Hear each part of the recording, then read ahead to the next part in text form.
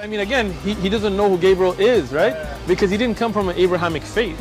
The people of Mecca were pagan. Quran is mentioned, if this book was from other than God, they would have found in it many contradictions. If a book is without contradictions, that has no bearing on whether it comes from God or not. I've had phone books that are inerrant, but I certainly don't think God gave them. That we believe without understanding. The brother asked a very important question, that most of the scholars say that listening to music, watching movies, and most of the television programs, they're haram. So how can we have fun? Let me tell you, brother, at the outset, that having fun is permitted in Islam as long as the fun is halal fun. That the standard narrative has holes in it. The Prophet tells us because Satan or the devil sleeps over our nostrils. Those who oversleep and not pray Fajr on time, Satan urinates in their ears. I really do think Jesus was crucified and that he really was dead and buried. He thought that he was a son of God in the sense that he was specially chosen by God. I think Jesus really did think he was going to be the Messiah, the future king of Israel. I mean, that is, after all, why they crucified him.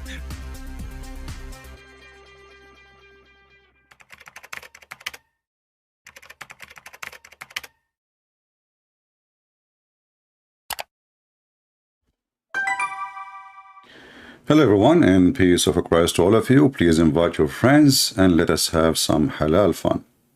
Now, as usual, Muslims in the comment section, when we make a video, we stay for 5 hours asking Muslims to call us, and then when we leave, suddenly every Abdul, follower of the God of the Mutha, is a hero. I mean, we stay hour after hour and say, any Abdul, who wanna call us, who wanna join us? Nobody. As dead as their God and their prophet. And then you will see Abdul saying, like this guy, his name is Abdullah. He says, I'm willing to debate the Christian Prince. Christian Prince, are you willing to debate me? And for sure, Christian Prince is afraid now. And this is why he came online today, because he's aware, he's worried that you might call him. Come to my stream right now. What about you make your stream and you call me still? Doesn't matter, I will call you. Here we go, give me your Skype. Potatoes. Potatoes. Go to your stream, give me your Skype, and I will call you, no problem. Potatoes. Then we go to other Abdul. Let me see, I'm looking for the comment. The Abdul are very excited, and the more they try to defend, actually, the more they insult their God, and we make us laugh at them. And this is actually the purpose of what we do here, is to show the Christians how easy it is to show you the stupidity of this cult. And those who follow this cult is really, they are no better. I mean, you cannot be a person who is really intelligent and you believe there's a God who will make your penis endless because you bow down for him and you kill some Christians and Jews. And then when you go to heaven, if you are murdered, Allah will make you a green bird. At the end of the day, you are a green chicken. Or you are chicken here, you are chicken there, doesn't matter. I'm just looking for the comment. I hope they did not delete them. One of the Mohammedan, he said, where is the comment?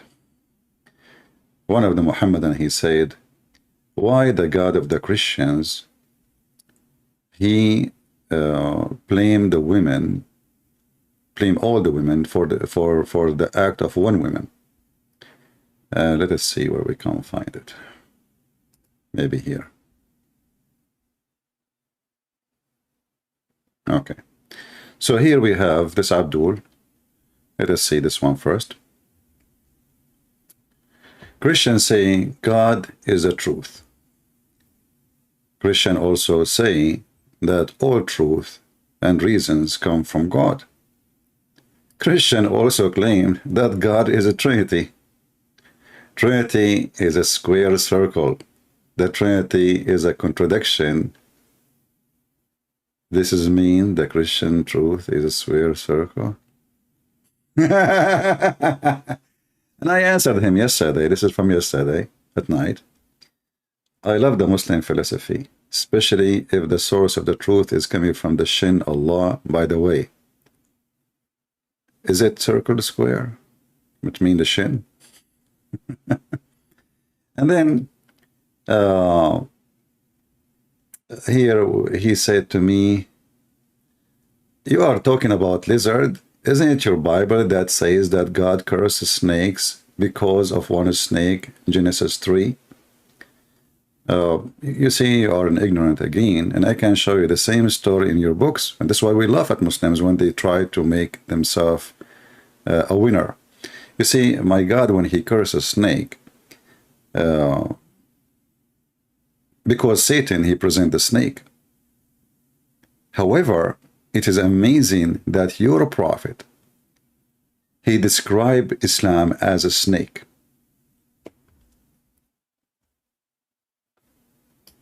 And all of us with you, that the snake is truly the enemy of the man. No man would like to live in a place there is a snake with him, unless he is something, you know, something wrong with him. If we go what we see what Mohammed said, and as you see, you know, we don't say things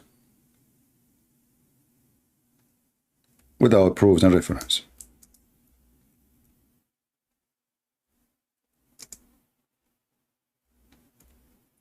I'm just finding the hadith.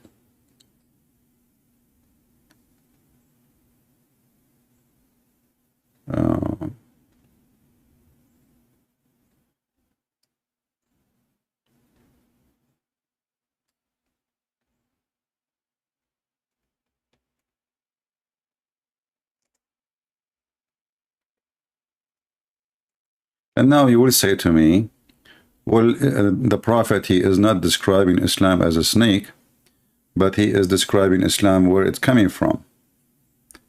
And that even will be more stupid of you to say, because, you know,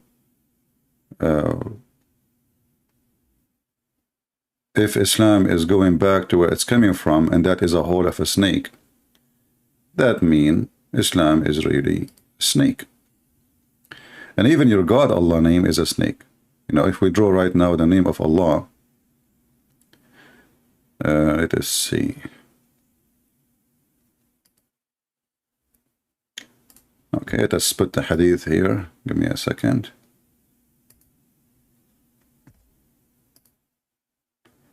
The snake God, and the snake religion, and the snake prophet.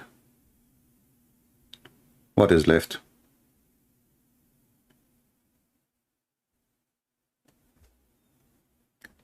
Let us see.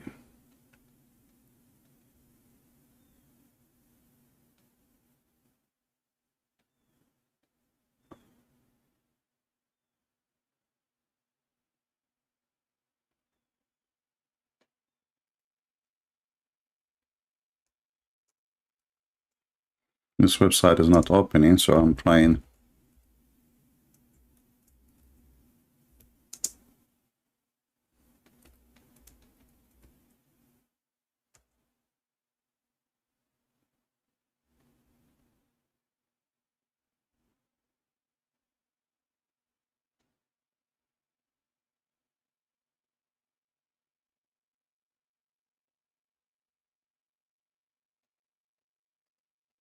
I'm not sure why this website is not working. Let us see.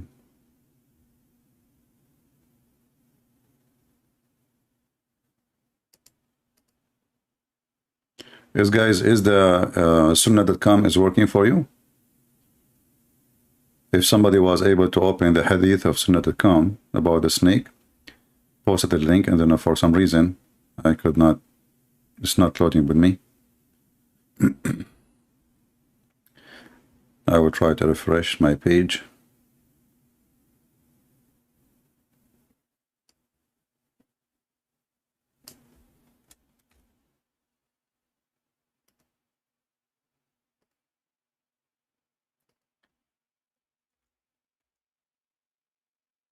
Okay. Here we go. It's working now. Actually, it's working. I made it. It's fine.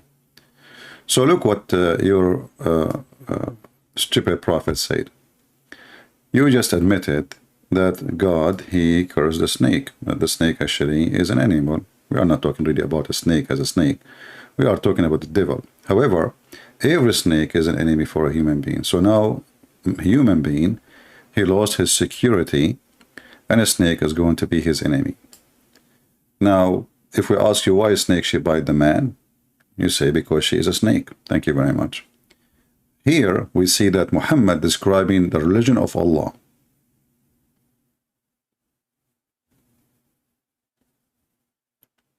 And he is the one is saying, and this is Sahih Hadith, verily Islam started as something strange, and I agree, it's very strange, stupid cult.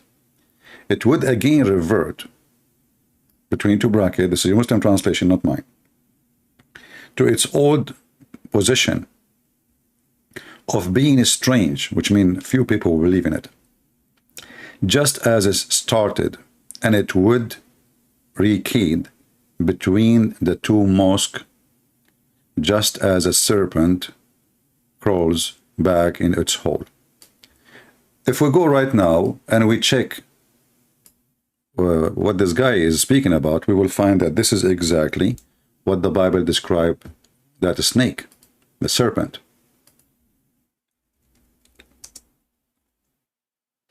And then you ask yourself how it is possible that the Satan in the Bible is the serpent, and then the serpent in Islam is Islam.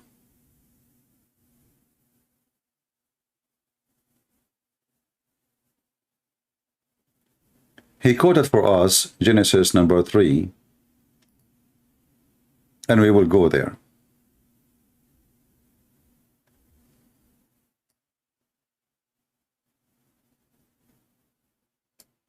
You can read any translation you wish, you know.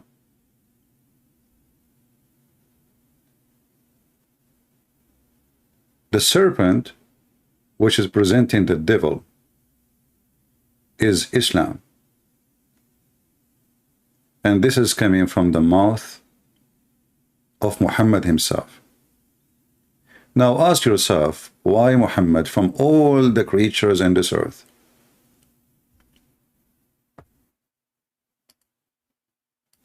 He chose the serpent, a serpent.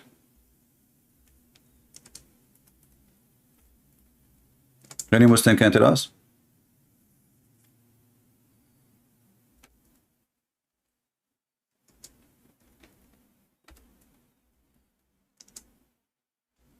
Any Muslim can have explanation for us why Muhammad he chose the serpent. I mean, is a serpent present something good in Islam?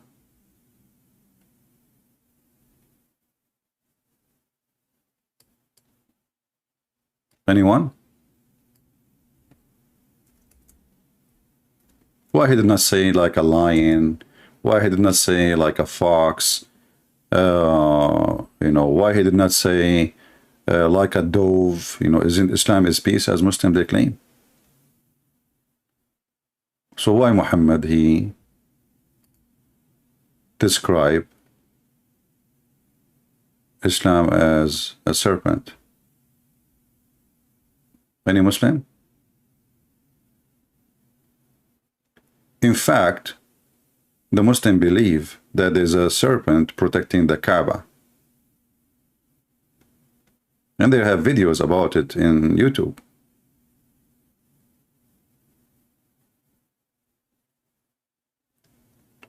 Do we have any Muslim want to say anything?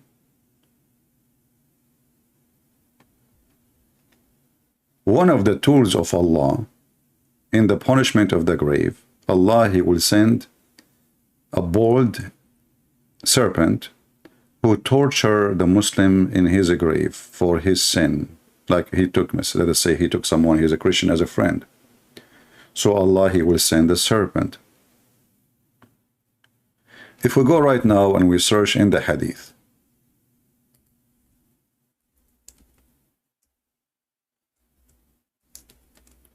and we try to find what and how the Muslims see a snake. The short-tailed snake and the snake having stripes over it should be killed. You see, remember the question of this guy saying, why, all the snake is cursed? What is that? Why all the snakes should be killed? This is your prophet. And here is even describing some snakes, and he claimed that they are genie, Satan. Your prophet, he says, delivering a sermon saying, kill snakes, all snakes, and kill the one who have etc. description too, because the Arab used to spare those, and kill the one who have a short tail. So if we take your question, which is supposedly an expose to the Christian belief, how that will work for you? Why your prophet, he is saying you kill the snake, right? And then this guy in the same post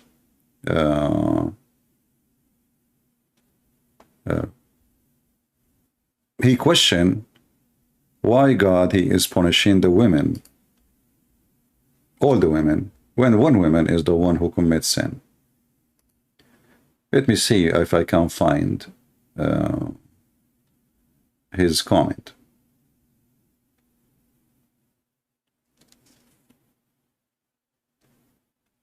Let us see. And he made a comment actually before we go there. He said, Jeremiah, he said, your God is a deceiver. Zechariah Abdullah saying, by the way, change your name, because Zechariah mean the one who belongs to Yahweh. So you Muslims are stupid when you call yourself Zechariah, copying a name from the Old Testament, because that will make you not worshiping Allah. That will make you a person who worship Yahweh. You are stupid like your prophet again.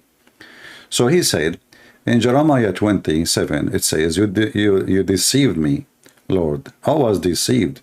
You overpowered me, and etc. So if you read the verse, you will see that the person speaking, that I've been deceived because you give me power. He is giving himself an excuse. You give me, I've been deceived because I thought I am strong, I am, etc. And then I found that I am nobody. So this is what he meant. And it's not God saying I'm a deceiver, you stupid son of Mutha. But if we go in the Quran, we will find your God is the one who deceived everybody to commit sin. This person, in Jeremiah, he is saying, you deceived me because you gave me health, you gave me power, and I thought I can do everything. I thought I can depend on myself. But if we go in the Quran, we will see the deception, which is deception, where it says the one who deceived by Allah, nobody can guide him. And the funny, this verse was given by Muhammad, or given to Muhammad supposedly, when Muhammad, he could not explain why people, they are not accepting Islam. Muhammad, he wanted to give himself an excuse. And as usual, he is a fool like the rest of them.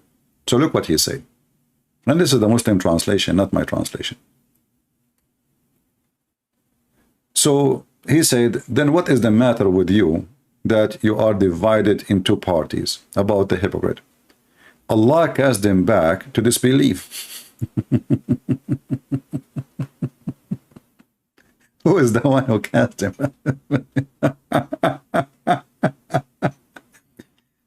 You see there, the verse you quote from me from the Bible is about a person saying, I've been deceived because what you gave me. And this is the case for everybody. Human being, when he's healthy, when he is wealthy, he think he is God. He think this is how atheism actually is established, because they think they do not need God.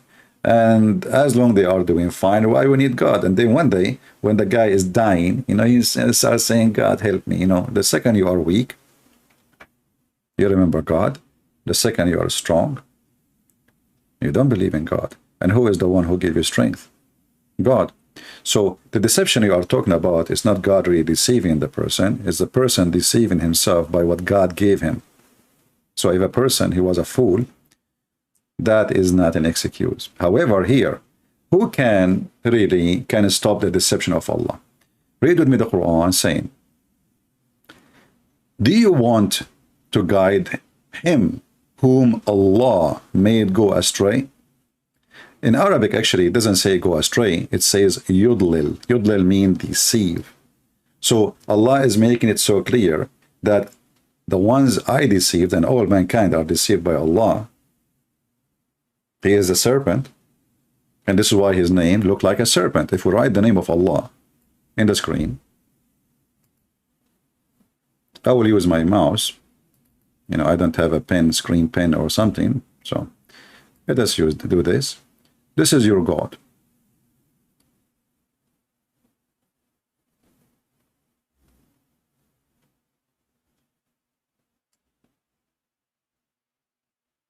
This is the name of your God.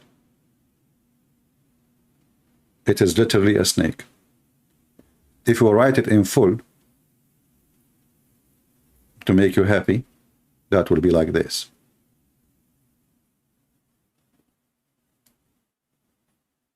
But the real name is this one. Lah. Alhamdulillah. The moon god. So your God Allah, his name is written in Arabic as a snake. And you know, like in the old days, in the ancient time, they used to use a drawing to make words. So the name Allah, it doesn't look like a snake, like as an accident, and like maybe it's happened this way. No. This is a very ancient name, worshipped by many generations for thousands of years before Muhammad. And La is nothing but a snake. And those people, when they make a language, simply they draw images, like the same as like if you read the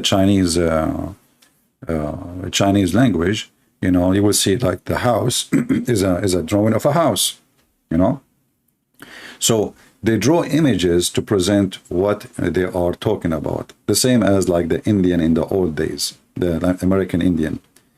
Here we see that Allah saying that, are you going to guide the one who Allah deceived?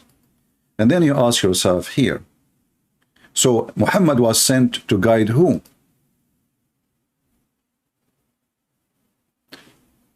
You can change, by the way, the translation to any translation you want, you know, any translation you wish, other than they are stupid, but just for the sake of entertainment. You know, we are laughing, and Islam is a joke. So what is the purpose of this God who do cause people to go astray? And here you will see something unique about this verse.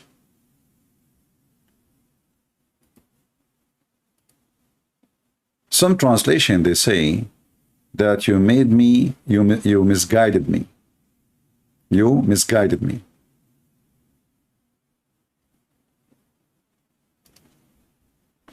Until now, we see translation saying, go astray. But it's the same at the end of the day. But this is not really accurate for the Arabic, because it says, you made me, you misguided me, using the word deceived me. So you deceived me, and you made me go astray, and the one who Allah sent astray, you will never find for him away, between two bracket, guidance. Well, all the people of Quraysh, and according to Muslims, all the people in the time of Muhammad, they were misguided. Who is the one who misguided them? Allah. So how you are going to guide those who are misguided? And then here we ask ourselves, if the one who misguides people is Allah, what is the job of shaitan?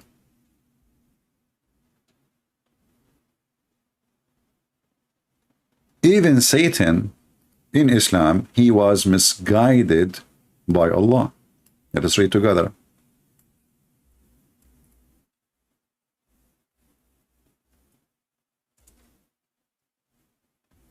Chapter 7, verse number 16. Chapter 15, verse number 39. Let us read this one first. It turned to be that shaitan is a victim of Allah too. You see, the Muslim, they claim that the one behind every sin they do is shaitan. But as you see, Shaitan was himself been deceived by Allah. Allah, he did not say that I did not do that to you. He confirmed that. And here, as long we are in this chapter speaking about Adam and Eve, because later he said, Christian Prince, can you answer this one? Let me see if I can find it.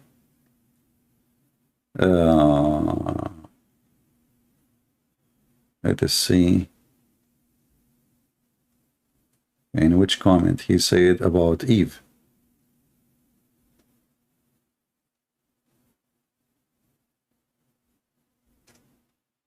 Okay.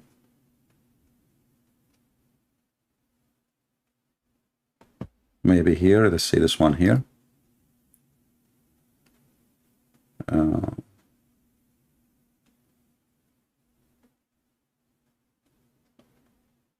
I'm just looking at the comment, trying to find his comment so we can laugh.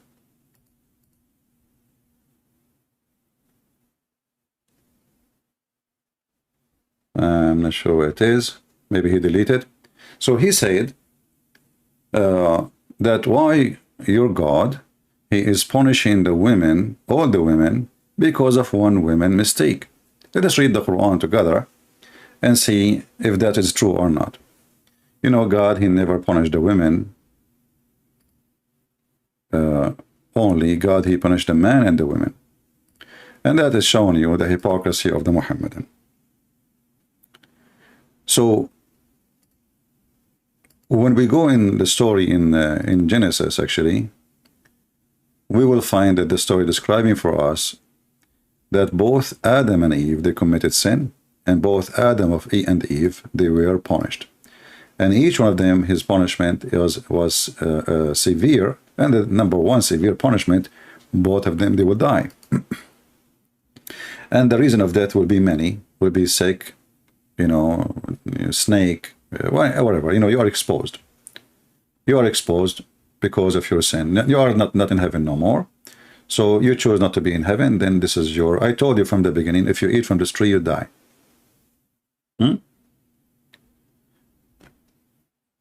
Then we, when we read in the Quran, we will see the story of Adam and Eve, and it is really funny.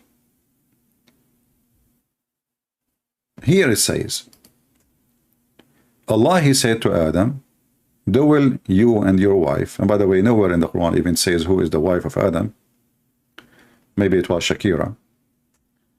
In paradise, and eat therefore as you both wish, but approach not from this tree.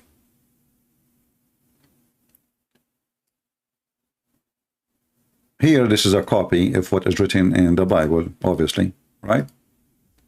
And later we will go and see the interpretation for this verse, because later, you know, the interpretation for those verses, you will make you die laughing, and you will see how Muhammad, he have no idea what he's talking about.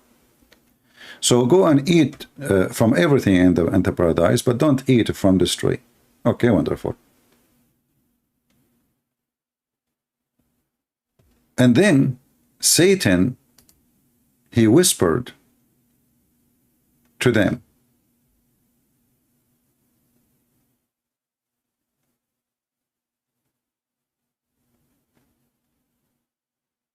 He wanted them to know what this God is hiding from them.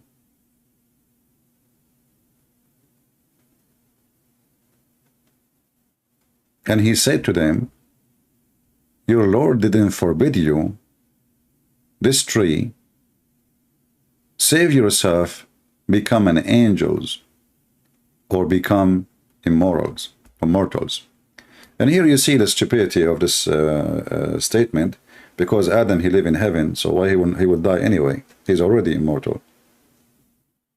This is what immortal is about, you know, you live forever, you are in heaven.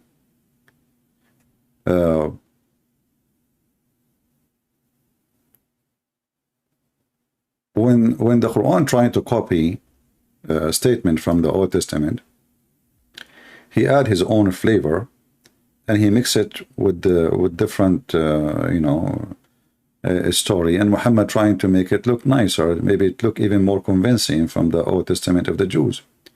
So he say, and Shaitan swore by Allah to them both, saying, verily, I am one of sincere will or wishers for you both. And here you see that the Shaitan, he is swearing by Allah, which is proving that Shaitan is a Muslim. And actually Muhammad, he confirmed that in many occasions. And then when he misled them with deception, and when they tasted from the tree, which was hiding from them, or hiding from them, of their shame, private part, they become manifest to them, and they began to stick together the leaves. Interesting. But before you go here, if we go back, you will see already Shaitan, he told Allah, because you misled me, I'm going to mislead them. Do you see it? Because you misled me, I'm going to mislead them. Allah, he ordered Shaitan to get out of heaven.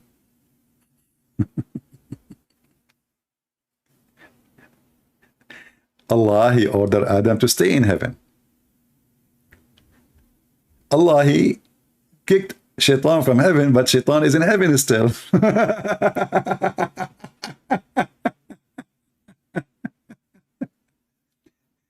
One of the funny things that Muhammadan, they say, if Allah wants to do something, he say be is going to be. So here we go. Allah, he said to Shaitan, get out of it, between two bracket, paradise.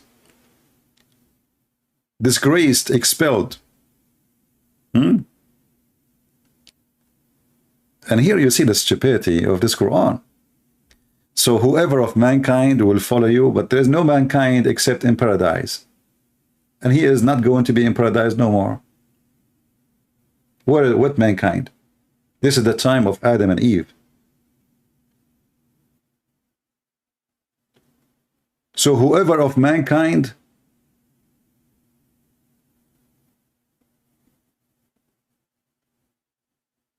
who? And the question you need to ask yourself, after he kicked him out of paradise, and the Muslim, they say, if Allah, he say a word, the word will happen immediately. So Allah decided to do to serve eviction paper to Iblis. And the eviction paper says, you leave immediately. This is the order of Allah. Now, do you think Iblis, he was taking his baloney? I like the word baloney in English. Why Iblis is still in heaven? So Allah kicked him out of heaven, and then Iblis, he come back to them in heaven. Maybe he have a double key. I mean, think about it. He's Shaitan. Man, Shaitan, oh man, Rabbi, oh man. So Shaitan was kicked out, and now Shaitan is coming back to deceive them. Now, going back to our topic. When this Abdul, he said that why your God, he blamed women for all the sin, all the women for the sin of one woman. Let us go, and actually I gave him a quotation from his Quran, but he's they are stupid. They make fun of their own religion, by the way, when they make those things. They forgot that their prophet is a thief, and most of the stories he have it there is coming from different books, obviously. So Muhammad, he said that if not Eve,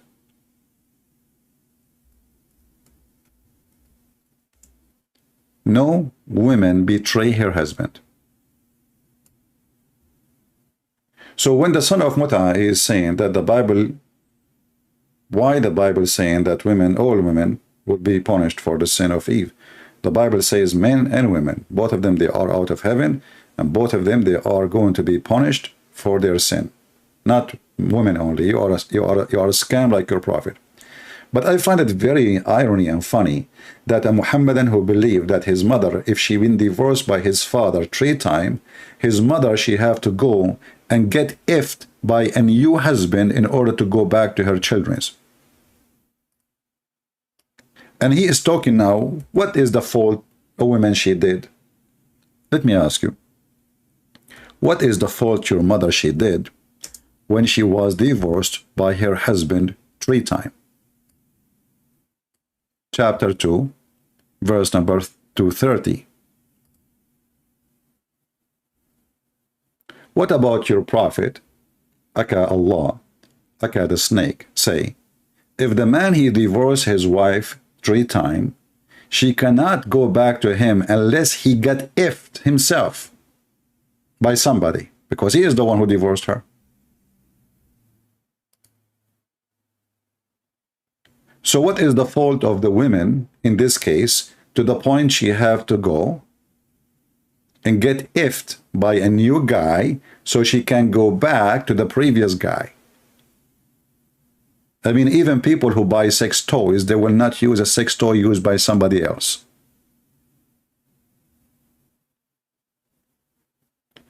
Where is the respect of women? Where is the respect of your mother? So now your father, he divorced your mother. And what here? I want to stop here. Why your father, he divorced your mother? We will find the answer in the Quran. Allah, he decided to open a Horibooter school. He sent 2 angels. One, his name is Harut, and the other name is Marut. Sound like Armenian. So Allah, he sent in chapter 2, verse 102, 2 angels from Horibooter movie, and their job, Harut and Marut, they land down in the Babylon Tower. You know, it makes sense. You know, I mean, they are coming from sky, and they need a ladder to come down, and the Babylon Tower at that time was the highest. Like, you know, the tower in Paris, you know. So, makes sense. This is not a fiction story. This is a true story. So, they come down in this tower, Harut and Marut, and then from the window of the tower, they put a sign saying, okay, we are 2 angels, and we are going to teach you black magic. All right? And this black magic was revealed by Allah to the angels. Look who is the one who taught them. The big Horibooter is Allah. He taught the angels black magic. And what is the purpose of the Horibooter school by Harut and Marut? Peace be upon them.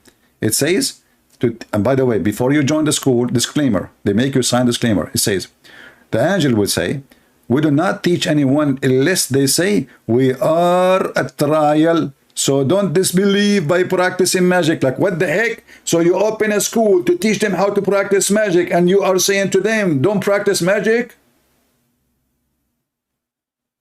So what the point? The brother and sisters. Here we go. This is the Abdul. Guys, this is the Abdul. Zachariah, why you don't call me? As long you are a person who have a questions, and we will make you ask the same exact question live on air, and people, they will hear you respond. What do you think, guys? Do you think this potato, he dare to call me? Right now. You ask me the question, and we will laugh together. Lul, the punishment for women was pain when giving birth. What was the punishment for the man? And the hadith you quoted doesn't say anywhere. This is about Eve eating from the tree. Which hadith? Why you don't call me and tell me what hadith I'm talking? You are talking about Eve? Well, look what your prophet's saying. Your prophet's saying that every woman, according to Muhammad, not according to me, is a whore. Because Eve, she was a whore and she betrayed her husband. Let us go back to the hadith so everybody will laugh at you. Here we go. The prophet said, had not, if it been of the children of Israel, meat will not decay. So your stupid prophet claimed that the meat decay because of the Jews. He blamed the Jews for everything, even the beef damaged because of the Jews. And then he said, if not been for Eve, a woman would never have acted unfaithfully toward her husband. Actually, this is false translation. It says, khanat. Khanat, which means betray. If you go down here, you see, they are saying here, unfaithfully. That's a false translation. Here we go. This is the correct translation, Sahih Bukhari. It says, if we're not the children of Israel, meat would not decay. And if we're not of Eve, no woman would ever betray her husband. So you're a stupid prophet claiming that the woman, she betray her husband and she was a whore. And actually, I can show you your prophet saying against Hawa. He said that each time Hawa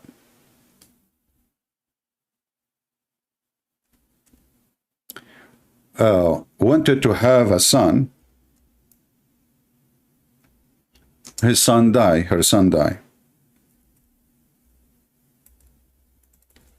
So Satan, he came to her and he told her, if you name your son the slave of Shaitan, he will not die. Let me see if we can find the hadith here. Give me a second.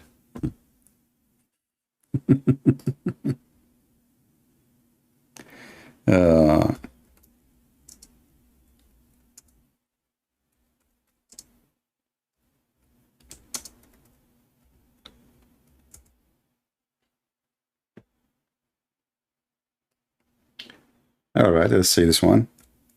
This one should work. Here we go. The prophet Saw said, when Hawa, which means Eve, became a pregnant, Iblis came to her, and he and her children would not live after birth. And here you ask yourself, the Muslim, they claim that the death and life is only in the hand of Allah. It turned to be Shaitan, he have control of death and life too. He said, name him Abdul Harith, which means the slave of Shaitan. So she named him Abdul Harith, and he lived. And now we ask the stupid Muhammad, if the first child for Eve was Abdul Harith, what is the first child name in the Quran for Adam and Eve?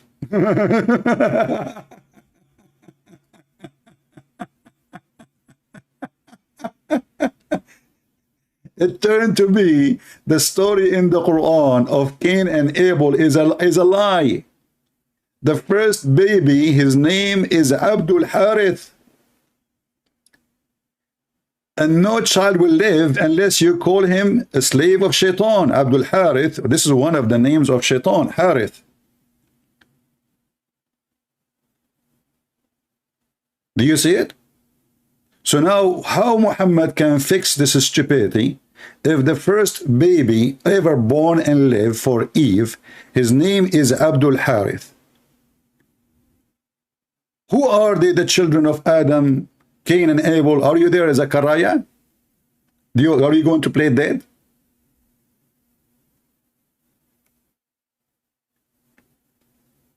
Are you going to play dead now? You will play dead. But we are not done. We are not done. Allah, he said,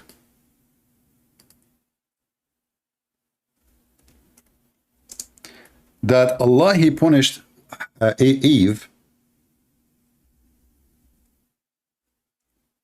and he said to her, you are going to be forced to be pregnant, and you are going to be forced to deliver it. You hate it. And you are going to be forced to have 2 menstruation a month. Hey, Muslims, you Muslim women, they have 2 menstruation a month? That's strange, man. Let me show you the reference.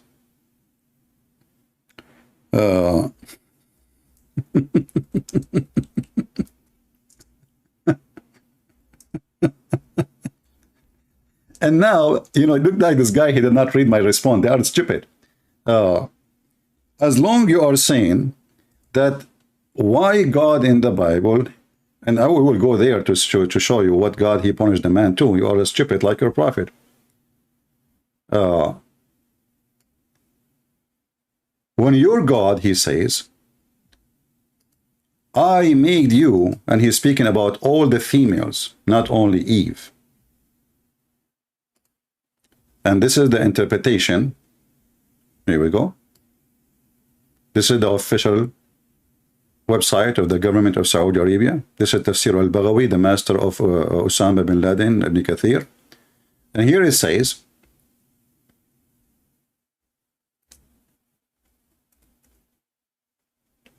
and Ibn Abbas, which means coming from his prophet, because Ibn Abbas, he report what he learned from his prophet. He said,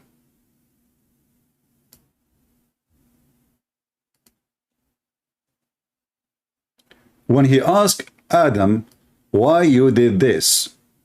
He said, well, Lord, Eve, she decorated that for me. He said, all right, I will punish her, that she will not get pregnant except by force, rape, and she will not get delivery except by force, and she hated karhan, which means something she hate badly, and I will make her bleed twice a month. And let us see the translation. Maybe you might say, Chris, it doesn't say that, CP. Eh?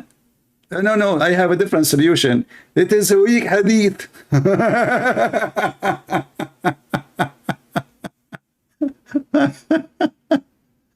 They found a solution. I mean, a weak hadith. Islam is a weak. Everything in Islam is weak. Let us change the language. Go to English. All right. Translate. And let me share the link with you. So the story here is about how Adam was deceived, supposedly by the serpent. And here we see, when the Muslim, they speak about the serpent, what the problem with the serpent? Even your stupid religion, copy the story from the Bible, and that make you an idiot again, a mule. Then when Allah, he asked Adam, why you did this? What was the reason you did this? Let us see.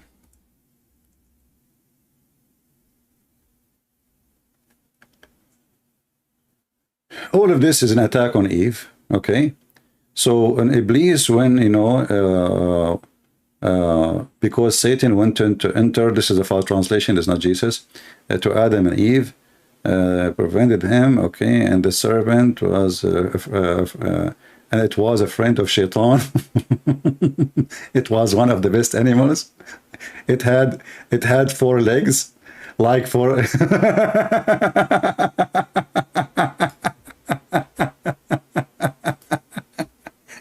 Hey guys, snake used to have 4 legs like a camel.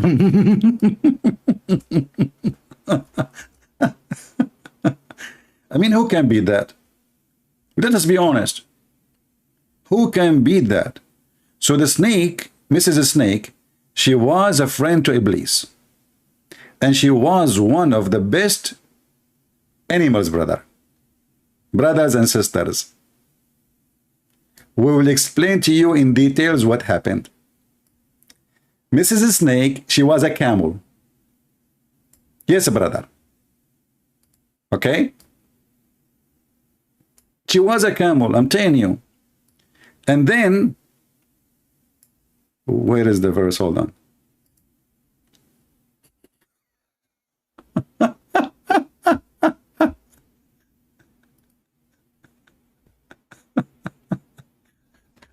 So she was a snake, yes, but she had 4 legs like a camel. And she was the best of animals. And it was one of the reservoirs of the paradise. Then Satan asked them to put him in her mouth. That's deep.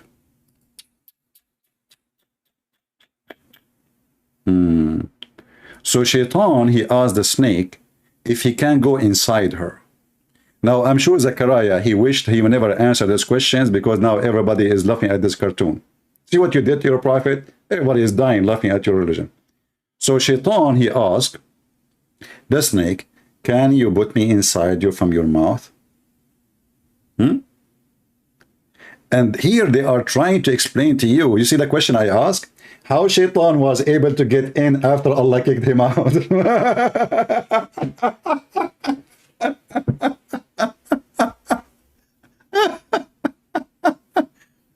Hold on, I need my coffee. I forgot my coffee in the other room. Just hold on.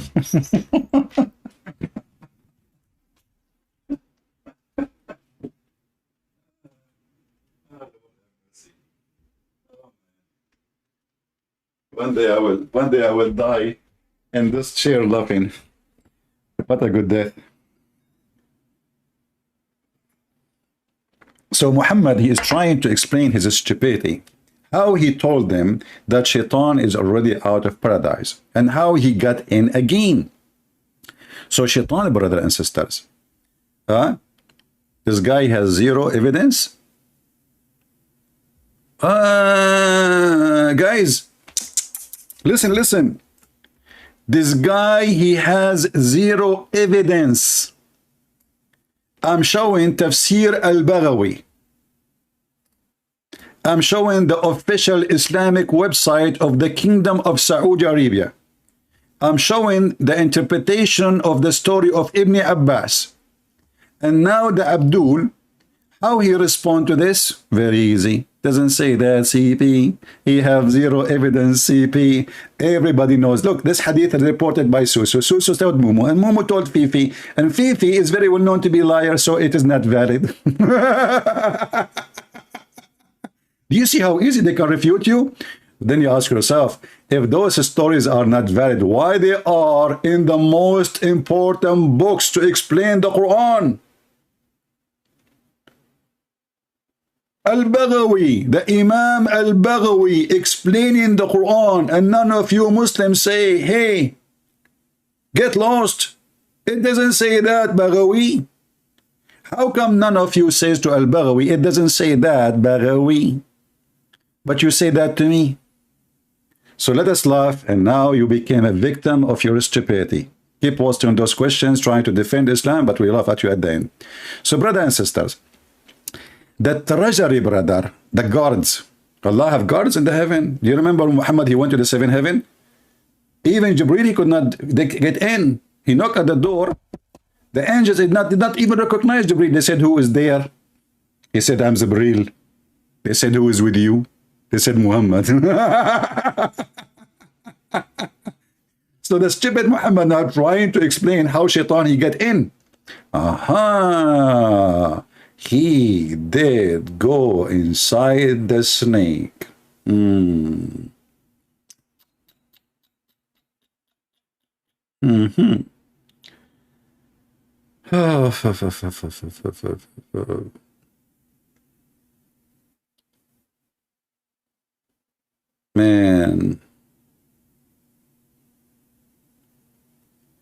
There's a different story, by the way. There's an animal, it's called al-khuld. Let me see if what is the name. You know this this animal who dig in the ground? He's harmless. He's not like a, you know.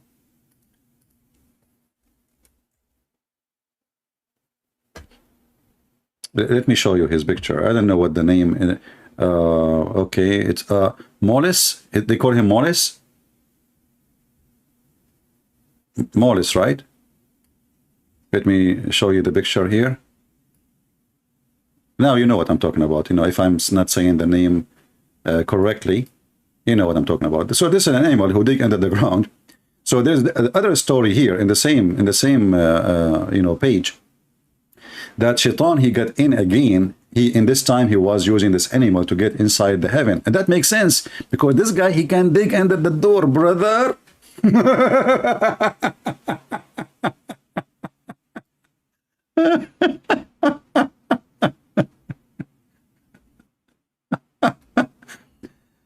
Brothers and sisters, who can beat Muhammad's stories? Nobody can beat the stories. All right. So if you go here where it says Hassan, let us see where it says Hassan. Hold on.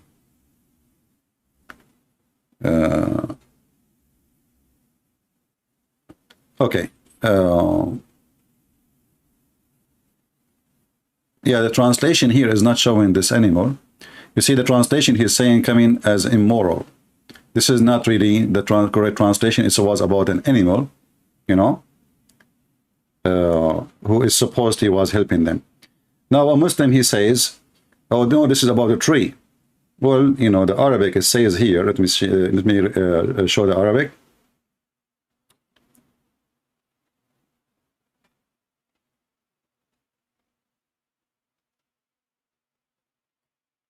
So either your Arabic is stupid and he meant to say it's a moral or mortal, sorry, or he is speaking about the animal. Here it says, he said, if it is khuldan, if it is, what it is, what is that? And then Shaitan, he took advantage of that, and he came from the direction of al-khuld.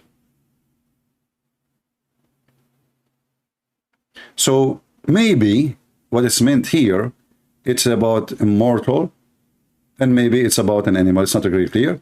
However, Shaitan, if he heard him saying, maybe I can be immortal. This is what it's meant in Arabic. And then Shaitan, he used that to get him, let us say, deceive him. Maybe this is what it meant.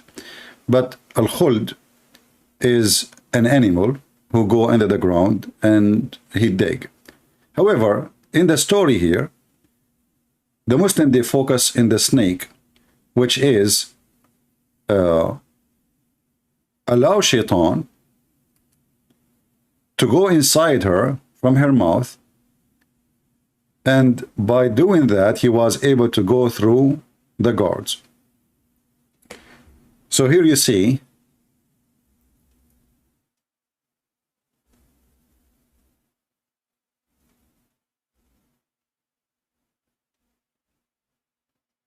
always Google translation will not be very much accurate, but we are trying our best, you know, to use it. So when the serpent, he was a friend to Shaitan, and it was one of the best animals. It had 4 legs like legs of camel. That you can imagine how high the snake was. I mean, do you know how big the legs of the camel? They are like, I don't know, 5 foot, 4 foot high, depending on the size of the camel.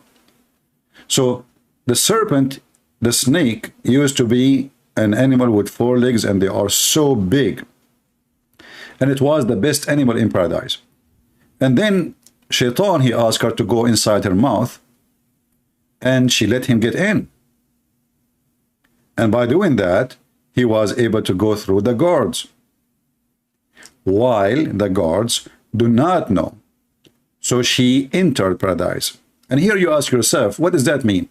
In order for the snakes to get into paradise, that means she was out of paradise. So why she is allowed to enter to paradise if she exists already out of paradise? Do you understand what I'm saying?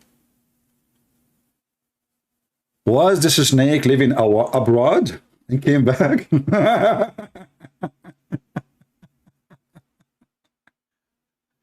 How the snake, she entered paradise unless she was out of paradise.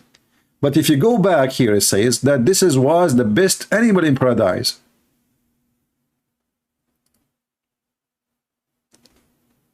How she is the best animal in paradise, and now she is entering paradise. That means she is out of paradise. So maybe this snake, according to Muslims, you know, Adam and Eve, they live inside the paradise, but the snake, she's allowed to go out and, you know, take selfie and, you know, enjoy the world and, you know, go to Niagara Falls and to China and visit the wall of the Chinese and eat their food, spicy food, yummy, yummy, you know. So this serpent story is really amazing, brother. And not only that, actually,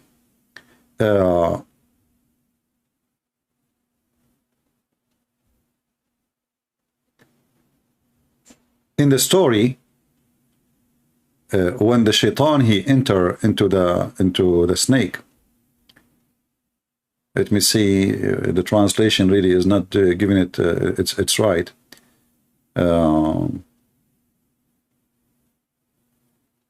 Yeah, Ibn Abbas, when Shaitan, he deceived Adam, and Allah, he ordered him to, you know, to get out. Allah, he asked Adam, how this happened?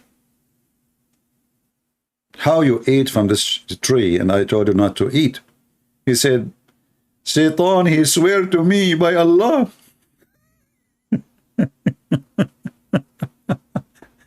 And this is exactly what the Quran said. The Quran says that Shaitan, he swear by Allah that he is telling the truth to Adam. And Adam believed him because Shaitan, he swear by Allah. If you read here with me, the rest, Hassan he saw only at the gate of paradise because they were both coming out of it. And Adam was, when he entered paradise, he saw that what was in it, or of Iblis. The translation here is not really, too good to understand, but we will rephrase.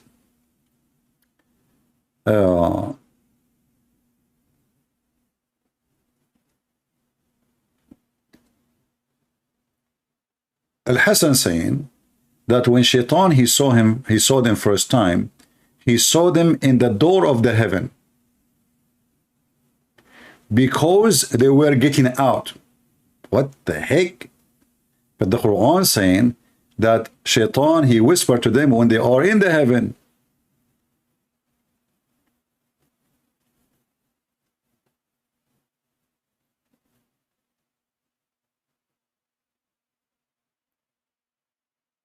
So how Shaitan he saw them when they are getting inside the heaven? So the Muslim now are trying to fix the problem, saying that Shaitan he told them to eat from the tree before they get into the heaven. But if we go in the Quran, we will see that's not true.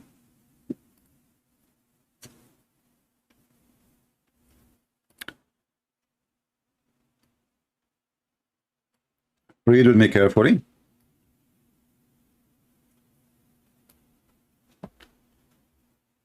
Allah he ordered Shaitan already to get out of the heaven. Allah said to Adam and Eve, live in the heaven, don't eat from the tree. Shaitan then he whispered to them.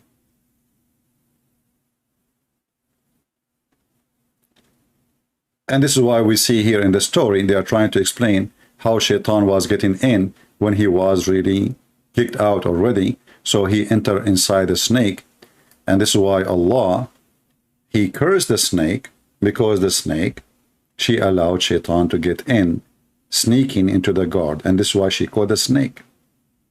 So brother Zachariah, are you proud?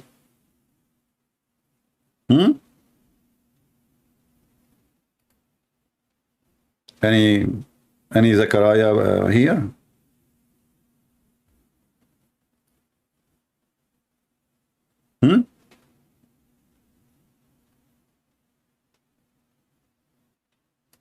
In fact, your prophet, he said the snake is a shaitan. Muhammad, he said, when you see a snake in your house, give him a warning to get out. The superstition, Muhammad. If the snake did not leave after 3 days, he is a shaitan. Do you see it?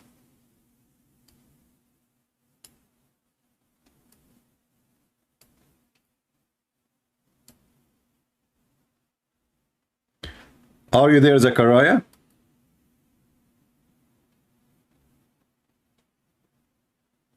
Prove the narration is sahih?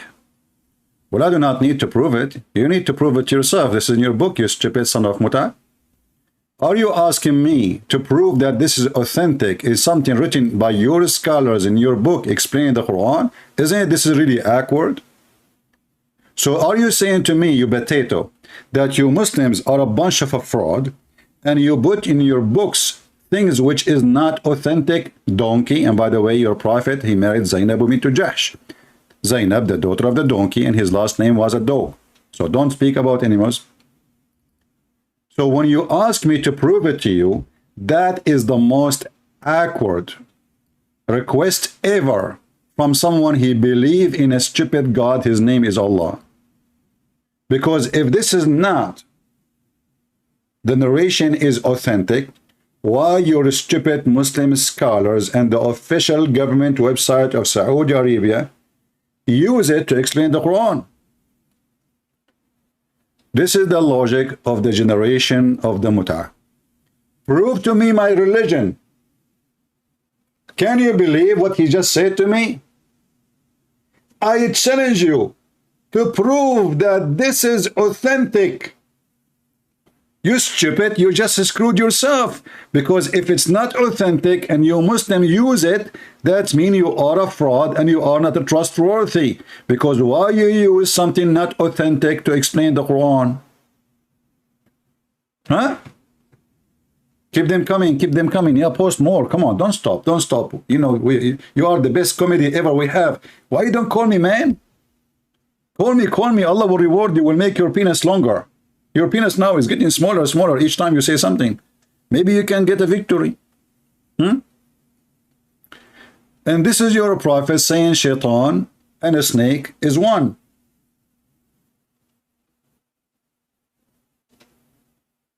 Huh? Are you there?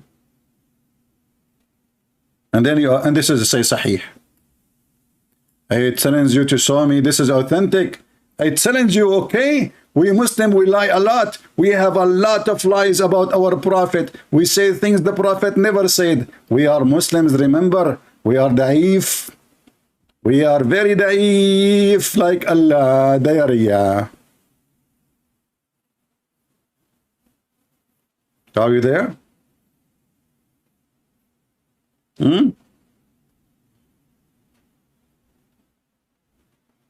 And then, brother and sisters, Allah, he decided to punish Eve. Let us go back. We are not done, are we? So Allah, he wanted to punish Eve.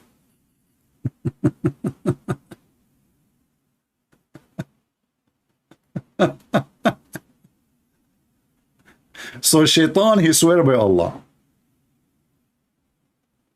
Shaitan, he swear by Allah. Adam, he believed shaitan because he swear by Allah. And by the way, do you know where Adam he leaned down? Let me show you here. The easiest way is to search for a word in the translation. Brother, brother. And then Allah, he sent him down to the earth, meaning Adam and Eve, Satan and serpent, all of them in one location. Where? In India, brother. In a mountain called Nud. Nud. Aha. Yeah, makes sense. At that time, Eve, she have no bra. Aha.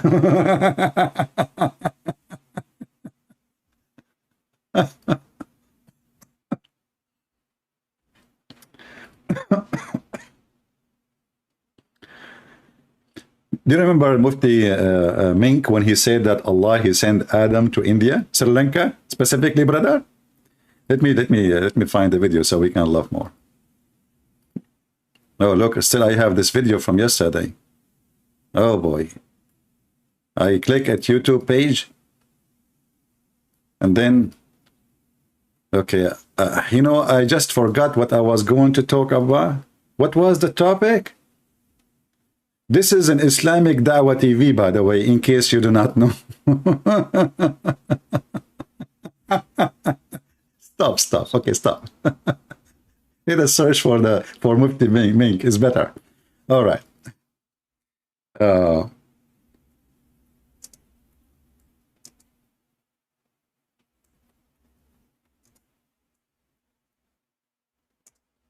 You know, I find it very funny that a Muslim is speaking about logic. You know, logic. I mean, come on, this is a religion of logic. Huh? What's wrong with people? Why they don't see the truth? A Muslim, he want to teach you about logic.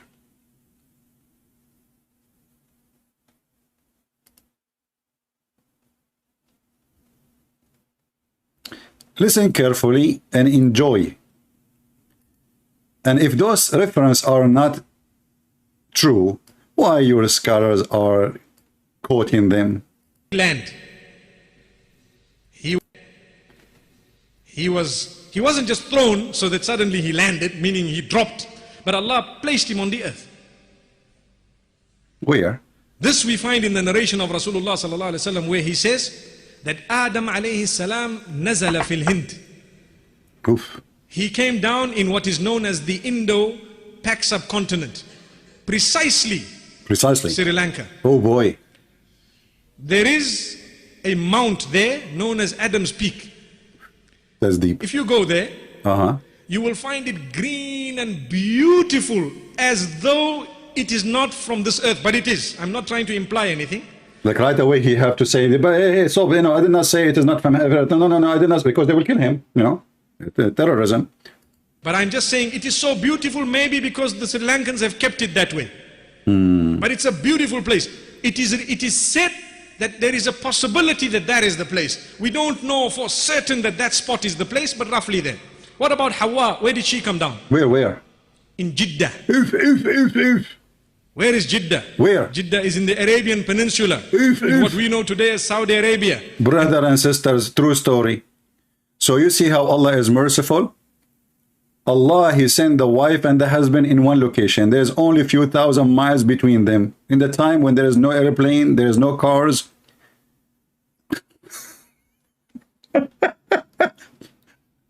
Hold on. You know, by the way, Zachariah, I wasn't planning to come today, but thank you. You encouraged me to come. So guys, let us open the map. I will open the map, what we can do. I mean, what we have no solution.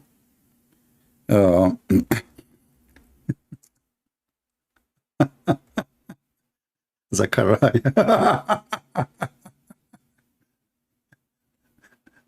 Yeah, remember the name of Zachariah, what he mean. He is copying a name, proving his prophet to be false. Because Yahweh is not part of his religion. What a fraud cult. The stupid Mohammed, he copy names. Not only he copies stories, and the more he copy, the more he get himself screwed. So this is, brother and sisters, this is Sri Lanka. Brothers. Vogas with me. This is Sri Lanka. Look, let us zoom in Sri Lanka. So brother Adam was sent here, and Sri Lanka is not connected to India. You see here, there's a missing link here. You cannot walk. This is a very huge distance. It might be look like small in the map, but it's not something you can cross by swimming, unless you are like me, maybe Superman. Man, unbelievable. You know, by the way, once I was swimming, I crossed the Atlantic, the Pacific. I went to the North Pole and then the South Pole, but I have to be honest, in the North Pole I froze. I mean, I was really so cold, but thanks to Allah, I recite the chapter of horny in the Quran, and I get so hot, you know, and that was a solution. And this is a true story, and this is not authentic hadith. So look what happened.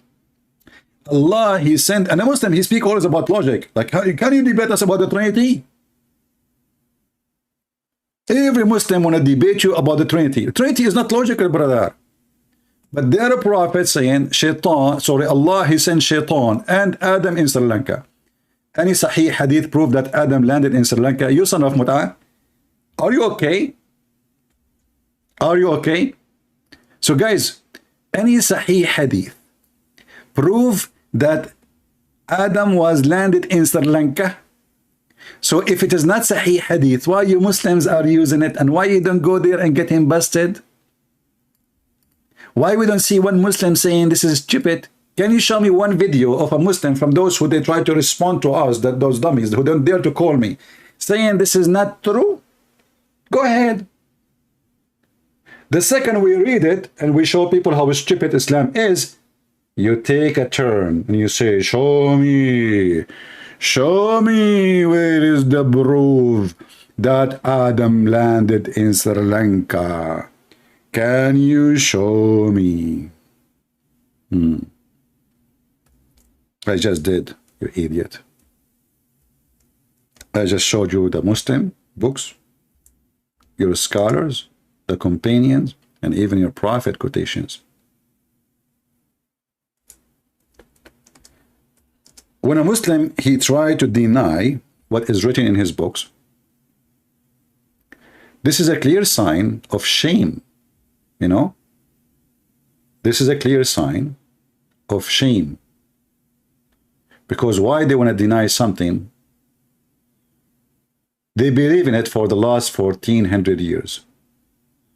And if it's not true, why it is in their books? And why their sheikhs, they speak about it even in TV. After we quote it, they bite their tongue and their tail, and they see how stupid their religion is. So what we do? We go in the state of denial, and we deny what it says. But remember one thing, Abdul. Those things will not help you, because you deny as much as you want. It is there. And people are laughing at you.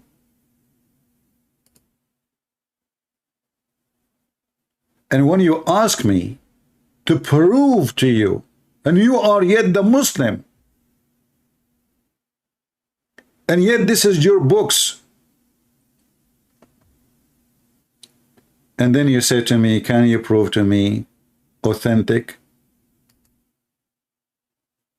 Islam is not based in anything authentic. Be my witness. Islam is just a bunch of fairy tales. Muhammad is a fraud. And he is a liar.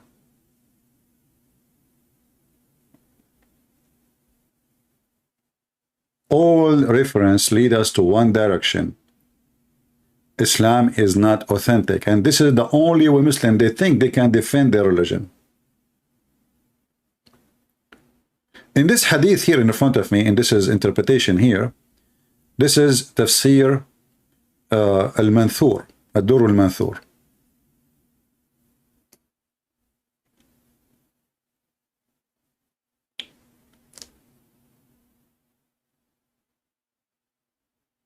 The same chapter we are reading, verse number 36. Here it says, the same as it says in the other tafsir.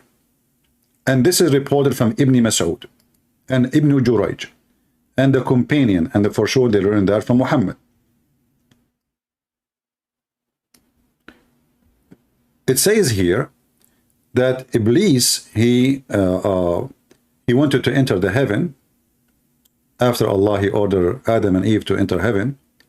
So he came to the snake, and she was an animal who have 4 legs, exactly like in that story.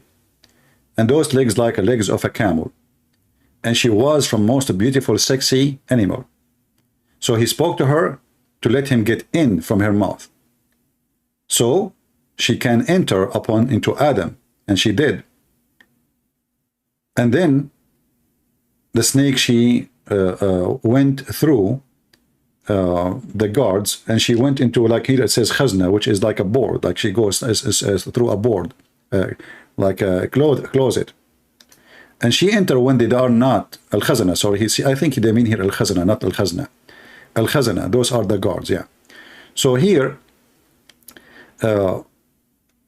she entered, and the guard did not notice. And this is explanation. When he spoke from her mouth. So according to your stupid Quran and the explanation from your Quran, which you are making fun of the Bible, the shaitan, he was inside the snake when he spoke to Adam. And he said, hey Adam, I am going to lead you to the tree of eternity, and you will have eternal kingdom. And he swore by Allah, I am advising you. Adam, he refused to eat from it. Then Eve, she sat and she ate from the tree. And then she said to Adam, why you don't eat from the tree? Nothing happened to me. Eat. So when he ate, they saw their vaginas and their private part. And then here it says, from Ibn Jurayj, from Ibn Abbas, he said that the enemy of Allah, Iblis, aka Satan, he exposed himself to the animals to carry him, so he can enter the heaven. This is what he did to the snake, right?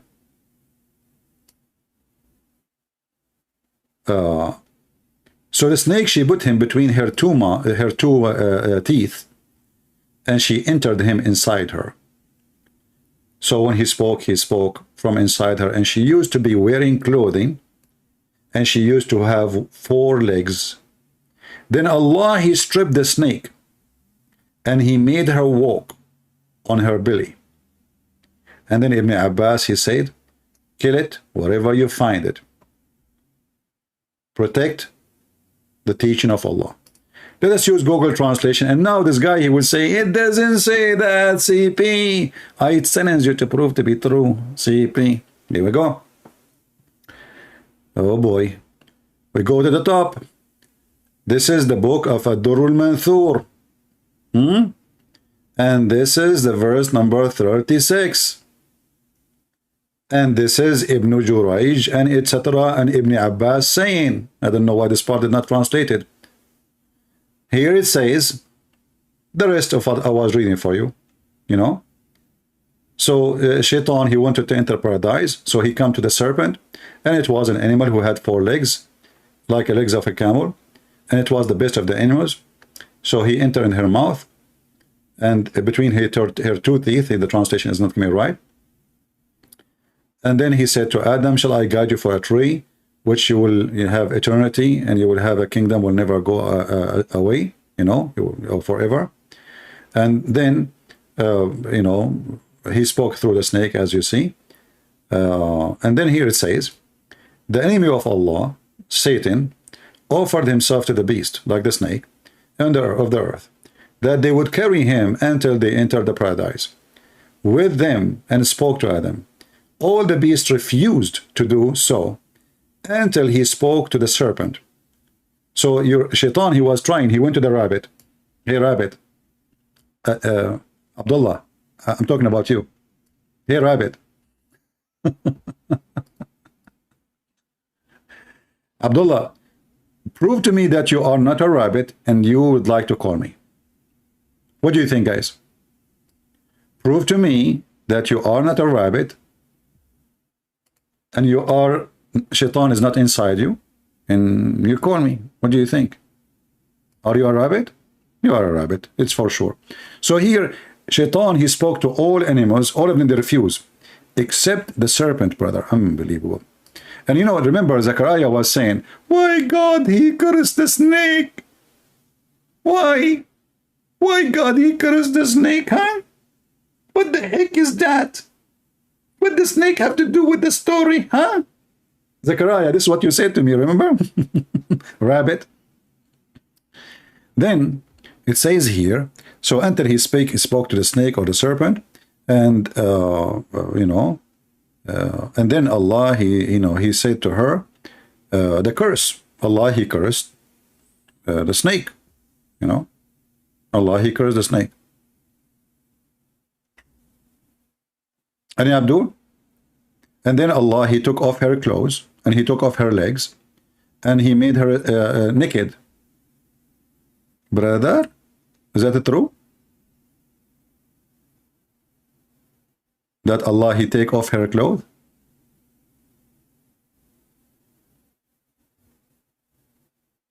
Huh?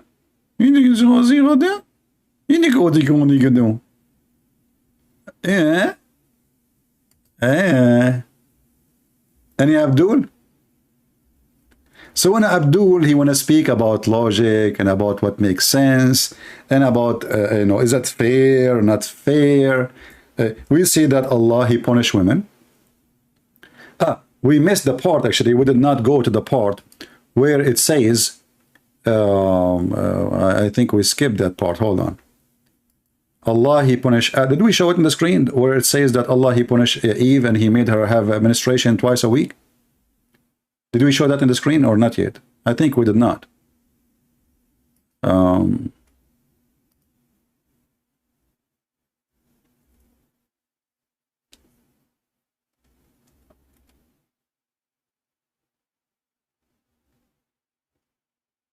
Did you read that part about Eve?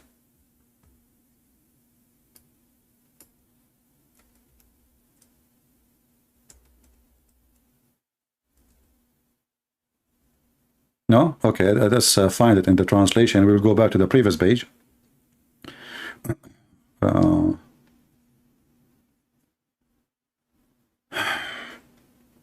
Okay.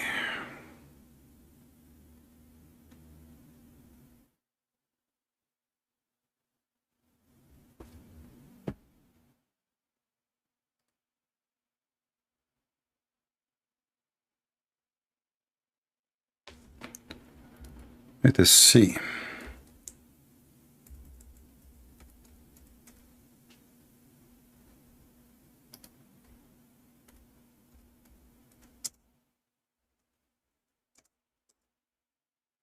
And did I post the links or not yet? I think I did not. Let me post this one before I forgot. This is the Al-Baghawi tafsir. Let me post it. And I will post the other one to you. Save it, make reference about it, the story. And the other one is Durrun Manthur. Oh, this one I need to shorten the link. I will do it later. So let us go back now.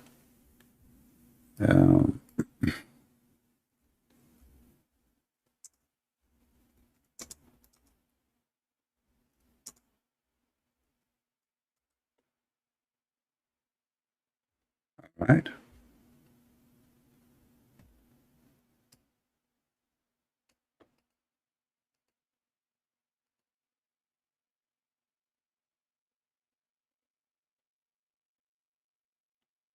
So this is the same page I just posted for you here. And here you will see it says, let me show you where it says that. From Su'aid ibn Jubair and Abbas, that when Adam, he ate from the tree, which Allah, he forbade him from eating from it, Allah said to Adam, why you did that? He said, the one who made that look sound good, it was Eve. And Allah, he said, well, I'm going to punish her. I punish her that she will carry child against her will, and she will deliver a child in a way she hated, and I will make her bleed menstruation twice a month. And that will go to the daughter of Eve, not only for her. All right? In the same page, just to show you how to find this thing here, you will see like this part here is in a brown. You see it's a brown. All right?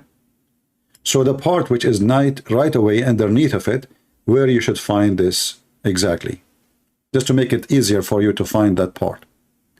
You go and find the brown part, like here, in the English translation, we use Google translation. This is the brown part in the page. Then here it says, Sa'id ibn Jubair from Ibn Abbas, when Adam ate from the tree, which was forbidden, Allah, he said to him, what you did? He said, Lord, Eve decorated that to me. So he said, I punish her, not flawed her. I punished her to bear nothing but unwillingly, which means against her will, and to carry a child against her will, to hate it, and to deliver a child against her will, to hate it, and she will, this translation is false, and she will bleed it twice a month. And that goes all the way to her daughters. And then the stupid Zechariah was saying to me, well, if Eve is the one who did what she did, why what happened to Eve as a penalty will go to their children's? And here you see that Muslims, when they make fun of the Christians believing in the original sin, proving to us again that their prophet is a monkey. He is like a donkey who carry books in the top of his back, as the Quran say, yet he do not know what those books mean. Because you just admitted that the penalty does not go for the sinner only, but for the one who is born of the sinner, according to your belief. Is Zechariah there? And why we are not in heaven right now, Muslims? Is that because only Adam paid for his sin? No, because you pay for his sin too.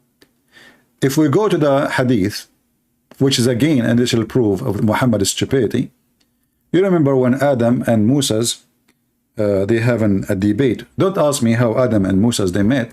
Muhammad, he make everybody meet. I mean, you know the thing. So Adam was accused by Moses that because of you we are out of heaven. Because of you we are out of heaven. Adam, he said to Moses, and I see all of this is authentic, very authentic. So the game of authentic, not authentic will not work. So Adam, he said to the Moses, are you blaming me for a fate written by Allah before 40 years before my creation? 40 years before my creation, it was a fate. And here we see that all the story in the Quran, which Muhammad is adopting from the Bible, which is half of it is fabrication, according to his quotation, is destroyed. Why? Because it was not Shaitan who deceived Adam. It was not really Eve. It was the plan of Allah. It was a fate. Do you see it? And this is additional proof too that Moses is a person believe in the original sin, and he is not a Muslim. Because how Moses, and suppose this is after death, how Moses, he is a Muslim, and yet he died, and yet he do not know that believing in original sin is against Islam. Are we following, guys? We are talking about someone, he is a major prophet according to the Muhammadan. So how this guy, he spent his life as a prophet of Allah, and yet he come accusing Adam of original sin when Muslims do not believe in original sin. So this is a hadith you can use to get them busted when they say that Moses was a Muslim. Additional to that, Muhammad, he agree with the argument of Adam that it was a fate, it was a decree. It was not really his sin. He said to him clearly, do you blame me for an action? Which means you cannot blame me. Do you blame me? Listen carefully. Do you blame me? Let me highlight it if you are blind. For action which Allah had written in my fate 40 years before my creation.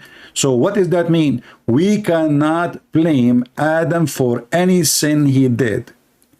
So all the story the Muslim they come with in the Quran is a fabrication. Because why Allah is asking Adam why you did that if it was a fate anyway and he wrote it for him 40 years? What this drama is about? Do you see the stupidity?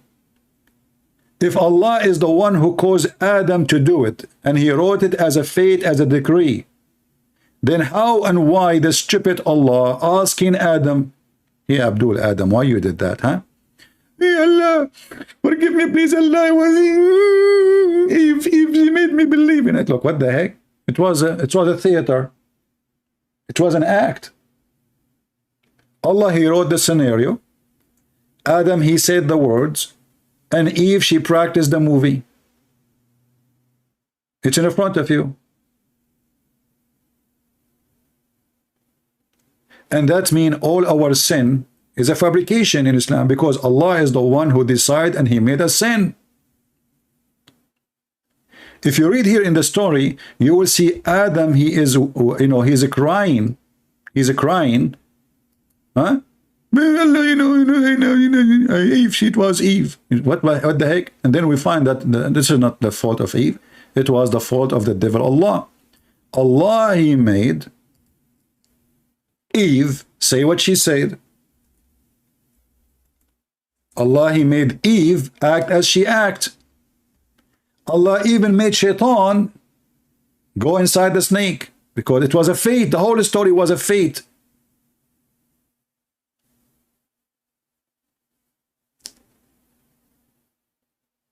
Do you see it? All this story, it turned to be a fate.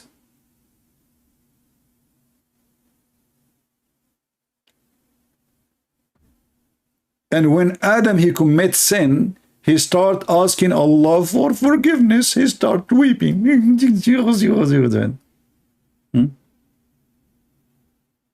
Huh?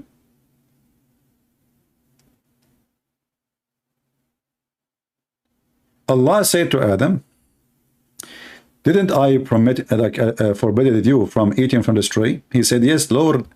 By your honor, I did not think that it was anyone. By swear, by you, liar. That's true. You know, the translation is very weird. You know, the shaitan, he swear by Allah. You know, he was a liar. They eat from the tree and they learned. I mean, translation is really horrible here. But look at this. Why you did that? Why you did that, Adam? What made you do that? He said, oh Lord, it's Eve. Eve, you know, she was wearing short skirt. And man, her boobs is so big, I could not resist the banana there and the apple. She put the apple between her breast. And now I was confused because all of them, they look like an apple. So she said, bite the one in the middle. What the heck? This is your religion. And look at Zechariah now is dead. Zechariah is not even here. He is not here.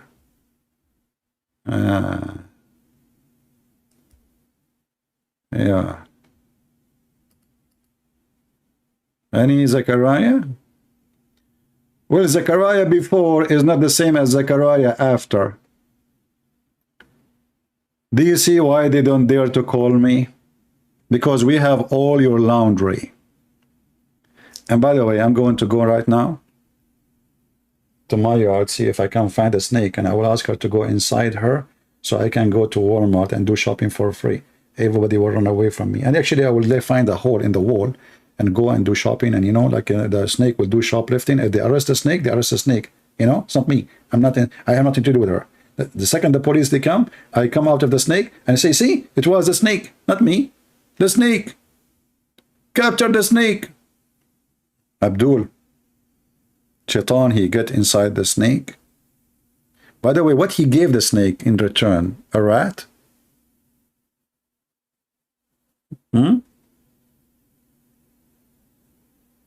What he seduced the snake with? Potatoes. All right.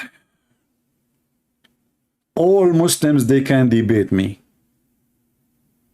but in comments. And the second they made a comment, they regret their comment and they delete it.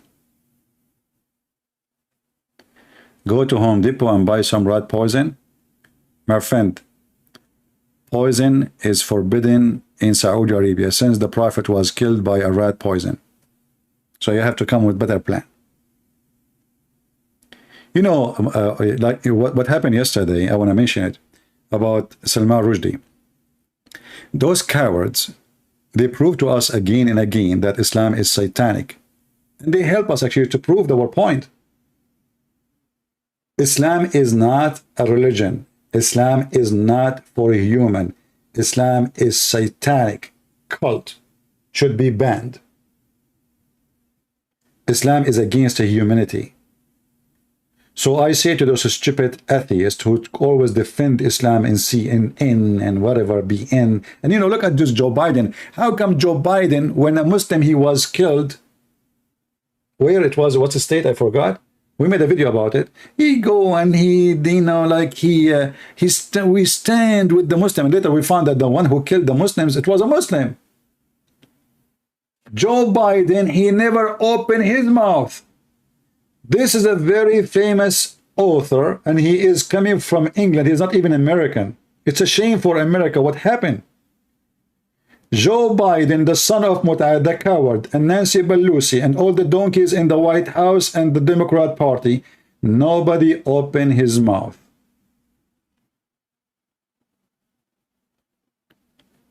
If anything happened, oh, we are against hate. We are against hate, you know, hate. The Christian teaching hate, they are against abortion.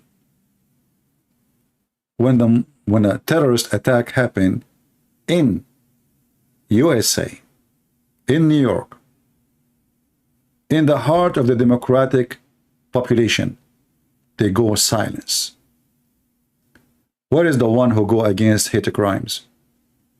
Don't you agree that Islam is a hate crime itself? The Quran says clearly that Allah, He will spread hatred and enmity between the Christians. Chapter 5, verse number 14. The Quran say clearly that the most enemies for Muslims are the Jews.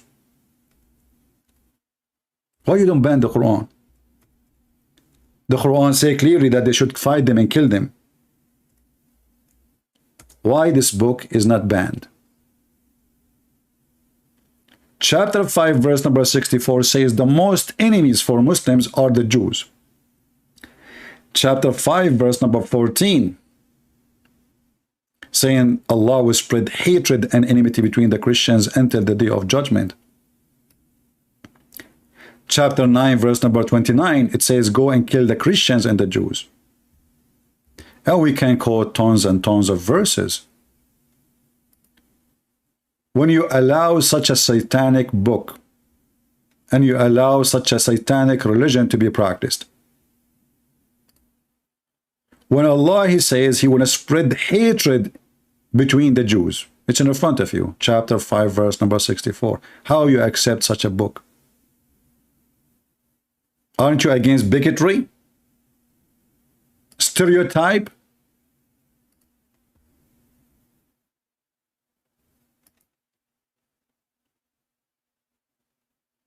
People keep complaining about my books. They cannot find them on Amazon. They have only 3 of my books. The rest disappear.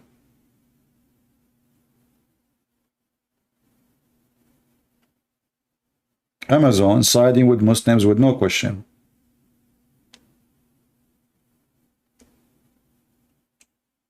I just need some time to post my videos in other platforms, my books, so they cannot stop it. Chapter 5 verse number 82, it says the most enmity to you Muslims is the one who call themselves Jews. The book of hatred. Chapter 5 verse number 51, it says take not Christians and Jews as a friends. Islam teach hatred. It's not me who don't want to take a Muslim as a friend. It is Islam forbidding Muslims from taking us as a friends. So when you give a citizenship in USA to a Muslim, you are giving it to someone, he have no loyalty to your country. He's not even allowed.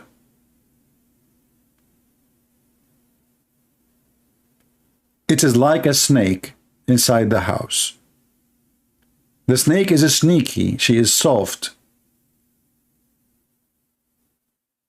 He will say to you, I'm your friend. Chapter 3 verse number 28. It says you can lie to them. Speak as if it is you are a friend to them, but your heart is like this.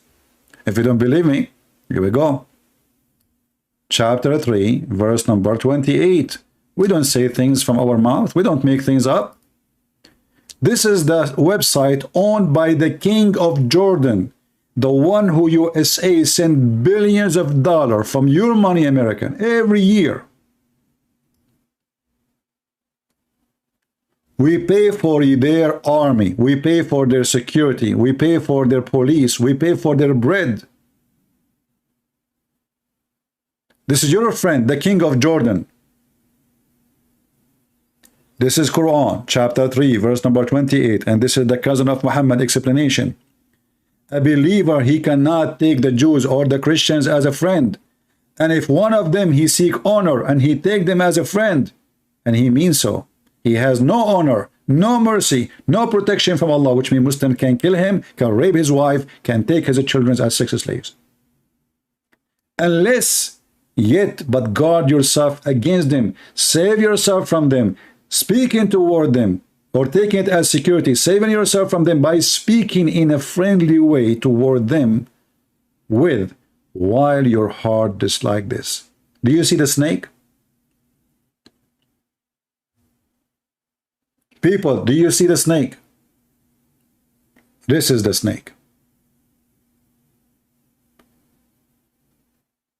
When they shake hands with you and they say we are friends, they are not. They are lying to you. A Muslim, he cannot take you as a friend. It's against Islam. If he do so, he is not a Muslim no more. So how they say to me, I'm your friend? How come I visit them, they are nice to me? Because they are trying to convert you. It's a trick. Otherwise, the Quran says it clearly. The one who take them as a friend. He is one of them. He is one of them. Do you see it?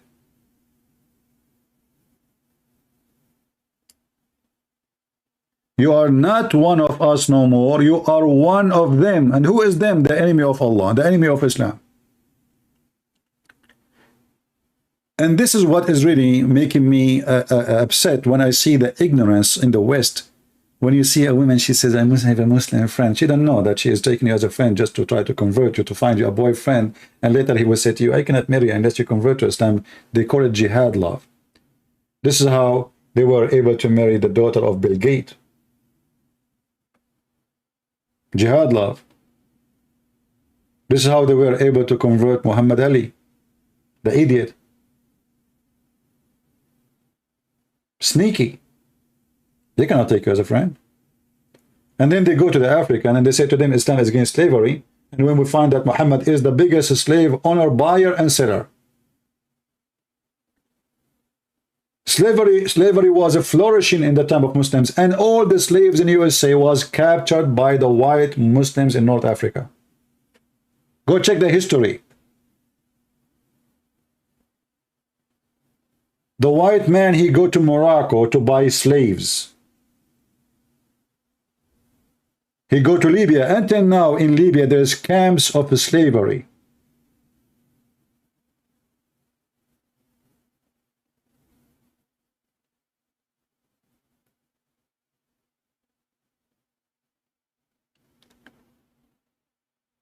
They speak too much about good and ethic, but they have zero. All of this proves to us that Islam is nothing but a satanic cult, and they have no limit how low they can go. When a Christian prince, he speak to a Muslim woman, and the Muslim woman, she say to him, Jesus, he played with his mother boobs. And then he said to her, you are a filthy. In fact, it was your prophet who ordered Muslim women to give their boobs. Suckle me. The cowards, the son of Mutha, they say, Christian prince, sexual predator, asking a Christian, asking a young girl, she is a whore. She is in the age of your mother. You coward. They made her young. They made her like a child. Have you ever heard of a child? She say, Jesus was playing. He did Jesus a lot of things. He was playing with his mother boobs. You quote their filthy prophet.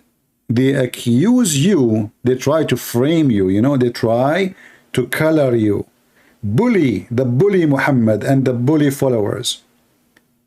I was quoting your filthy prophet, you son of Mutha. It's online. This is not in a private. I was saying to the women, suckle me, you donkey. Sexual predator. I have thousands of people watching live. We have the video here. Suckle me. Why you get upset when I say it? Huh? If you quote Jesus, you are trying to be a holy man. If you quote Muhammad, they accuse you to be a sexual predator. Even when they accuse you of wrong, the accusation is because you are quoting their filthy prophet. Can you believe it? And this is Aisha, the mother of the believers. She is practicing her boobs right. Anyone want to enter upon her room, he have to go by her sisters or their daughters, and they have to suckle their boobs 10 times. Hey Muhammadan, when is my turn?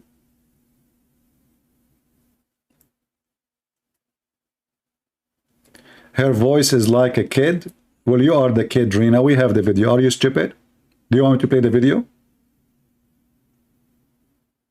Do you want me to play the video?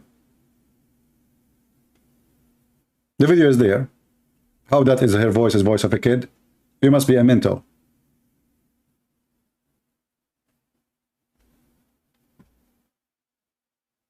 You don't even know the voice of a kid from a voice of a woman? Stupid people. I guess you are the one who have a voice, who have a brain of a kid.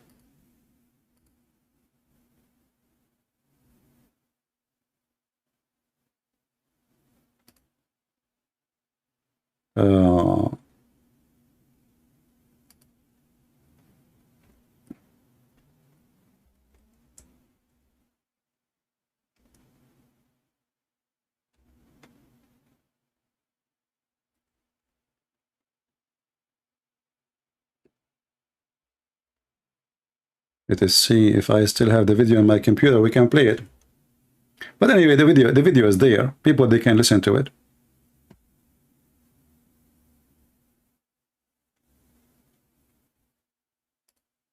I did format my computer. If you remember when we did not have any, but as I know, I have the video here in the backup. I'm trying to find it. Let us see where it is.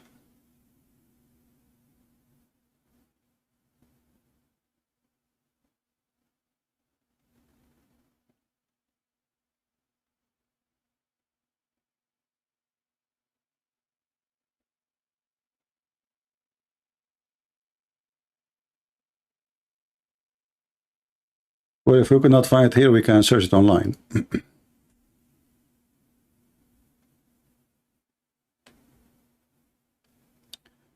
Is that the link for the video, Riza? Is that the link? Or this is a different one? Anyway, you can watch it.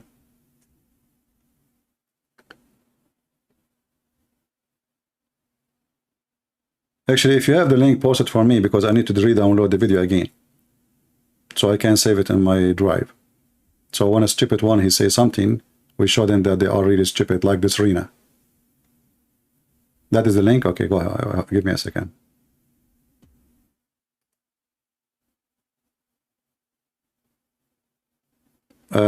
It says something went wrong. So I think the link is not complete. Let me try to copy it. I could not open it.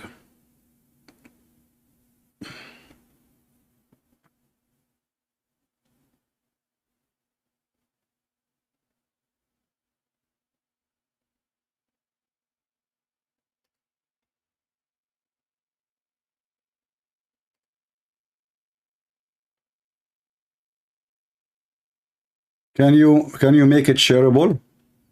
No, don't post the link as it is. Go to the video, under the video it says share. That will make it short. And for some reason it's not coming for me all size, so I can copy it. And when I click, it doesn't work. Let me try the other one. It says the same. It says, oops, something went wrong.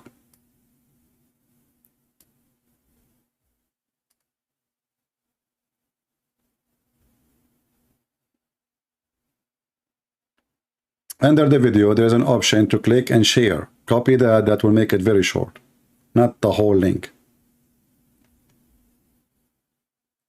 So anyway, when they cannot refute you, they try to frame you. It is the garbage. It is the bully religion.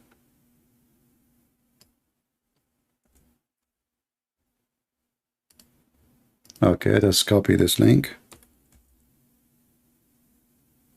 All right, now it's working. If you want to eat healthy, somebody feel your best. Somebody having advertising in it.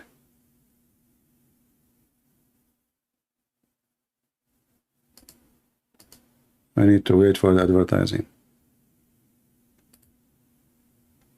This is not the video I'm looking for. I'm talking about the women who call me. What's wrong with people? So you made me click all this time, and you know, this is about... Oh, it's okay, forget.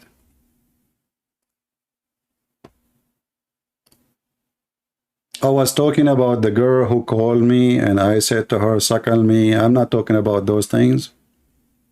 Wake up, people. Anyway.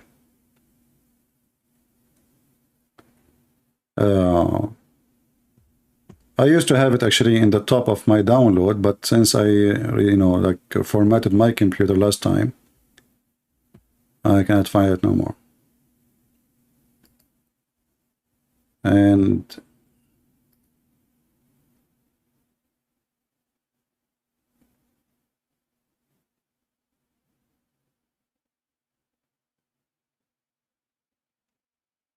let me see in the video.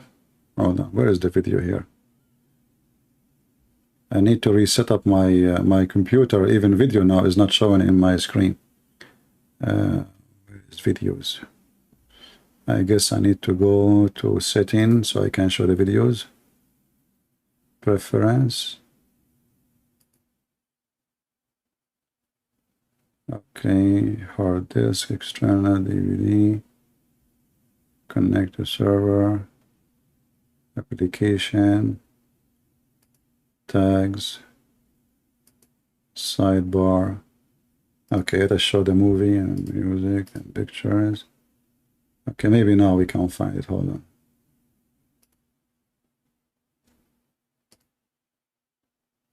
I know it's not there. Yeah, I formatted my computer and now it is really, like you see, this is what I have in the movie section. I have nothing. You know, I have only the file I downloaded for the program Ecamm. Yeah, this is the one about Tahani. All right. It's the same. It's the same. It's not working. I don't know why. Click at share and post the link. Don't post just a link from browser. Find the link of share. Enter. We find the solution for this is hard mission. Do we have any Muslim?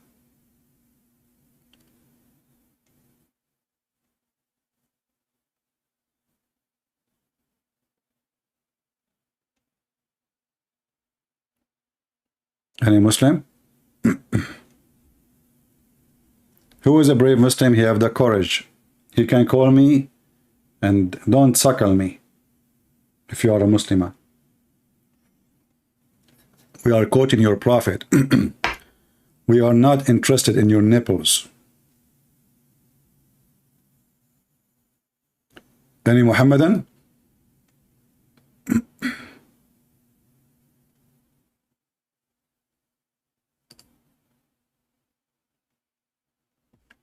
It's the same. It's the same. Nothing is working.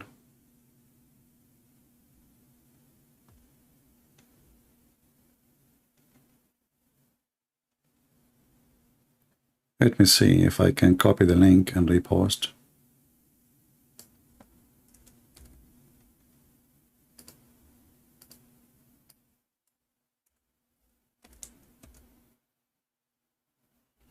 Okay, when we copy the link, looks like it's working. So this is the video of Tahani, and this is what Rina, she said it's a voice of a kid. And here you will see that... You kiss the black stone for me. Oh, you want to bring this? Okay, why you kiss the cross? Show me where This is a voice of a kid, you stupid? Is that a voice of a kid? Show me where it says in the Bible, kiss the cross. No, show me. No, I don't kiss anything. Show me where, why you're a prophet, the pagan prophet, why your pagan prophet kiss a stone. Your prophet is a pagan man. Why he kiss a stone? Why he kiss a stone? Why? Oh, the Holy Spirit, the God in the heavens. I know all this. Okay, I live in Arabia, I live in Africa. You know where? So she is a kid who live in Arabia, he live in Africa, and now she is in America. But she is a kid, brother. She is Ibn Battuta, but she is a kid. She live everywhere, and this is obviously a kid. This is what you see in the stupid comment from some stupid people. You know what? Why your prophet kiss the black stone? He's a pagan. You are a pagan. Did you kiss a stone or not? Do you kiss a stone? Who created the black stone? Who created the black stone? Who created the black stone? Jesus. Jesus? No, Jesus don't create stones. He created the whole world. But you Muslims kiss. You Muslims kiss his stones, right? Why your prophet kissed the black stone? Did he kiss the black stone? Jesus kissed nothing. Your prophet did. Why your prophet kisses stones? Okay, Jesus do more actually. Worse, actually. He play with his mother boobs. Tell me why he's doing that. He play with his mother what? Boobs? You must be. Where is the idiot who said she have a voice of a kid? Is that how kids they talk? Boobs? Jesus, he played with his mother boobs. This is a kid. And what the coward they do, they cut the part of her saying, oh, Jesus, he did more, actually speaking like a whore. What Jesus did? He played with his mother boobs. And then the Muslim, they want to say, oh, our virgin sister, she called Christian prince, he said to her, suckle me. You see, the virgin sister, and they made a video, Christian prince, the sexual predator. Brother, did you see what he said to her? Yeah. His stones, right? Why your prophet kissed a black stone? Did he kiss the black stone? Jesus kissed nothing. Your prophet did. Why your prophet kisses stones? Okay, Jesus do more actually. Worse actually. He play with his mother boobs. Tell me why he's doing that. He play with his mother what? Boobs? You must be okay. You see guys. Somebody saying, Gaidun, he's saying, put this blackmail behind you. My friend, nobody can blackmail me. What are you talking about? I mean, people, they say even more stupid comment is more stupid than the Muslim, they say. How you can blackmail me with this? You see, do you know what blackmail mean? Blackmail if you do something wrong. This is a live debate. She said, Jesus, he played with his mother boobs. I said to her, your prophet is the one who ordered you to give your boobs. So how in the world anyone can blackmail me? Gaydun. You see, guys, you see how savage they are? Look what she said. Oh no! Look what she said. Look what she said. Like you. Okay, show me a verse. Show me a verse. Really? Show me a verse saying that Jesus he played with his mother. Show me a verse. Show me a verse saying that Jesus he played. Listen. You are obviously a trashy person. You just insulted Jesus for no reason. You say Jesus he played with his mother boobs, right? Okay, listen. You are a liar. Number one. Number two. It's your prophet who ordered women to give their boobs to strangers. Is that true or not? No, it's not. Can I suckle you? Okay, let us read the hadith then. Can I suckle you? Can I suckle you? Can I suckle you? This is what the coward Mimi Hijab he copied. Can I suckle you? And this is actually for our benefit. Why? Because that will prove that Muslims are not honest people. From their fruits, you shall know them. I never spoke about boobs. I never spoke about suckling. We were talking about kissing the black stone. And the video is there. What they do? They cut the video. Did you say that? Did he say that? Yeah. What? I'm quoting your faithful prophet, son of Mutha.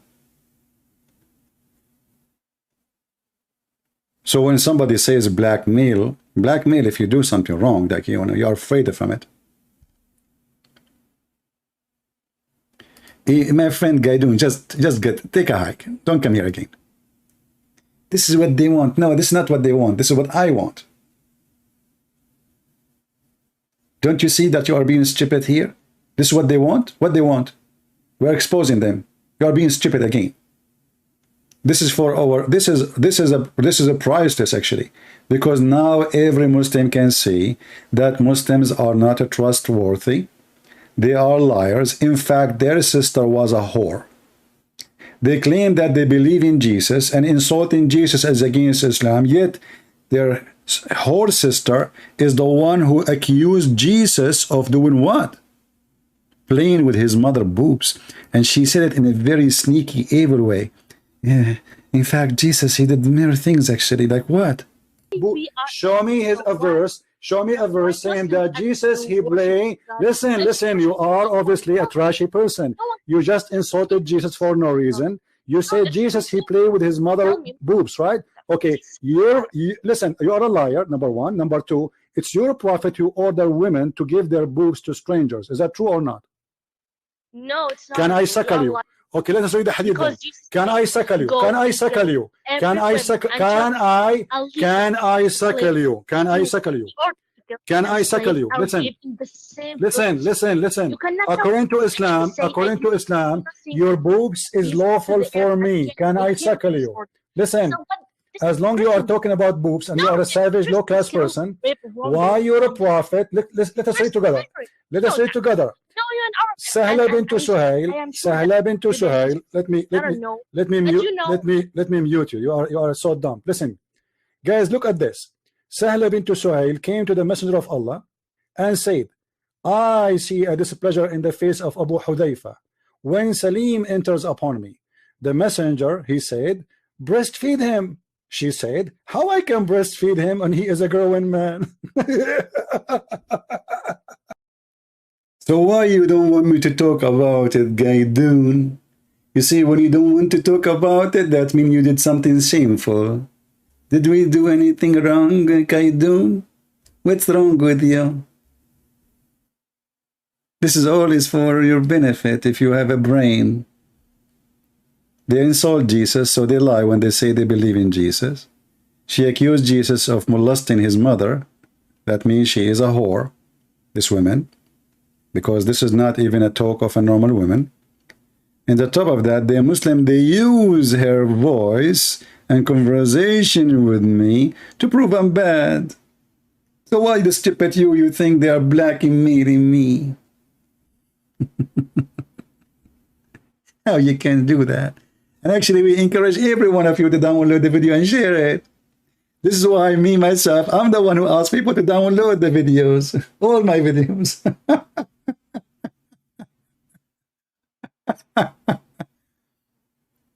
You see those stupid, they went to my channel because I don't keep my videos on my channel, right? You know, I delete my videos from time to time, like every week, you know, whatever I have videos, I leave only the last few ones. Or if a video, YouTube cannot have an excuse to delete it, I keep it.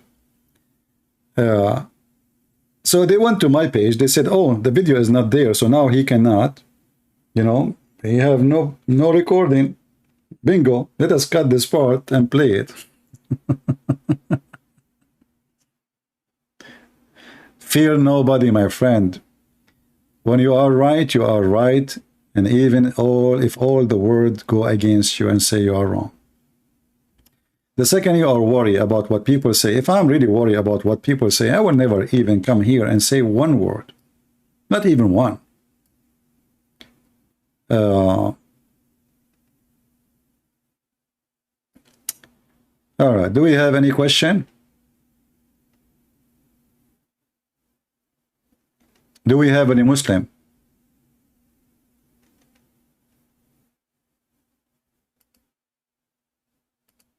Is it okay to say suckle me Muslims? Or it's haram? I mean, this God, he even sent a chapter in the Quran about breastfeeding for adult.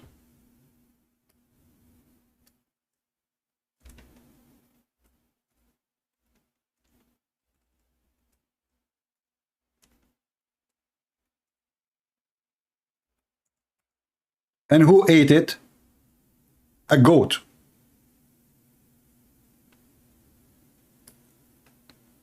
It's in the front of you. Muslims, when they try to frame you, you know, they see how much you can handle, you know, with the bully. Some people, they are weak. Some people, they get stressed. Even some people, they can even commit suicide if people start bullying them, right? But that will not go for someone like me. You see, when you do what you do, what I do, you have to have a very strong personality, strong character, strong mind. Otherwise, you cannot survive such a war. This is a war with the devil. And the devil will try to use everything in his tail to fight you. And the second you start feeling the pressure because of a bully, and you really get stressed, that means you don't fit for the job. Like you see, I don't like to talk about people, but like as an example, apostate prophet. He make videos against Islam, but I can tell he don't take stress too much good. He's easy to stress out. And this is what they try to do with him. They try to bully him, stress him, because they felt there is a weakness in that point. But doesn't mean he's a bad person. You know, this is you. I mean, there's people, they can be stressed easy. There's people, they, you know, bully can work with them very, very hard.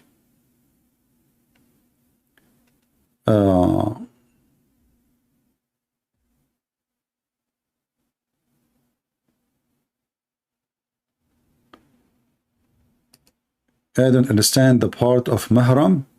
Mahram is somebody supposedly from your family is lawful for you to be with, like a husband, if you are a female, or a husband or a brother or a father. Someone, the husband, he can sleep with you, right? But because he is lawful, so it's okay to be with him. Or a father who cannot sleep with you, so it's okay to be with him alone. Or a brother. So you have always to have a guardian. The word muhram, actually, you know, the word haram. So he is the one who prevents wrong things from happening to you, because Islam look at the women as a sexual object. So if a woman, she walk along on the street, she is exposed to haram. She is a vagina. She is just a walking vagina.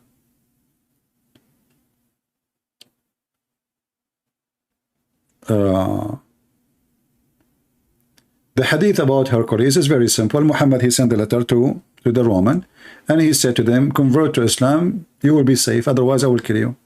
Very simple. Aslim taslim. There's no need to explain. I mean, even that one need explanation. Aslim taslim. You want to be safe from being killed by the terrorist? Aslim taslim. It's all over the teaching of Islam.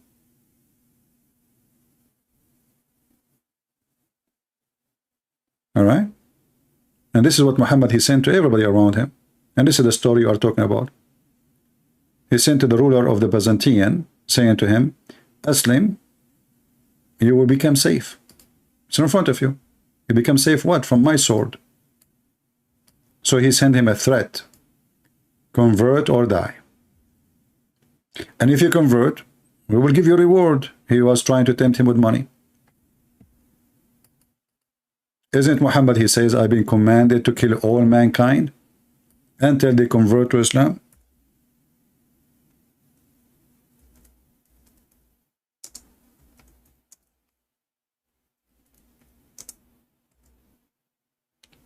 It's in front of you. He have a command to kill every living human being until they convert to Islam, until they pray. Not only you convert, you have to pray, you have to eat as they eat, you have to pay him money too. And then and only then your blood and your property is safe. Always when you try to understand something about this garbage cult, you need to connect the dots. Religion or a belief, any belief, doesn't matter if it's good or bad. It's not just one line. But sometimes there's one line can explain all the other lines. So when Muhammad, he said, I've been commanded to kill all mankind. You see, the Muslim, he says to fight. In Arabic is uqatil. Uqatil means fight, to kill, not fight like by shoes or fight by debate or fighting by words. So I've been commanded to fight, to kill. Mimi Hijab, he says, yes, the Prophet been ordered to command to fight and kill all the people, and but that not including the Muslim, because already they are Muslims. The video is there.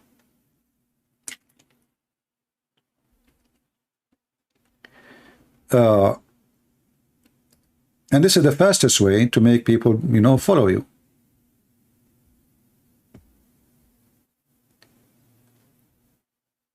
Tafsir al-Qurtubi, that they teach women. Yeah, okay, hold on. But if you have the reference, why you wanted me to ask me to give you the reference? I mean, already you posted the reference.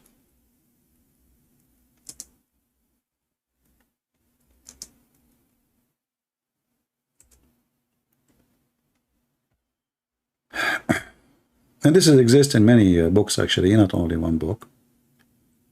Let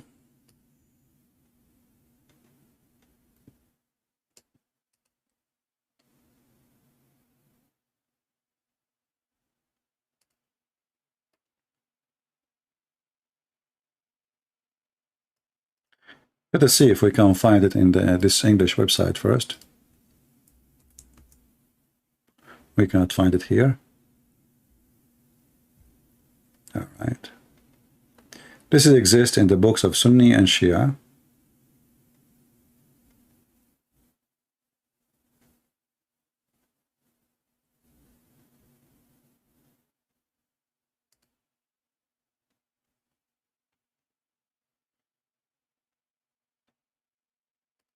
I'm trying to open a Muslim website. It's taking forever to open.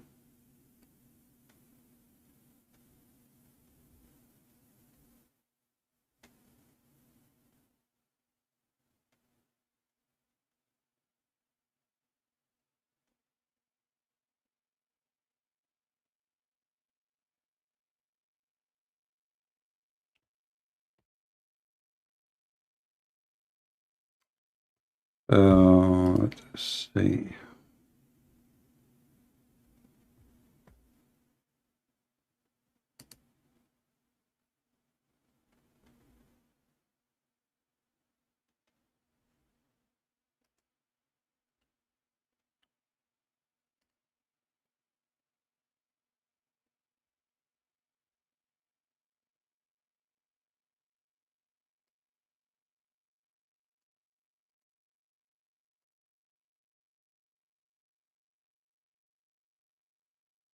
For some reason, what come in front of me is just Shia books. Okay, let's see. Here we go.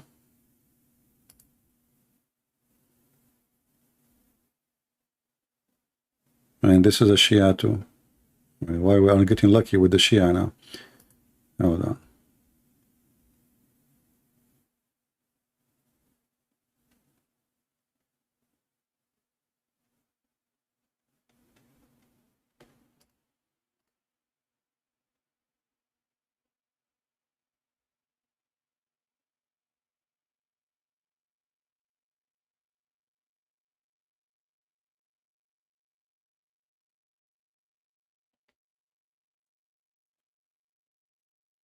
We are just trying to find the Sunni website.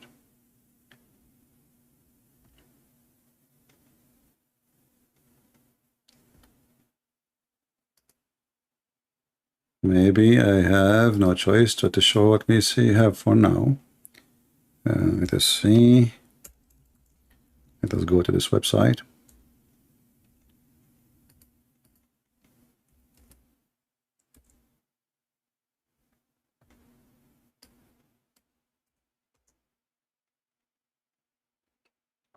Well, I found it just in Arabic. I cannot find it in English.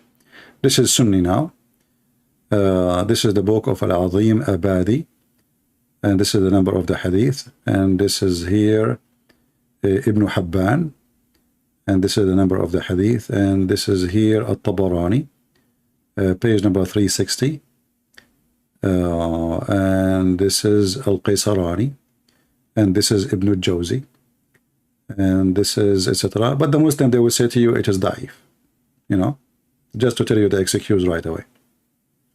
The hadith says that the women don't, Aisha, she said, don't let women stay in houses because they are Bedouin, and don't teach them how to write, how to read. Just teach them how to swine, you know, clothing, and teach them the chapter of An-Nur in the Quran, and that's it. This is all what they need. Here, actually, here, this is a Sahih, which is usually, I mean, weird to say to the, you know, like when the Muslims they say da'if, you know, you will see the Muslims say it is Sahih. Let me see if I can find.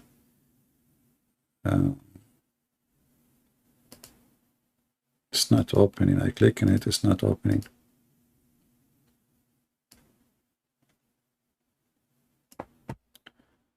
Okay, let's try this.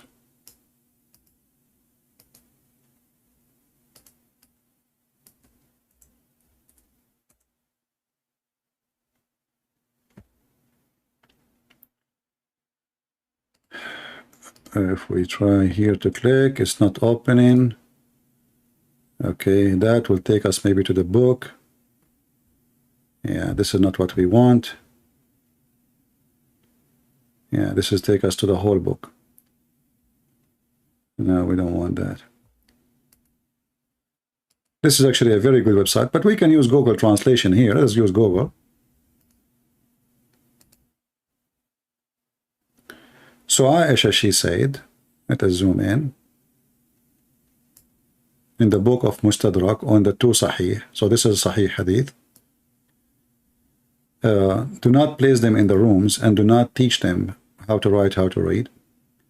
To write, meaning the women, and teach them how to make clothing. And the chapter of An-Nur. This is what it says. Let me post the link for you, and I will make it short.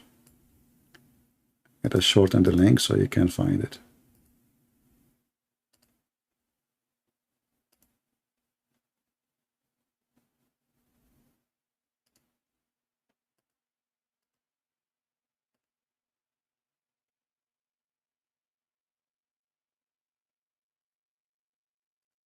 Link shorten.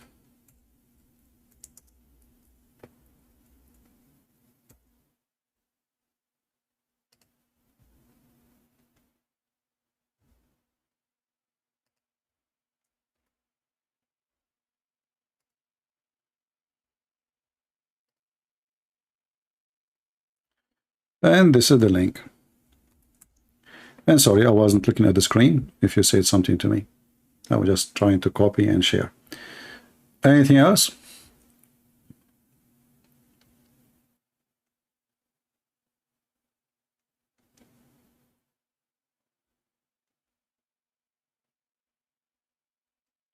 Badman Lisa, she is posting, if you are wondering how to support Christian Prince, well, you ask them to support, not to support, they will not support anyway.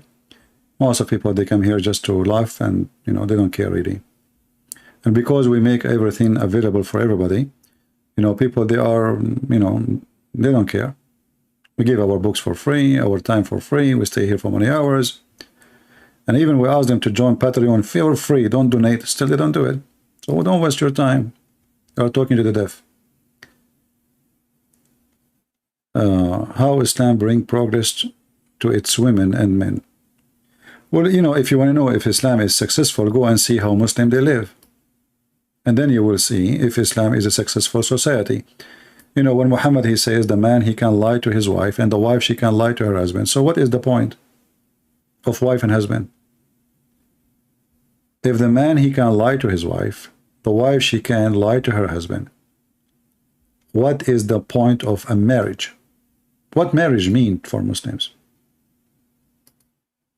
To lie to each other?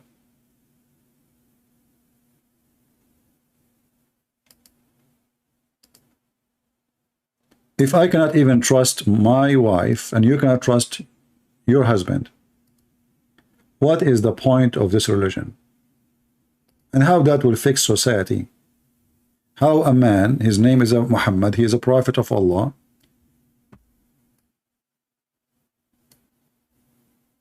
saying that man, I don't consider man lying to his wife is a lie. How that will help any family or society?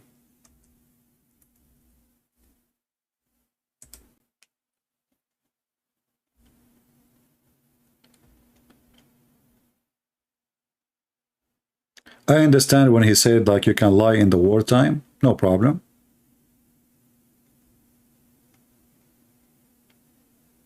But lying to your wife and wife lying to her husband and lying to your friends? When Muhammad, he says lie in war, for war is as a deception. So when you lie to your wife, is that because you want to deceive her?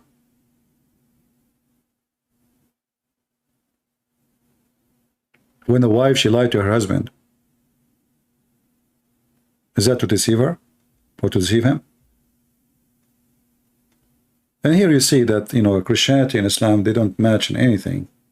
Even the Muslim, they use some names which is we are familiar with, like Moses, and even Jesus' name is wrong, Mary, Abraham, but It doesn't match in anything.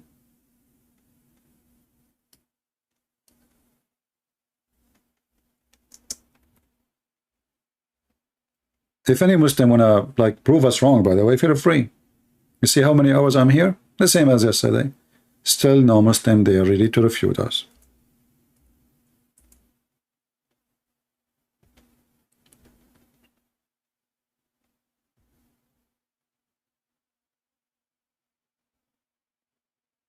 If you see this hadith as an example here,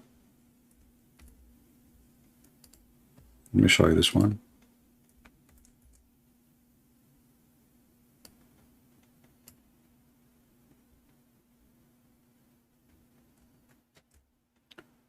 A Muslim man should not lie except in 3 cases: a man lying to his friends, a man lying in war, a man speaking to his wife, and a wife speaking to her husband.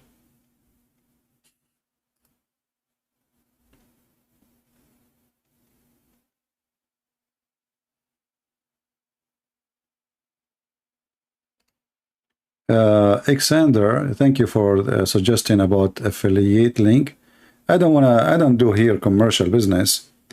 You see, most of my books I give them for free, and we expect that people willingly they think they have a brain. You know, if somebody want to help, you do not need to ask if he should help or not. So if people like to help, they will help. I know that some people they say we will post videos only for those who subscribe in Patreon. I don't do that. All my videos is open for everybody. The one who donate and the one who don't donate. Why? Because what if somebody is poor and he cannot afford, and this is the majority? That will make it a business, you know. If you do that, that make what you do a business, not a mission. I do everything for free, and those who care to support, they can support. If they are, you know, if they want. We are not going to keep asking people to support us because they knew. Which one is more noble, Kaaba or Muhammad tomb? Depends you are talking to who. You know, no Muslim they claim. The funny is, Muhammad, he said that Allah, he cursed the Christians because they made the tombs of their ancestors or prophets a place of worship. But that's what the Muslim did. This is what the Muslim now they have. They have a big mosque in the top of the tomb of their prophet.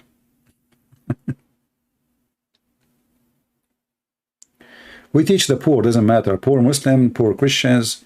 You know, for me, my priority first is the Christians, for sure. But Muslims and non-Muslims are, you know, they are our target in our mission because we want to save everybody. Did you ask yourself why I give my books for free? If you think I'm a billionaire, I'm not. Salman Rushdie is a Sir Salman Rushdie. He have a sari from the Queen. He have a sari. He is a sir, you know. I have nothing. I don't even have a health insurance. Health insurance, I don't have. I don't have anything.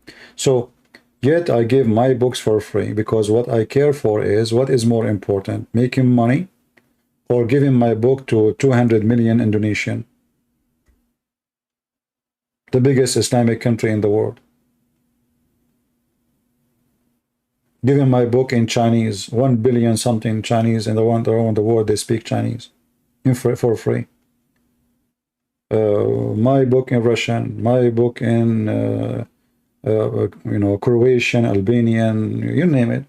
So if you care for money, then you will not give a single copy for free.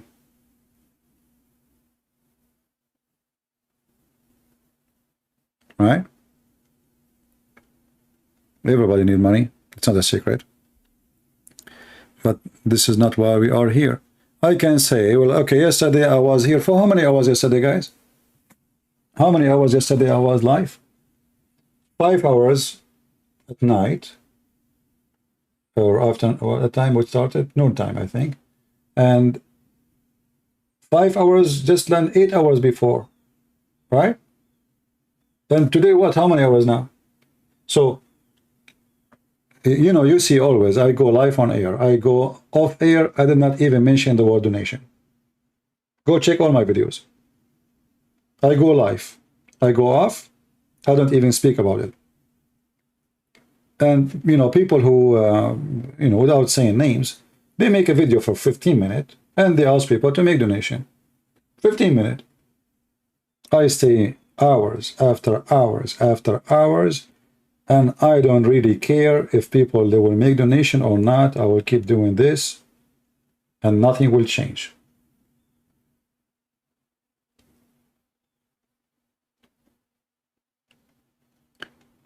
But if you go to Patreon, you will see that most of people, they register there, they put like a $1 because it's a must from Patreon, but they will not collect it because it's not worth it.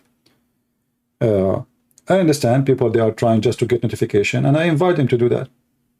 But the majority, like you see 1,000 there, 1,000 subscriber, they are not donators. Those are just, you know, they want to get updated notification.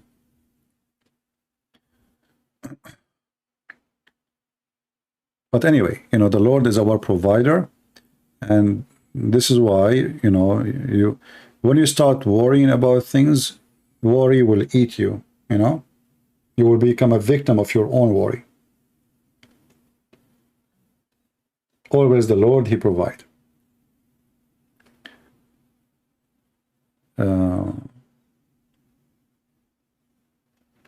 Any question?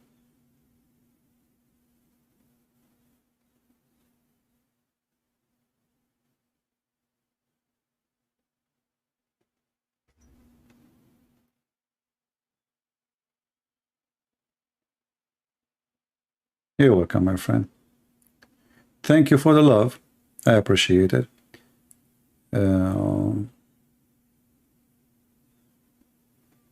know, we take this a threat. Muslims, they bully me. They made hundreds of videos against me. But those things, they don't make me weaker. They make me stronger. That is showing you. Actually, they are the one who helped me to bring more people out of Islam. Muslims, they don't know who you are. So they hear about you from Muslim page. A Muslim, he's angry. Christian Prince is a liar. He is quoting CP. It doesn't say that, CP. This hadith is weak. Here we go. And now every Muslim who heard this video, he will wonder, okay, why those Muslims, they claim they can refute this guy. Why they don't allow him to call them? Neither dare to call him. All the Muhammadan, they are willing to debate me only face to face, which they knew I don't do that. For many reasons, you know, I'm not seeking to be famous, you know, cameras and videos. I don't care. If I'm a person who care for that, I will open my camera and, you know, I will say, hey, see me.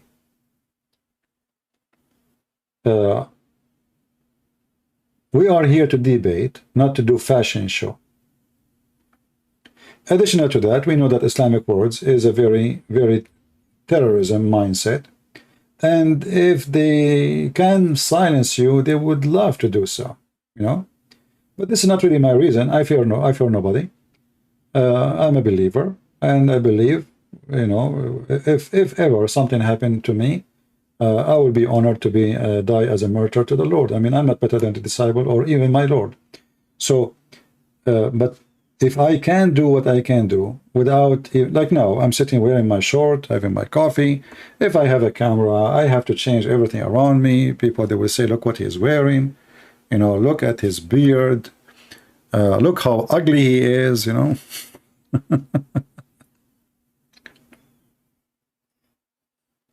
I'm here to exactly to expose their lies. I'm not here to do a movie. What is the use of a Muslim going to Hajj? It's just a way to make money. You see, when Muhammad, he ordered the disbelievers, they cannot enter Mecca, then the Muslim, they felt the effect of that. Imagine you say only Muslim can go to Las Vegas. And the Muslim at that time, they were little number. So who is going to play in the casino? The few will not support the business. So the Hajj was always a place of making money. So there was 16 Kaaba in the Arabian Peninsula, and the Kaaba in Quraysh was one, in Mecca was one of them.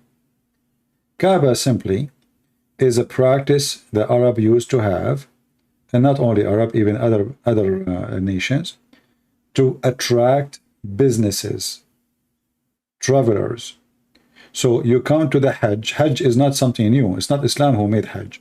Hajj exists before Muhammad. Muhammad, he just carry on with the same pagan practice. So they used to do Hajj before Islam. They used to go around the Kaaba. They used to touch the black stone. They used to, worship stones. And they used even to go naked around the Kaaba, totally naked. But this is not only the people of Quraysh or Mecca.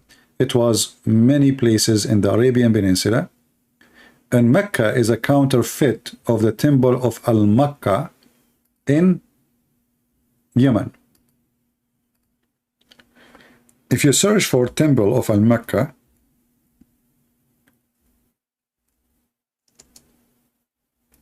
the funny is that the temple of Al-Makkah, I remember a long time ago, I said the temple of Al-Makkah is a temple for the moon god. Somebody sent me a long article made by a scientist saying it is the temple of the sun.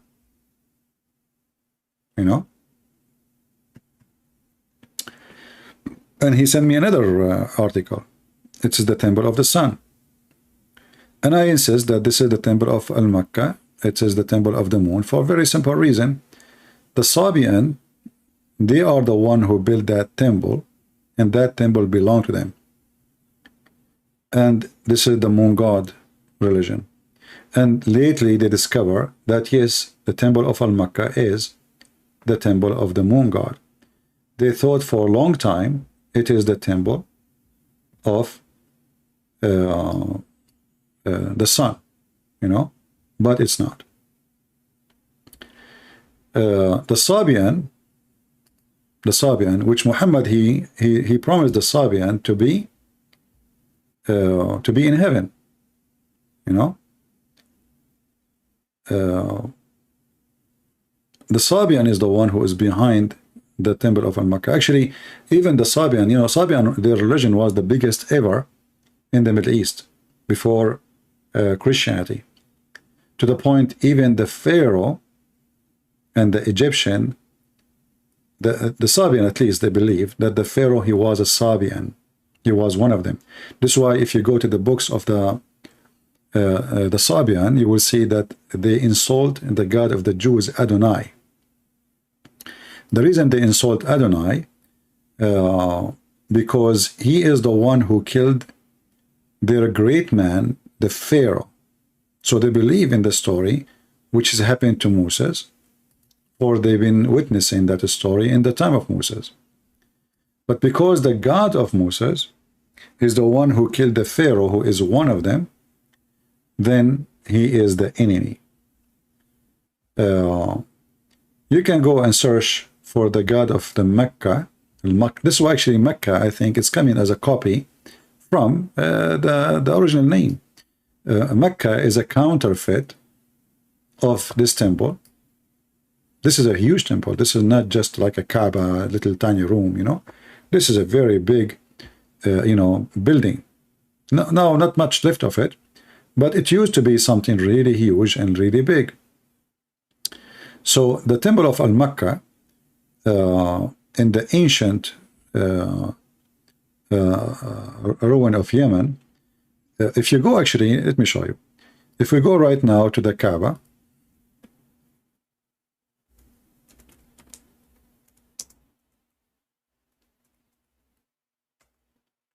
in the Kaaba, there is the black stone, as we showed you before, and there is a Yemeni corner. Yemeni corner. This Yemeni corner has stones from that temple. From that temple. So what the Arab are trying to do, let me make it more clear. If you look with me, you will notice that those rocks, they don't match. I mean, there's different rocks from different places. They are not coming from one place. And they look different from the rest of the stones. And the Muslim, they open the skirt of the Kaaba. The skirt, by the way, is a pagan practice. for the Kaaba is have a vagina, the black stone. So they put a skirt on her, you know, to cover her. So the Yemeni corner, the Muslim, they have to touch it in order, and to touch the black stone in order to get their sin erased. Now, if you ask a Muslim why it's called the Yemeni corner, they say because it's facing Yemen. This is a false reason, because those stones are taken from the Yemen temple. So it's like, you know, some Christian, they bring the bones of a saint from a place to different place, a church, and supposedly that will make this church more, you know, have a more value, which is not really right.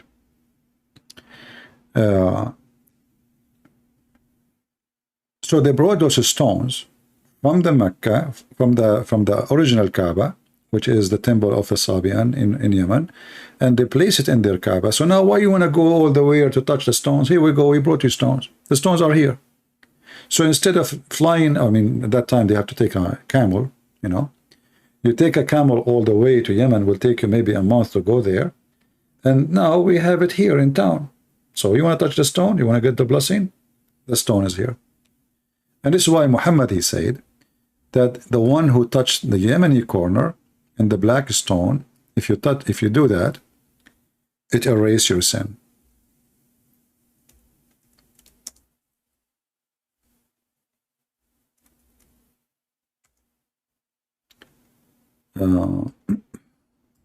Let us find the hadith.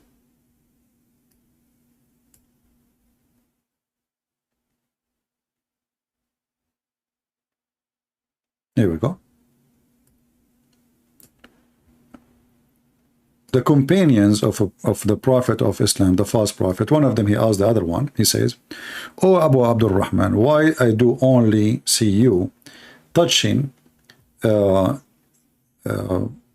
those two corners?" What corners we're talking about? The Yemeni corner, the one we told you have the stones from Al-Makkah temple, and the black stone corner. He said, I heard the Messenger of Allah saying, touching them erase sins.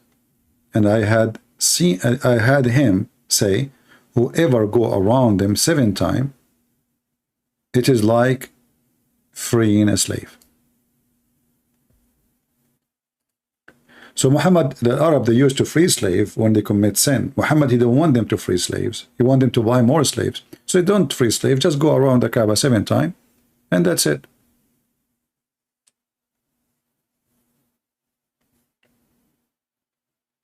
A Muslim, his name is Abdullah Marzuk, saying, A'udhu billahi min ash-shaytan ar-rajim.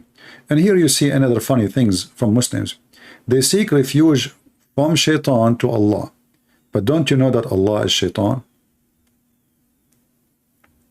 Because what is the difference between Allah and shaitan? Nothing. Here we go. He just made you, he converted you to a religion, make you believe that the stones erase sin.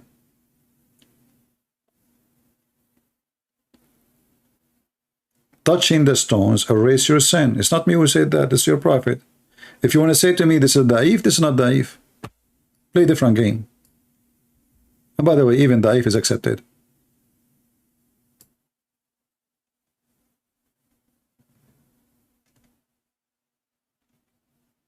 Do you see it? A Muslim, he think he believe in God, yet he believe in stones, and he believes stones erase sin. And touching them will erase your sin. You tell me how that works. In the same time, the same Muslim, the same smart Muslim believed that Allah made him sin.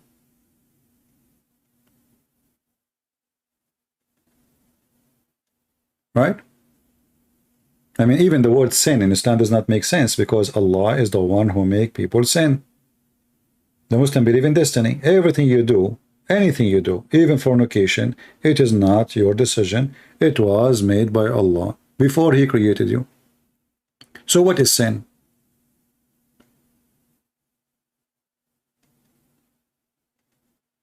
Any Muhammadan? What is sin in Islam when you are just a victim of destiny? The second you believe that everything is a destiny, that the idea of sin is a stupid idea.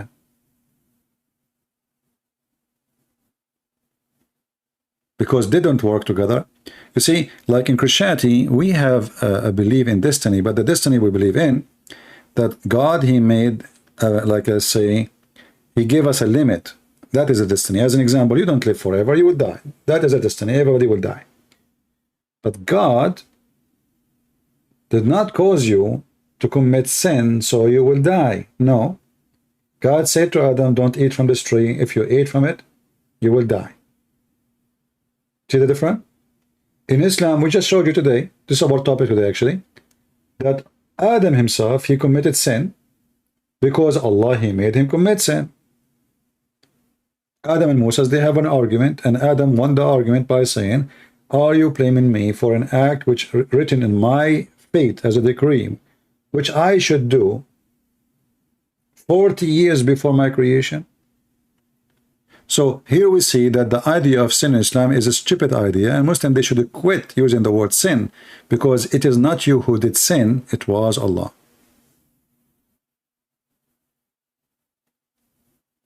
Any Muslim have something opposing this? Any Muhammadan, he is not agreeing, he want to prove me wrong?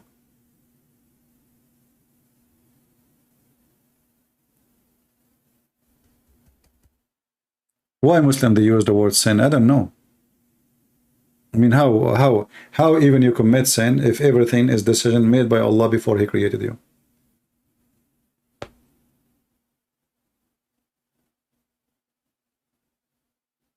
When a Muslim he commit adultery, did he really commit adultery? The Quran say no. Muhammad he say no.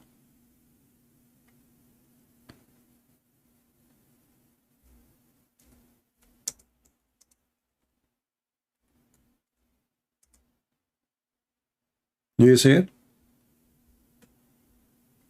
Verily Allah has fixed the very portion of adultery which a man will indulge in, which he of necessity must commit. شخبارك يا مرزوق؟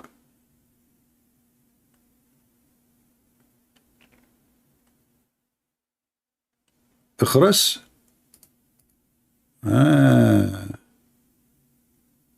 مرزوق الشخاخ.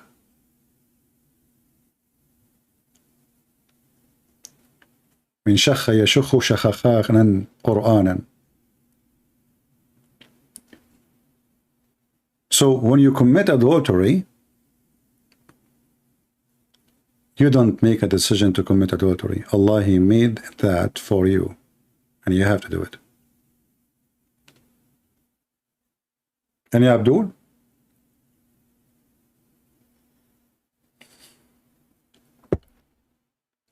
Any smart Abdul? Who is a Muslim Abdul would like to call me?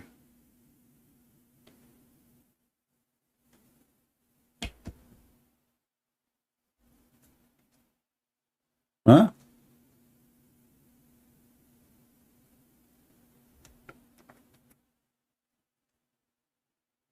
Who is Abdul would like to call me and Allah will reward him? Let me open my Skype. Maybe we can get lucky. You never know. Things can happen sometime.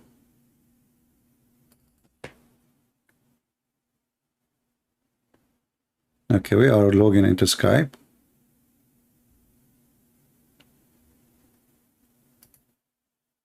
We have a guy, his name is Bashir Hamza. He's just not on, maybe I don't know who's he.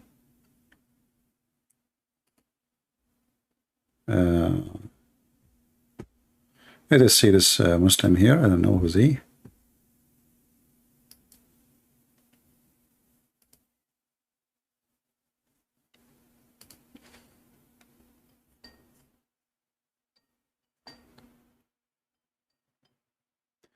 Somebody give Marzuk my Skype so he can call me.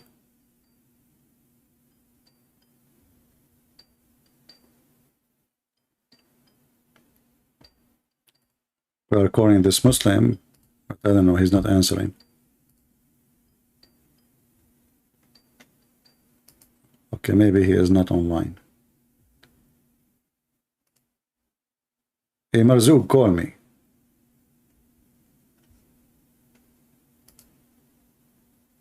By the way, if you are from Indonesia, Pakistan, anything, and you have a sheikh, he claimed that he can debate us or answer us, we welcome them to join us.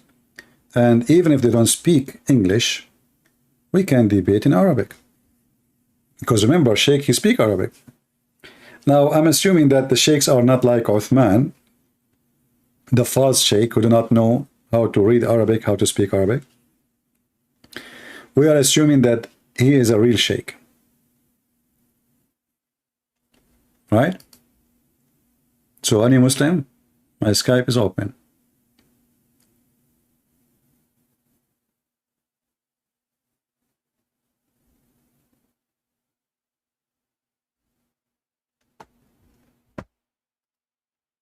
Until now, I don't see. I mean, my Skype is dead. Yeah, he's saying he is at work now. He cannot talk. Okay, no problem.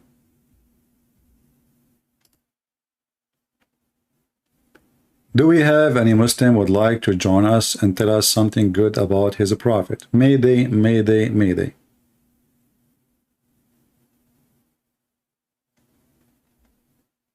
Anyone?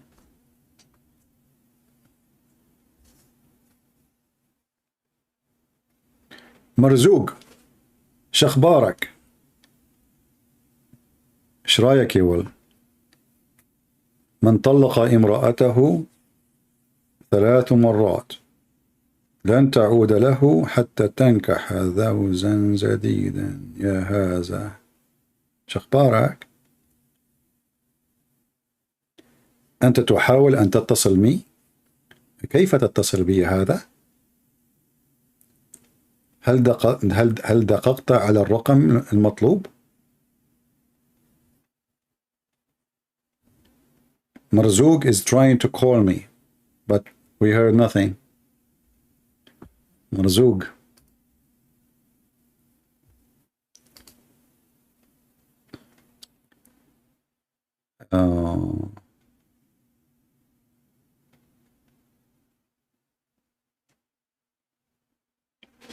اتصل يا مرزوق قال له يا مرزوق لو لبسوك ما ضربته من وين تشا قال له هي من الخناقة سو مرزوق come buddy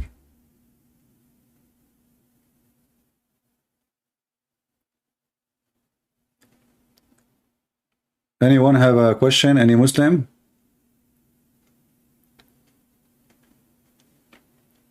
we can take calls from Christians if somebody have a question.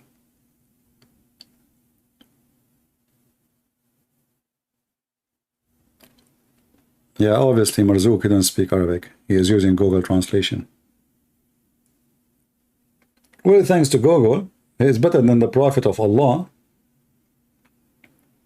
He speaks all languages. Muhammad, even his own language, he cannot even write his name, according to Muslims. This is one of the funny things about Islam, that there's a guy, according to Muslim, he don't know Arabic, he cannot write his name, and he become a teacher in the university, and he is the dean of the university. So imagine the Muslim, they open university today. Who is the dean of the university? Prophet Muhammad. What is his qualification? He did not know how to read, how to write. And that explains all the stupidity we see in the Quran. You know, literally. Yeah, somebody is a Christian. Let us see.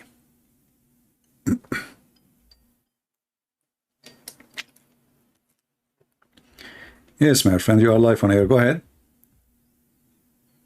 I'm fine. I phoned that guy Hamza Dan, but he keeps hanging up on me. He asked me, you know that guy Hamza, right? That idiot. Yeah, I don't know. There's many Hamza anyway. Sorry. Okay. Anyways, I phoned him, and they always he likes to talk to like ignorant Christians, right? So I'm like, I'll give this guy. I'm like, if I listen to Sam Shamoon and Christian Prince, I'm like, I have to be worth something. So I call these guys, and he's tries to trap me. He's like, what? He's like, you believe in the Trinity? What? He's trying to get me to talk about the Trinity, and I'm like, yeah, I believe in the Trinity. I believe in Allah, Messiah, and Mary. Did I get it right or wrong? So he's trying to convince me that the Quran doesn't teach that Allah, Messiah, and Mary are three in one. Is that what's the tafsir on that? What is the actual teaching? No, actually, the Quran says that clearly. What tafsir? I mean, even the Quran says that. The Quran says, Allah, He said to the Messiah, did you tell your people to worship me and my mother? Correct? That's the one I pulled up. Okay, so there's no need to tafsir. You know, why Allah is asking Jesus, did you tell your people to worship me and my mother? And then if he denied that the Quran is saying so, read the verse and then give us what is the Trinity in Islam then. Yeah, this guy, I phoned him twice. He keeps hanging up on me. What he likes to do is he likes to talk to Christians that don't quote any hadith, that don't quote any Quran. So yeah, I kept trying to. Nowadays, when they ask me what the Trinity is, I always go back to the Quran. But I wanted to make sure that, because I know there's another verse that says say not three, but I wanted to, because I don't want to lie about Islam, right? I just wanted to make sure that if in Muhammad's head that he thought they believed they were all those three were together, you know, like Allah, Messiah, and Mary. Well, the Quran is not a book make anything clear by itself. Like as an example, if you ask a Muslim, if he's asking you for something clear, tell him if there's anything clear in the Quran. As an example, where is in the Quran it says that Gabriel is the Holy Spirit? Nowhere. You know, ask him where in the Quran it says who is Israel. Who is Israel? Nowhere in the Quran says. So how we will know? But if you go in the Quran in chapter 5 verse 116, it's so clear verse. It says that Allah, He said to Isa, did you say take me and my mother as deities beside Allah? That's, I mean, how clear we can make it more than this? This is what Allah, He think the Christian believe. Yeah, you know what his response was? He says, because he controls the conversation, he said one side is for the Protestants and the other side, Mary, is for the Catholics. But I totally forgot to tell him. I'm like, there's no Protestants back in Muhammad's time. What are you talking about? He said here's a stupid. Yeah. Same time, the Catholic don't believe that Mary, she is part of the Trinity. The Catholic is the same as the Protestant, believe in Father, Son, Holy Spirit. So he is being stupid again. I know, right? Yeah, and if Allah, He is refuting someone is not exist, that's mean Allah is more stupid, because nobody believe in such a belief. Same time, what is the Trinity? You should ask him, where is the Trinity in the Quran?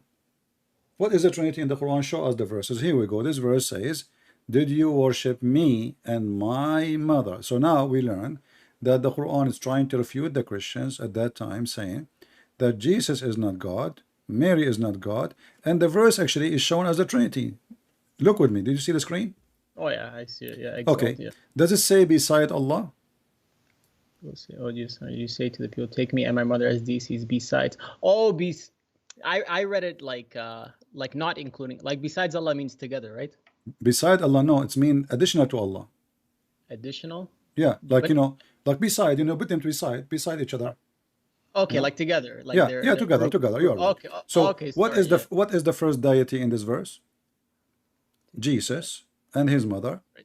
Take me. This is the word me. Take me. This goes for Jesus, correct? Yeah. So this is number one in the Trinity according to the Quran. Let me switch to Arabic, to English. So this is number one. Me is Jesus. Okay. Yeah. Who is number two? My mother. Yeah. It's clear. Yeah. And now, beside who? Beside Allah. This is number three. So the Arabic, sorry, the Arabic. Besides, what is it? What does it mean together? Like in Arabic? In Arabic, it says say the same. Instead, you know, in Arabic it says instead of Allah. You know, min dunillah, right? But this is what it's meant. Jesus, Mary, and Allah is what the Christian believe. But we Christian, we don't believe in Allah anyway. Same time, Muhammad, because he's a fool, in different verse in the Quran, he said, the Christian, they say that the Messiah is Allah. Yeah. Now, if we say that the Messiah is Allah, so who is the first one? Who is the second one? Who is the Who is the third one? what I asked him, I'm like, since it says deity means full out God, right? I'm like, okay, he's trying to blame it on the Catholics. I'm like, do the Catholics believe she's the first, second, or third person as a deity? And he just kept changing the subject. So I felt, you know, yeah, this guy is just a kid. You know, those are kids. They can do whatever. That's why nobody count them anyway. I mean, who is even listen to him? How many people go in his stream? He has 60,000 subscribers. I don't know how many. Yeah, but how many go in the live? Maybe 50. He's not as popular as you. You like sometimes you have. I think one time I seen you like 3,000. Like once. Like you have quite a bit. Yeah. So here it says that the Christian, they say Allah is the Messiah. So if the Christian believe that Allah is the Messiah, that's mean Allah. Yeah. We have to eliminate one person, right? Because now right. Allah himself is the Messiah. So the Messiah and Allah is one. Okay, who is the second person now? Who is the third person? You know, I should you know, like we have a job to do. We have to study and read. You're right. We have add to that, no Christian believe. Let's say that Muhammad here, he meant that the Messiah, they say, the Christian, they say the Messiah is God the Father. But we Christian, we don't believe in that. Exactly. We don't believe. We believe that the Messiah is a person, God the Father is a person, the Holy Spirit is a person, one God. So when Muhammad he said that, actually he just defeated his own claim that the Christian believe in three, because if they believe that the Messiah is Allah, that means they believe in just one person. You're right. Yeah, you're right. So Muhammad again is being a fool. Number three, if the Muslim, why they believe that Allah is not a three? Because the Quran says so. If Quran says he is a three, they will believe. We know the story, correct? Yeah, exactly. When Allah he say he have a shin, why the Muslim don't ask themselves, okay, Allah is one God. Is he a one shin? Is he a shin God? Nobody question. Allah have two hands. The Quran says so. Okay, Allah is one God with two hands. Why he have two hands if he is one God? Do they say it's a metaphor? No, it's not a metaphor. The Quran says clearly he made Adam by his two hands. You know, he created Adam by his two hands, and even Muhammad he claimed that the hands of Allah, both of them, they are right hands. So the Muslim they question the Trinity because they try to avoid you asking questions, which is embarrassment. So can you debate us about the Trinity? There's no need to debate about Trinity because very simple. God is almighty, and it's not you who tell God what he can be and what he cannot. When the God of the Muslim, he said to them, I am one, they don't question what one means, because one is wrong. You see, one, the word, the Muslim, they show you, the verse in the Quran says, قُلْ هُوَ اللَّهُ أَحَدٌ. Ahad does not mean one, it means one of. So he is using the wrong word. قُلْ هُوَ اللَّهُ أَحَدٌ. Then Allahu Somad, as-Samad mean the collector. This is why in the Aramaic language, even the Arabic, if you go to Iraq and those territories, they say Masmuda. Masmuda is simply a little tiny container, have a hole in it where you can put coins. So collector, you know. So God, Allah, is a collector of gods. He is collection of gods. And when the Muslim, even when they speak about their God, what they say? In the name of Allah, the most merciful, right? Three names. Okay, Allah is one God. Why he have all those names? They will say to you, those are attribute. Okay, is each one of those attribute by itself is God? That will make them even go deeper and they swim in the mud.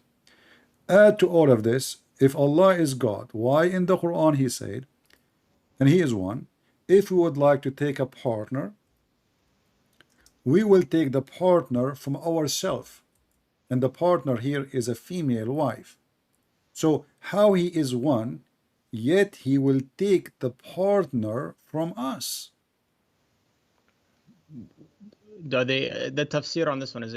Are they unsure for that one? The verse clear, chapter 21, verse number 17, and even tafsir says, Allah is saying if you want to take a partner, he mean taking the virgin Huri or the angels. But that means that Allah is one of them. Because you see, when you say us, right, us, means they joins them together. Us mean us. You know, you don't say us, you mean cars, right? If I ask you who is with you, who was there, you say us. You mean maybe your family, you know, cousins, right? So when you say us, you are talking about a group from your kind. You don't mean cat and donkeys, right?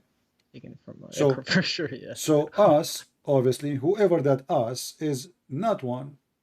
And here this God is speaking about taking a partner. Correct? A wife specifically. So he can have a son. So if we want to take a partner, we will take from us. If you go to the interpretation, it says Allah, he meant the black-eyed whores or the angels. But that means Allah is either a human like the black-eyed whore, or the black-eyed whore are not a human. They are God is like Allah. You know? Yeah. And the angels, and if the angels are us, that means Allah is one of the angels. Exactly. So when the Muslims they try to fix this problem, they dig more and they make the hole bigger. Mm-hmm. You know. I just have no, that was good, thank you. I just have you a couple of weeks ago you mentioned something and it made me think. It made me think. Is this guy Hamza is online now? He goes online at night, and I can. Okay, check. I want you to do me a favor. Next time he go online, if I am live on air, call me and call him. Okay, it's just what they're gonna do for you though. He'll talk a little bit like he'll run his mouth and then he'll hang up. My and friend, don't worry about it. He can run his mouth and we will die laughing. Okay, no problem. He goes on at night. But don't tell him that a Christian Prince when I talk to you, otherwise he will never take the call. So you call him, he will see that you are the one who is speaking, you know, and then you add me, you send me invitation to join the call, you know. I'm gonna do that. And after you call, don't ask me to join before, because he will see it. After, yeah, for sure. Yeah. I'll call him and I'll just. Let him mute me. If he mute me, he don't want to hear me. People will laugh. That means he run away. But I'll tell you right now, because I phoned him twice, because I can tell right away he's scared of the Quran, he's scared of the Hadith. So he 99% of the conversation he goes to, you know which verse he goes to? He goes to the one in John where he says the Father is the only true God. That's the only verse he knows. He doesn't know anything else. So this he guy, just said the Father.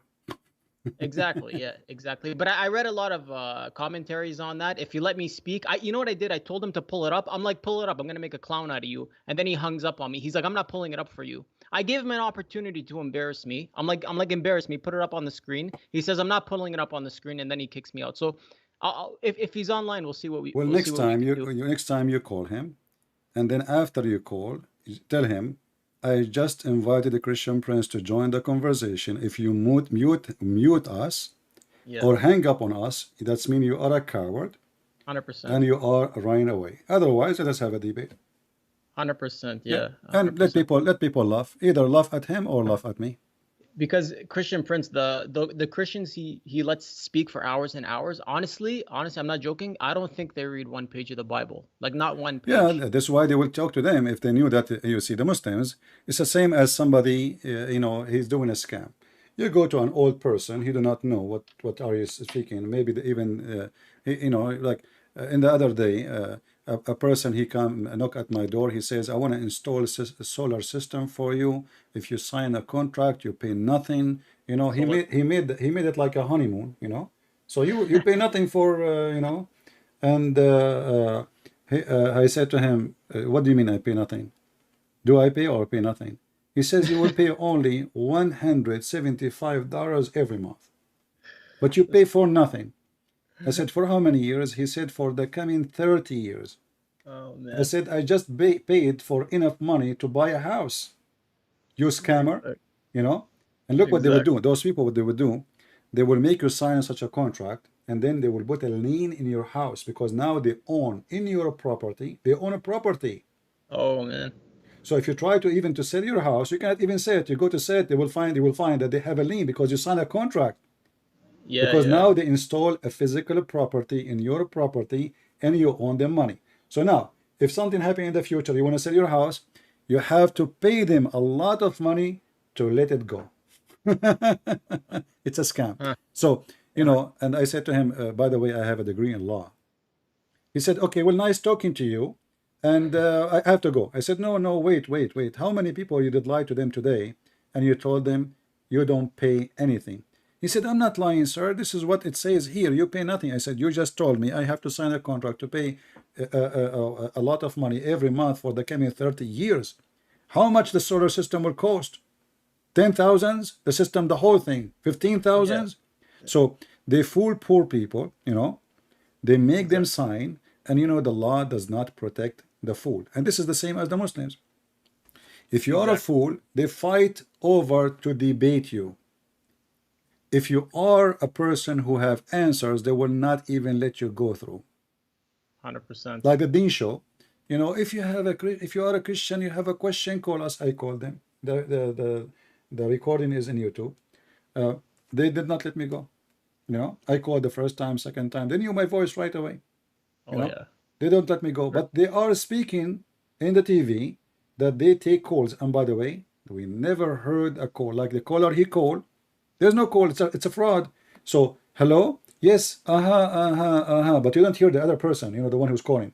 You are a Christian. Okay. You want to know why in Islam is teaching to violence against Christians? Okay. So the questions is made up by them because this is the topic they want to go with. There's no callers. The guy is answering cell phone, which did not even ring. You know. Exactly. Yeah. So it is a fraud, and this is the same. This guy, if he is really a man, I will call him. Exactly. I will call him. You can, you know, they claim that if I call them, they will mute me. You can mute me, you know, yourself. Go mute me. So let everybody see the one who have the truth will set him free, the word of our Lord. But they are coward, they are black stone kissers.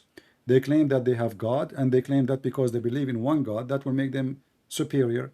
Well, your God is an idiot God who think the sun set in murky water and muddy water in spring of water.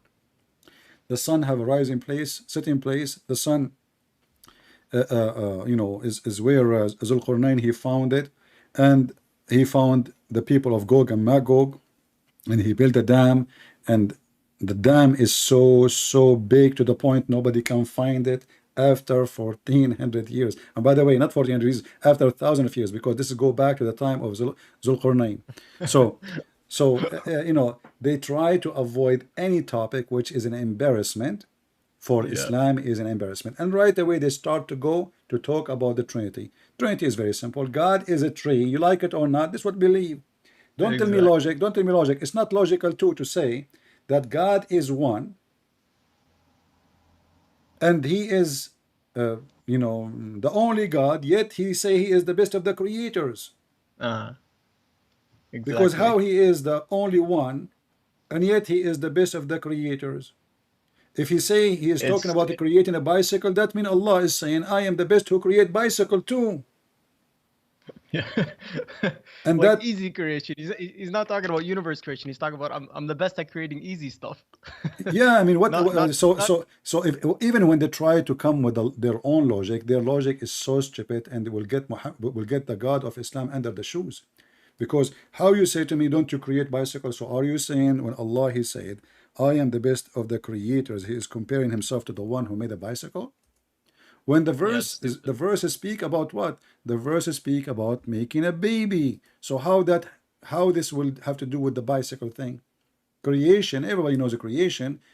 God, he is the one who create things out of nothing.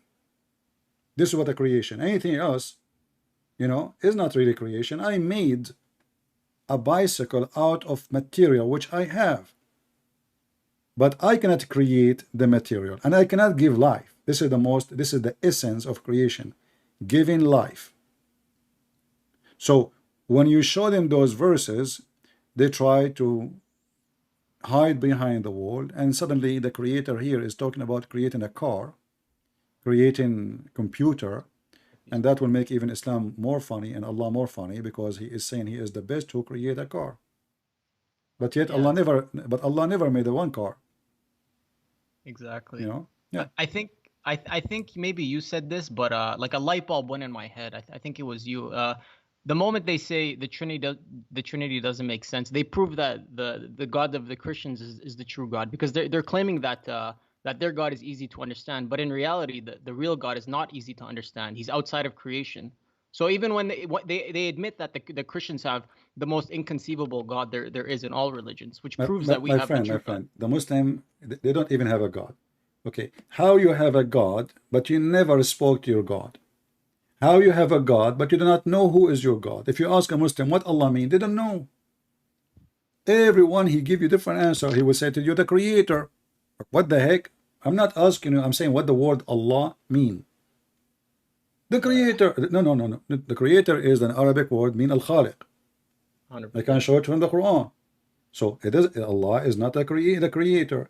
Because if Allah is Allah mean as a word mean the Creator, and then you say Shahada, you say there's no Creator but the Creator, that's even more stupid. Yeah. When you say there's no God but God, that is even more stupid. You just said there's no God. 100%. So how there's no God and then but God? And then if the word Allah is the word mean God, then you should not say there's no God but Allah. You should say there's no Allah but Allah.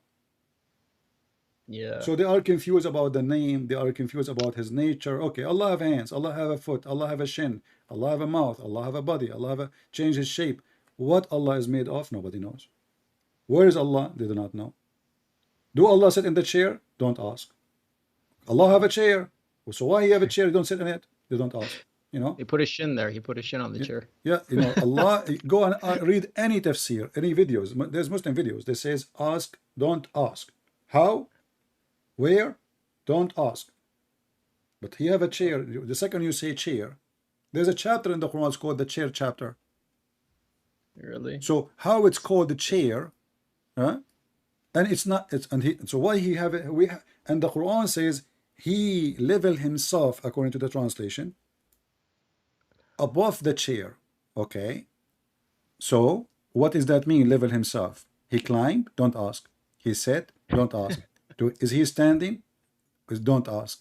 You know. Exactly. All those verses in front of you. Chapter 7, verse number 54. Chapter 10, verse number 3. Chapter 13, verse number 2, etc. So where is Allah? Allah, He did this and that, and then he established Himself on the throne. Okay, how He established Himself? Do Allah have an ass? Do He sit? You see, we as a Christian, we believe that God, He came as a man. His name is Jesus Christ. Yeah, 100%. Allah, is He a man? They will say no.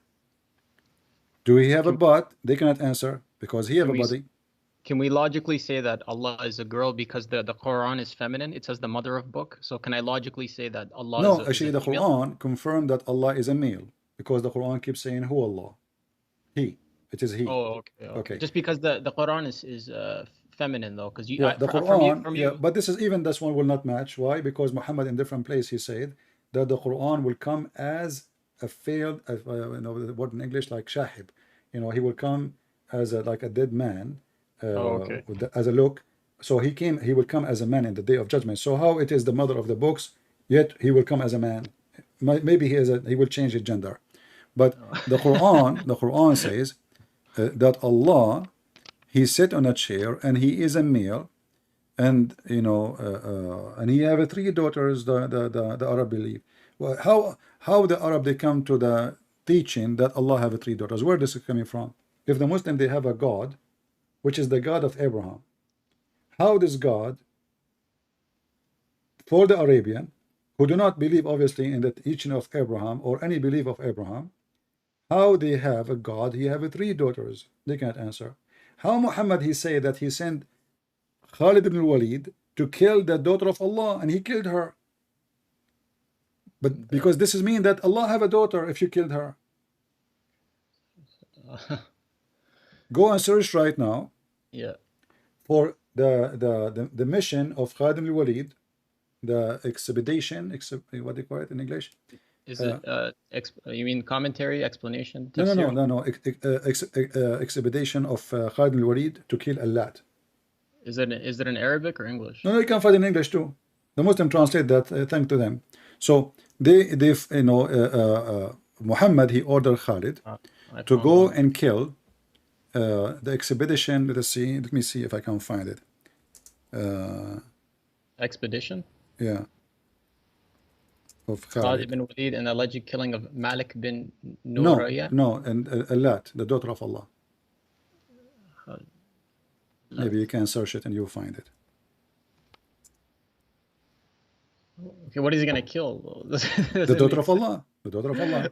But is it they see her walking to the store or what? I don't get No, it. there's a story, you know, there's a tree, and you know,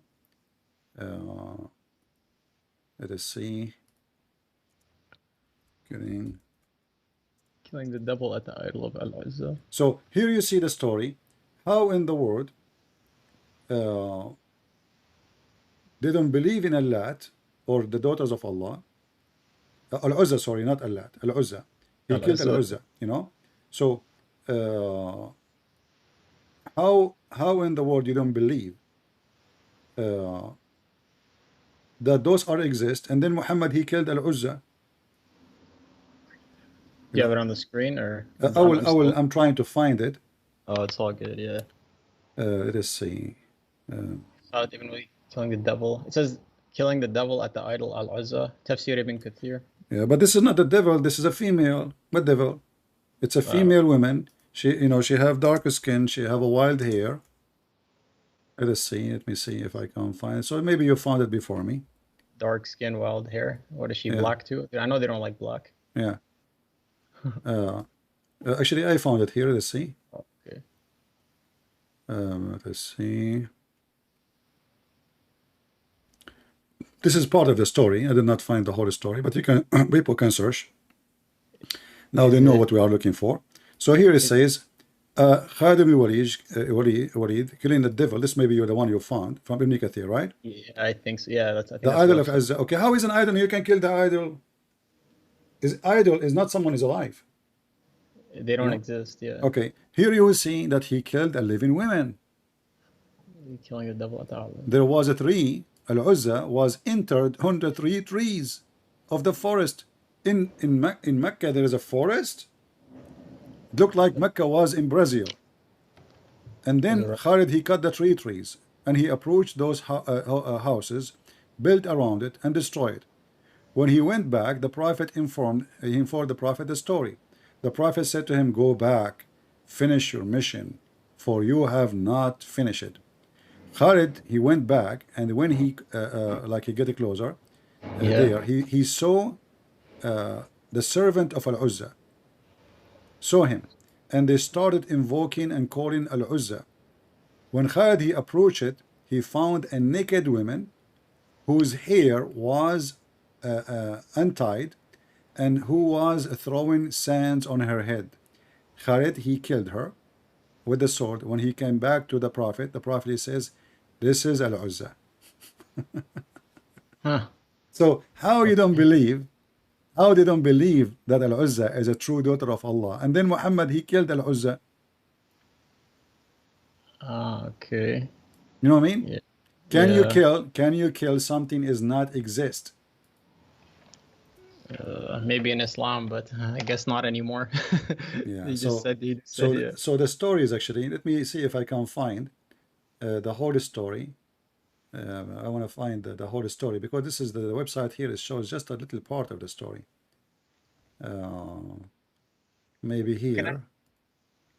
When you get it after this, I want to tell you a funny story, and then maybe you can tell me the reason behind it. Yeah, go ahead. So I'm from Iraq, but I know a couple Shia guys, and every time I see the Shia guy, he's an older fellow, and I say hi to him. I don't mean anything. I just want to say hi to him.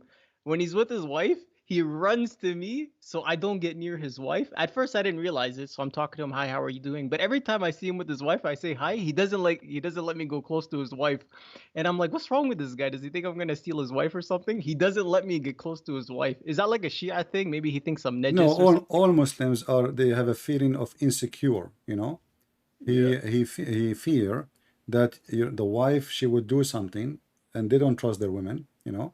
So if she get closer to you, she might give you her phone number. Yeah, she might put something in your pocket, you know, to tell you something. Call me later, you know. So because they are insecure, this is the truth. Because they are insecure, so he have to guard her side. So if you move to the other side, he will move too, you know, because he don't trust his wife. Oh man, that's funny. I'm telling you, every time I see this guy, he doesn't let me get. Yeah. I don't care about his wife. I just notice. I'm like, what's wrong with this guy? Yeah, Muslim, they don't trust their women because, and the women, they don't trust their men too. I mean, this is the same, both. It's Muhammad, he says a man, he can lie to his wife, and the wife, she can lie to her husband. So how you can have a trust in such a atmosphere, you know? Actually, I found here Ibn Kathir. I went to Ibn Kathir, the official English website.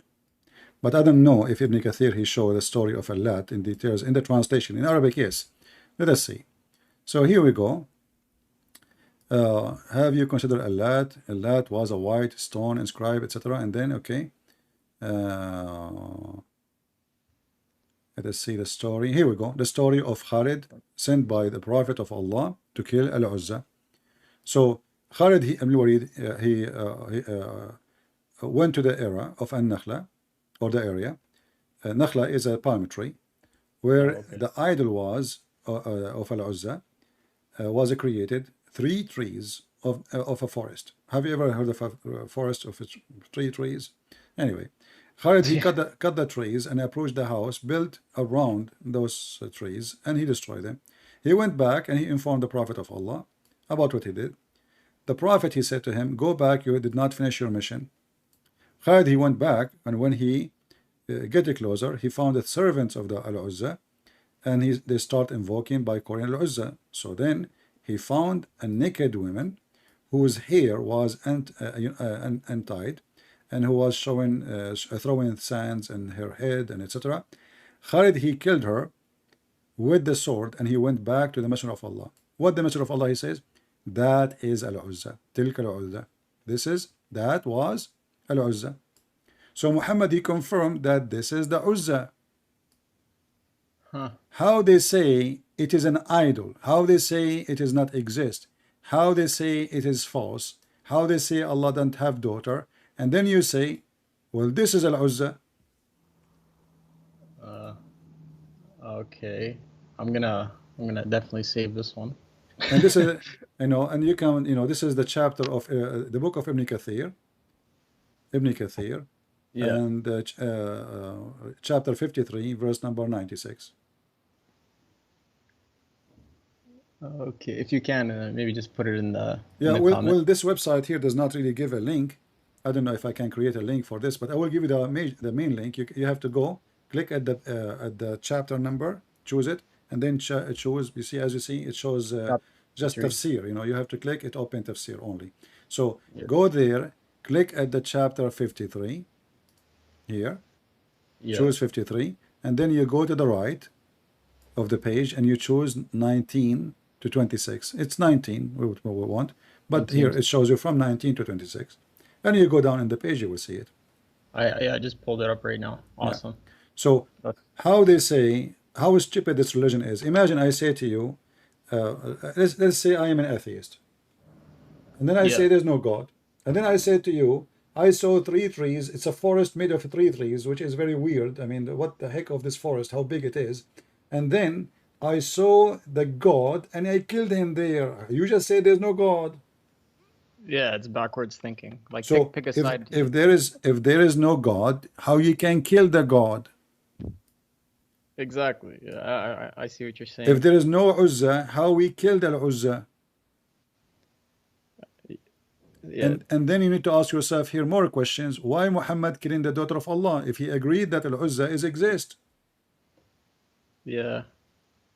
So he's obviously still has his pagan traditions, right? You know, when people they leave like a culture. He never left his paganism. You know, Muhammad, he tried in the beginning to change his direction of everything so the Christians and the Jews will accept him.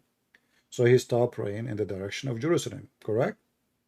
Yeah, I heard from you. When the Jews refused to pray with him, to accept him, to be worshipping the same God, Muhammad, he says, if only 10 Jews believe in me, the whole Jews will believe. So he could not even make 10 Jews believe. Just even 10. He could not make them believe. So nothing, small number. Yeah. So even the fake ones now, like today, they have more than 10. They I beat know, Muhammad. you see, exactly. How come Muhammad in his time could not make 10 Jews believe, and now there's Jews, there's some Jews, they convert to Islam. Maybe there's, I don't know, maybe a year will be find one or two, maybe. But how in the world he was praying toward Jerusalem, and then Allah, he said to him, I see that you are turning your face around. We are going to give you a new direction to pray, a direction which pleases you. And then he said to him, pray in the direction of the Kaaba. So did they lie? Did they lie? It says amongst their chiefs, like their leaders. Is that real? No, yeah, it's a lie. It says here, just 10 Jews. This is false. You see, this actually, even in translation, it's between two brackets, right? So the hadith doesn't say that. The hadith says 10 Jews. If only 10 Jews. Nowhere it says 10 rabbis or 10 Jews. Yeah. And this is repeated many places. If there is only 10 Jews here, see here the translation is more accurate. They add 10 scholars. If 10 scholars, but nowhere in Arabic it says scholars. They add things. That's why I say if you don't speak Arabic, they can fool you. They can lie to you. You know Arabic, right? No, I speak a mixed language. Okay. Different. You see, if you know Arabic, they will not even let you talk with them. Oh yeah, I've seen. For you, because nobody gets close to the notice you say that, they notice that you speak Arabic, they are in trouble. Yeah, nobody, everybody wants to debate the other guys, but nobody gets close to you. So I've noticed because and ask always yourself, the one who says anyone is welcome to call me, and the one who says I will debate only face to face with this guy, obviously they are making excuse. Yeah, they're gonna put on the internet anyways. Yeah, we are. He is on internet. I am internet. So what is the face to face thing? And now you call me. If you have answers which is going to get me busted, people will hear it. Exactly. What is the point? And if like we made a challenge, like this guy supposedly he's a big guy. So if I hang up on him and I run away, that will be embarrassing for me. For you, yeah, if you do it, yeah. Yeah, because if I do it, that means I'm running away from him. I hang up on kids. I say they keep saying they speak over me. They don't want me to talk. And okay, they'll start doing bully. So I hang up on them. But I never hang up on someone he claimed to be a sheikh. Oh yeah, for sure. I've seen those videos. Yeah. I never hang up in somebody. He knows what he is talking about, and I never hang up in somebody speaks serious. You give them a good hour though. Like me, I'm lucky if I get 3 minutes. And even if I hang up on them, that's after long conversation. We are reached the point where there's no point. That's it. Exactly, yeah. But your books, I read maybe a little bit of your book. It's very damaging to Islam. I was laughing. I remember one thing in your book. It says, Muhammad said, "Sell me your land, and I'll make you a reservation in heaven. It's okay, just give me your land. I want your land. I'll get you." Yeah. I'm like, what is this garbage? This guy's buying real estate, and he's gonna give him a spot in heaven. It's a good business, Imagine I convince you now to give me your money in the bank because I will give you 10 times more in heaven. It's your book is damaging. It's a great business, if you can convince people to do that, just give me your money now, I will pay you in heaven, brother. 10 times more, 10 times, a million times, brother. Every dollar you give me now, I will give you $1 million in heaven. Exactly. But you remember which one, the one I think. The story about, I think this is there's many stories there, but I think you're speaking about the field of Abu Dahdah. Something like that. Yeah, it was funny. I'm like, who believes in this guy? I'm like, give me some real estate, I'll give you some heaven. We make a trade. What is it's crazy, bro. Yeah. I will give you a corner lot. Exactly. In the heaven, Sorry, man. I don't wanna waste your time. Before I forget, you mentioned something important last time that made me think. You remember the name Isa, and you said Muhammad got it mixed up. Isa, yeah. So in Aramaic, we say Isor, right? So I'm thinking maybe he got those two names mixed up, Isor for Jesus and Isa for the one in the Old Testament. Well, it's possible, but you see, let us say he messed up with the name, with the Aramaic pronunciation, which is not the same. Like in Arabic, we say Yeshua, right? Yeah, 100%.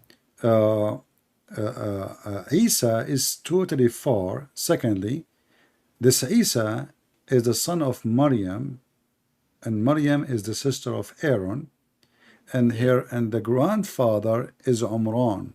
How we can fix this problem? So Imran is the same father of Moses. Yeah. Maryam is the sister of Aaron, the daughter of Imran. So if Muhammad he got the name wrong of Isa as Isa, how he got the sister of that Mary is the sister of Aaron, and how he made the father of Aaron the father of Mary? That's what I'm wondering. I don't know. I don't know if the Muslims. Well, what happened? What happened? In the Old Testament, Maryam exists. She is a real woman. She is the sister of Aaron, the sister of Moses. And I believe that some of the Jews, this is not from the Bible, they believe that Maryam, she have a son. His name is Isa. So the stupid Muhammad, he look at it, okay, Isa, the son of Maryam. Maryam is the sister of Aaron. So Maryam is the, Isa is the nephew of Moses. And this is why here you see in the Quran, the whole chapter here is called the chapter of Ali Imran. When you see the name, you think, oh, this is talking about Moses. And by the way, even Imran is wrong, because in the Bible it's Umram, M, not N. So this guy is deaf. He did not know what the Jews is saying. And maybe because the Jews are speaking in their Hebrew, so he did not get the name right. It is Umram, not Umran. So Umram, suddenly he became the father of Mary, and his wife, she gave birth to her, and he mentioned even Zechariah, and he mentioned John the Baptist, which is Yahya, which is additional proof that Muhammad is a fraud. Why? If you ask a Muslim why we cannot find the Quran using the word Yahweh, this is what God he said to Moses when he met him, right? Yeah, 100%. Who are you? Yahweh. Okay, why we cannot find in the Quran the word Yahweh? They say to you because the Bible is corrupted, and this is a fake pagan God. You changed. You changed. But then when you see Zechariah, Zechariah is part of the name of Yahweh, the same as Yahya. So Muhammad, because he is a stupid, he copied the names, but he do not know what the names meant, as usual. The same as Didat he was making fun of Israel. If you watch the video of Didat, your book says that Jacob, he was fighting with God, struggling with God, wrestling with God. Who want to believe in that? But then his Quran says Israel. The second you accept the name, you accepted the story, because Jacob, his name is Jacob. How he become Israel? Yeah, you're a smart guy. Well, I didn't realize that until I heard you say it. I'm like, this guy. I'm happy we have Christian friends. So the Muslims are people who they laugh at you, but in fact they are laughing at their own religion. They forgot that Islam is a counterfeit of other people books. The same as that he was making fun of the Bible, says that God created the sun in the fourth day. How that can happen? The earth was without light, but the fact the Bible says God, he said from the beginning, let be light, and light was. And then we find that Muhammad copying exactly word by word, and he says he adds some of some shrimp and some spice as usual. So he says that Allah, he created the sun, the light actually, in Wednesday. The same thing that was laughing at is the same thing Muhammad he said, and this is Sahih Muslim, which is Sahih. The video of that is there. So when the Muslim, like today, even the guy, the reason we are here, we were talking about how Eve, she was, and the women, they were supposed to be punished, right, for the sin of Eve. So he was asking why women are punished. Then we open his books and we find that his God, he believed that the reason for everything wrong is women, because of Eve. So they laugh at you because of their ignorance, or they are assuming that you do not know, so they can play with you. But if the second you know what is in their books, you get their laundry and you put them in their face. Yeah. 100%. I started to save your work, because I'm really sick of these. Like, you know why I started calling? it's funny. The only reason I started calling was because I started to look at the guys that were doing a terrible job, and I get frustrated, man. So it forces me to call. You know, just like you said you don't want to do this job. It's a stupid job, but nobody's doing it, so you have to do it. Yeah, you know, study more, get reference ready. When you want to speak about something, have it handy. And because they will not give you time, they will hang up on you, you know. They will not let you talk. The second they notice that they are not making good of the conversation, you know, doesn't serve their business, they will hang 100%. up on you. 100%, man. All right, but, my friend. Yeah, I learned a lot from you, man. Thanks. You're welcome. Thank you for calling. Have a good day. You too.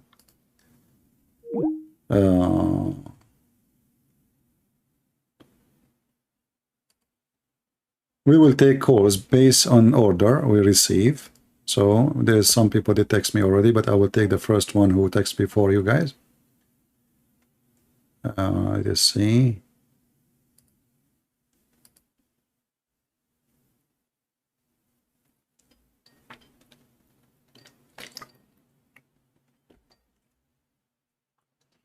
Hello? Hello? Yes, who is with me? All right. I'm a Christian, so all right. Thank you. Yes.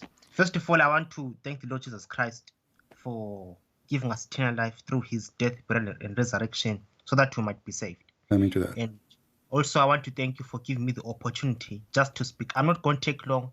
I just want to say just a few words and I'm going to leave. Can I say that? Sure. Thank you, sir.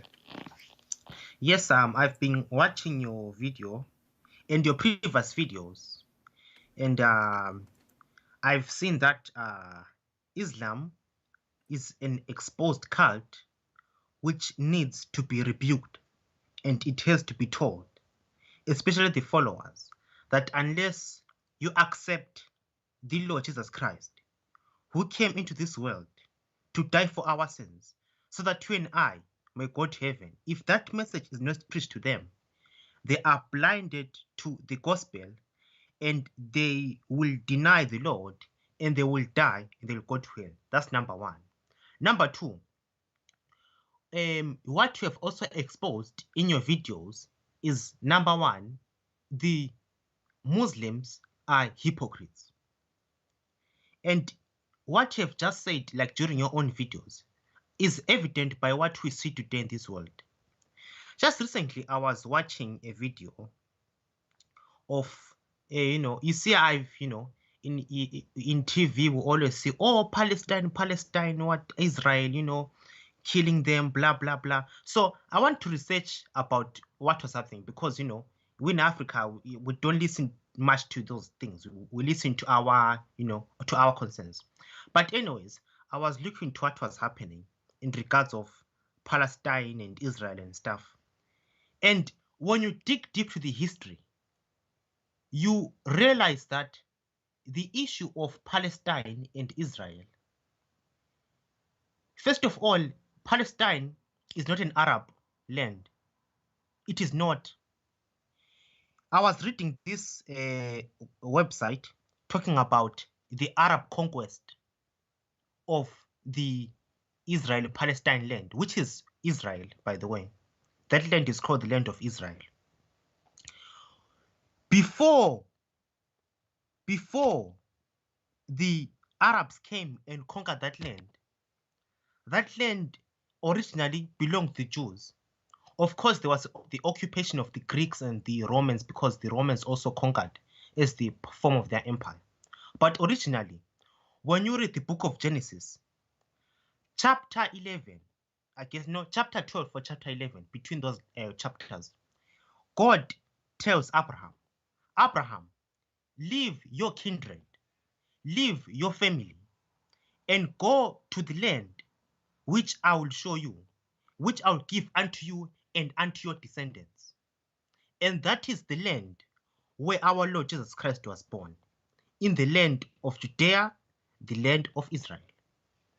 That was until the Arabs came under, I don't know who's their leader, they came and they conquered that place.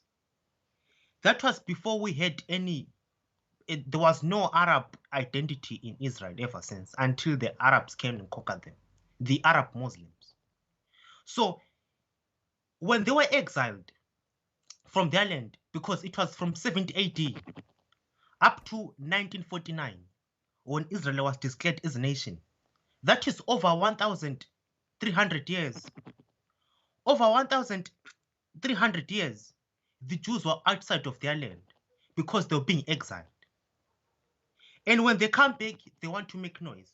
They do not want to go back to the history. They do not want to go back to what happened, but they want to use their feelings. Why? Because for them, feelings is just what they have. It's what I realized. That's step number one. Number two, they love talking about the issue of terrorism. And I thank you and the other people who do this researches about Islam being a terrorist religion. I want to take an example. The second Chechen war. Yeah, let us not to go in details. I mean, don't focus in Chechen war and focus on Muhammad. He is the first terrorist and the biggest terrorist. Who care about the rest? You see, because the Muslim, they might say to you, Osama bin Laden is not a Muslim. He is a bad person. Blah blah blah blah blah. What we want to do with that? You know, the Quran says, "I will install terror in their heart." This is Quran. Muhammad says, "I've been commanded to kill all mankind until I was victorious by terror." So don't go there. There's no, you know, focus in the head of the snake. Secondly, you mentioned Israel. There's no need to go and tell them from the Bible, from Genesis, because they will say to you, we don't believe in it. The Quran, chapter 5, verse number 21 says that Allah told Moses, and Moses told the people, "O my people, enter the Holy Land, which Allah has assigned into you, and do not turn your back from fighting for Allah's cause," supposedly, so you can be loser. So according to the Quran, the Jews, they have a duty to kill every single Palestinian, not to leave one of them, and to take the land, for this is a land being given to them. You will notice the Quran never mentioned the word Palestine, never mentioned the word Palestinian, and those who they are there, those are the Arab, as you said. I agree. Umar al-Khattab, he first Muhammad, he tried to occupy it. He made the attack of Tabuk, and he failed. So then when he could not do it, Umar al-Khattab, he came back again, and he attacked, and he was successful to take over Jerusalem. So they never entered that land. That land never spoke Arabic before, and even long after nobody speak Arabic, the first one who started making the population speak Arabic, it was Abdul Malik ibn Marwan, and all the Muslims, they knew that. This is their history, they cannot deny it. And before that, even in Iraq, even in Syria, even in Israel, not a single person speak Arabic, period. Even in Morocco and Libya and Tunisia. Yeah, those later, those are not Arab, sure. But I mean, focus always in the head of the snake. Don't go to Chechnya. I mean, we know that Chechnya is a country of terrorists, and that's what they do, drugs, and and Pakistan and Afghanistan. But they will say to you, this is not Islam. They can escape that by saying. So focus in the terrorist Muhammad. Muhammad, he killed the women. She is over the 86 years old. He cut her 2 pieces, the same as Al-Qaeda did and ISIS. Muhammad, he killed a man, is very old. He's a Jewish guy. He sent an assassination to kill him.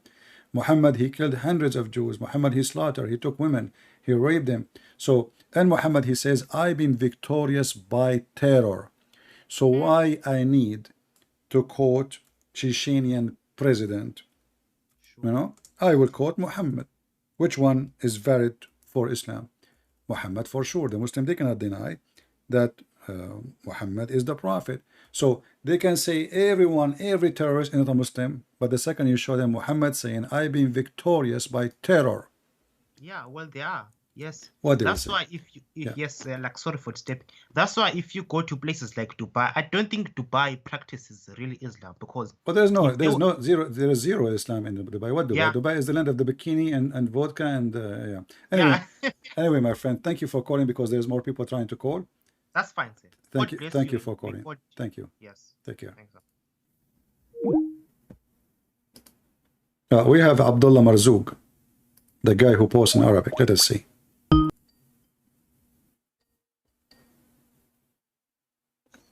Hello? Mute YouTube. I have 2 sound. Okay. Go ahead, Marzuk. Hello. Hello. هل تسمعني يا نعم أسمعك يا هذا. هل تسمعني؟ هذه إذاعة الBBC. هل تسمعني؟ نعم أسمعك بوضوح. نعم حول. أنت تقول أشياء خاطئة يا أيها الصديق العزيز. حدثنا ولا حرج. مثل ماذا؟ مثل الحجر الأسود المقدس. هذا أعلامك خاطئة، علمك خاطئ. لماذا تقبل الحجر الأسود يا مرزوق؟ التقبيل كاحترام. لماذا تحترم الحجر الأسود؟ مثل ما أنتم تحترمون الصليب. الصليب، المسيح قتل على الصليب. هل قتل محمد على الحجر الأسود؟ نعم. هل قتل محمد على الحجر الأسود؟ لا. الصليب حيث صليب المسيح فله مكانة، لأن هذا الصليب هو أكبر ما قدمه المسيح لنا. فلماذا لماذا أنت تقبل الحجر الأسود؟ لكن أنتم تقبلون صور السيد. لا نقبل، أنا لا أقبل. هذا ليس من المسيحية، هذا أشخاص يتصرفون كما شاءوا. رسولك قد قبل الحجر الأسود، فهل هو إنسان بعيد عن الإيمان أو أنه يطبق الإيمان؟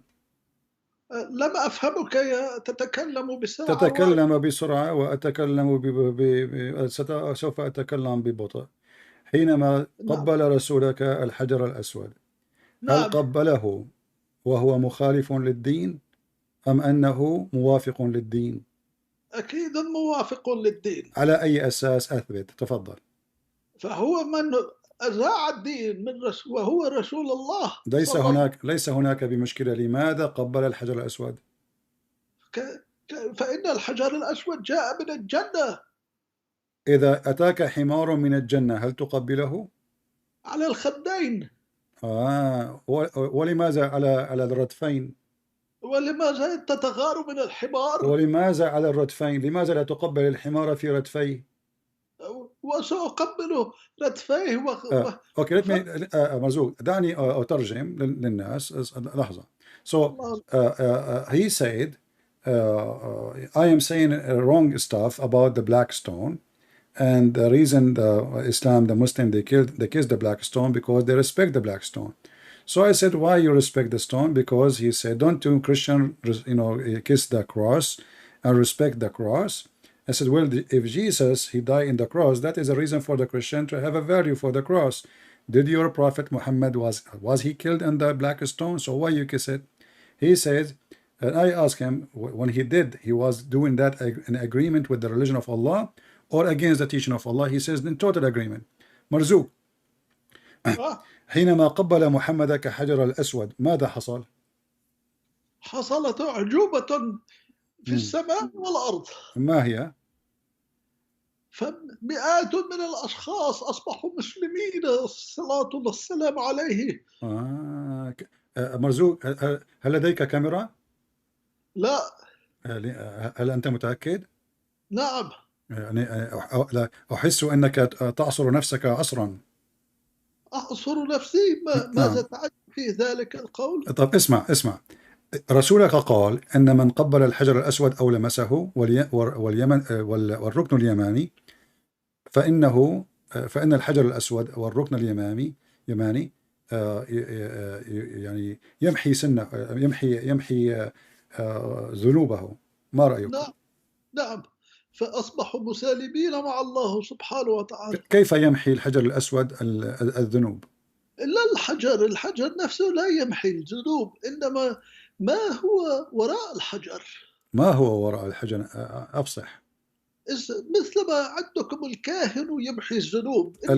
الكاهن لا يمحي الذنوب في المسيحية. ليس الكاهن، إنما الصلاة نفسها هي التي تمحي الذنوب. أنت قد لمست حجرا، فكيف لمس الحجر؟ الحديث يقول من لمس الحجر اليمني، الحجر الأسود والركن اليماني، هذه الحجارة، فقد مسحت خطايا. من يمسح خطايا بلمس الحجر؟ هذا مثل التقاليد، مثل الرمز. حينما سيدنا عيسى أغسل رجلين التلاميذ، فإن ما دخل هذا بهذا؟ هذا حجر لا يضر. عمر قال هذا حجر لا يضر ولا ينفع. نعم لا يضر ولا ينفع. إذا فإن رسولك قد كذب، لأنه قال من مسح الحجر الأسود والركن اليماني فإن خطاياه قد تمسح، فإما أن يكون له فائدة أو لا فائدة. والفائدة في الحديث تقول أن من مسح الحجر ولمس الحجر فقد مسحت خطاياه، فكيف يكون عمر صادق ويكون محمد صادق؟ أننا نحن نتبع أقوال وأفعال سيدنا محمد صلى الله عليه وسلم. ماذا يعني هذا؟ لم تجيب. أنا أسألك هل كذب عمر أم صدق عمر؟ إنه خاطئ. Let me translate. Guys, I said to him, you're a prophet. He said that if you touch the black stone and the Yemeni corner, your sin is going to be erased. And then I said to him, Umar, he said, the caliphate, that the black stone is useless, neither harmless, which means doesn't do anything. It's useless, it's harmless, doesn't hurt, doesn't benefit. So I said to him, so did Umar lie when he said, because according to your prophet, the black stone is useful? Umar, he said, it's useless. Which one of them is lying? He said that Umar is wrong, he is mistaken. Okay, نعود لك يا مرزوق. هل كان عمر صادق أم كاذب؟ خاطئ. أنا لم أسألك عن الخطأ، لا تخطئ في الدين. ليس هناك خطأ في الدين وهو من صحابة الرسول. هل كذب أم صدق؟ لا، أنت محامي ومحامي جيد، ولكن هل كذب أم صدق؟ أعطينا الجواب. لك أنه خاطئ مثلما الله سبحانه وتعالى أليس رسولك من قال من نقل عني شيء لم أقوله فليتبوأ مقعده في جهنم؟ نعم، وأنني لا أقول. فكيف يقول عمر أن هذا الحديث وفقا للدين؟ لماذا لم يقل له محمد أنت كذاب، أنت مخطئ؟ حين تذهب إلى الآخرة ستراه في جهنم، لأنه هذا الخطأ خطأ. So let us translate. Guys, I ask him, so did Umar lie or he is saying the truth? He said he is just saying mistake. Then I insist I want an answer. I'm not asking for a mistake. Did he lie or he told the truth when he said the black stone is useless? And now he agreed that when I go to hell, I will find Umar there. إذا أنت وافقت بأن عمر سوف يكون في جهنم. إننا نتكلم إذا اتبعنا على كلام الرسول أنه خاطئ فإنه سيذهب إلى جهنم. نعم. هل أنت خاطئ؟ أكيد أنا غير صح. إذا فسوف تذهب إلى جهنم أيضا. أتمنى لا، لكن أحاول أن لا أذهب إلى. هل سوف يذهب محمد إلى جهنم؟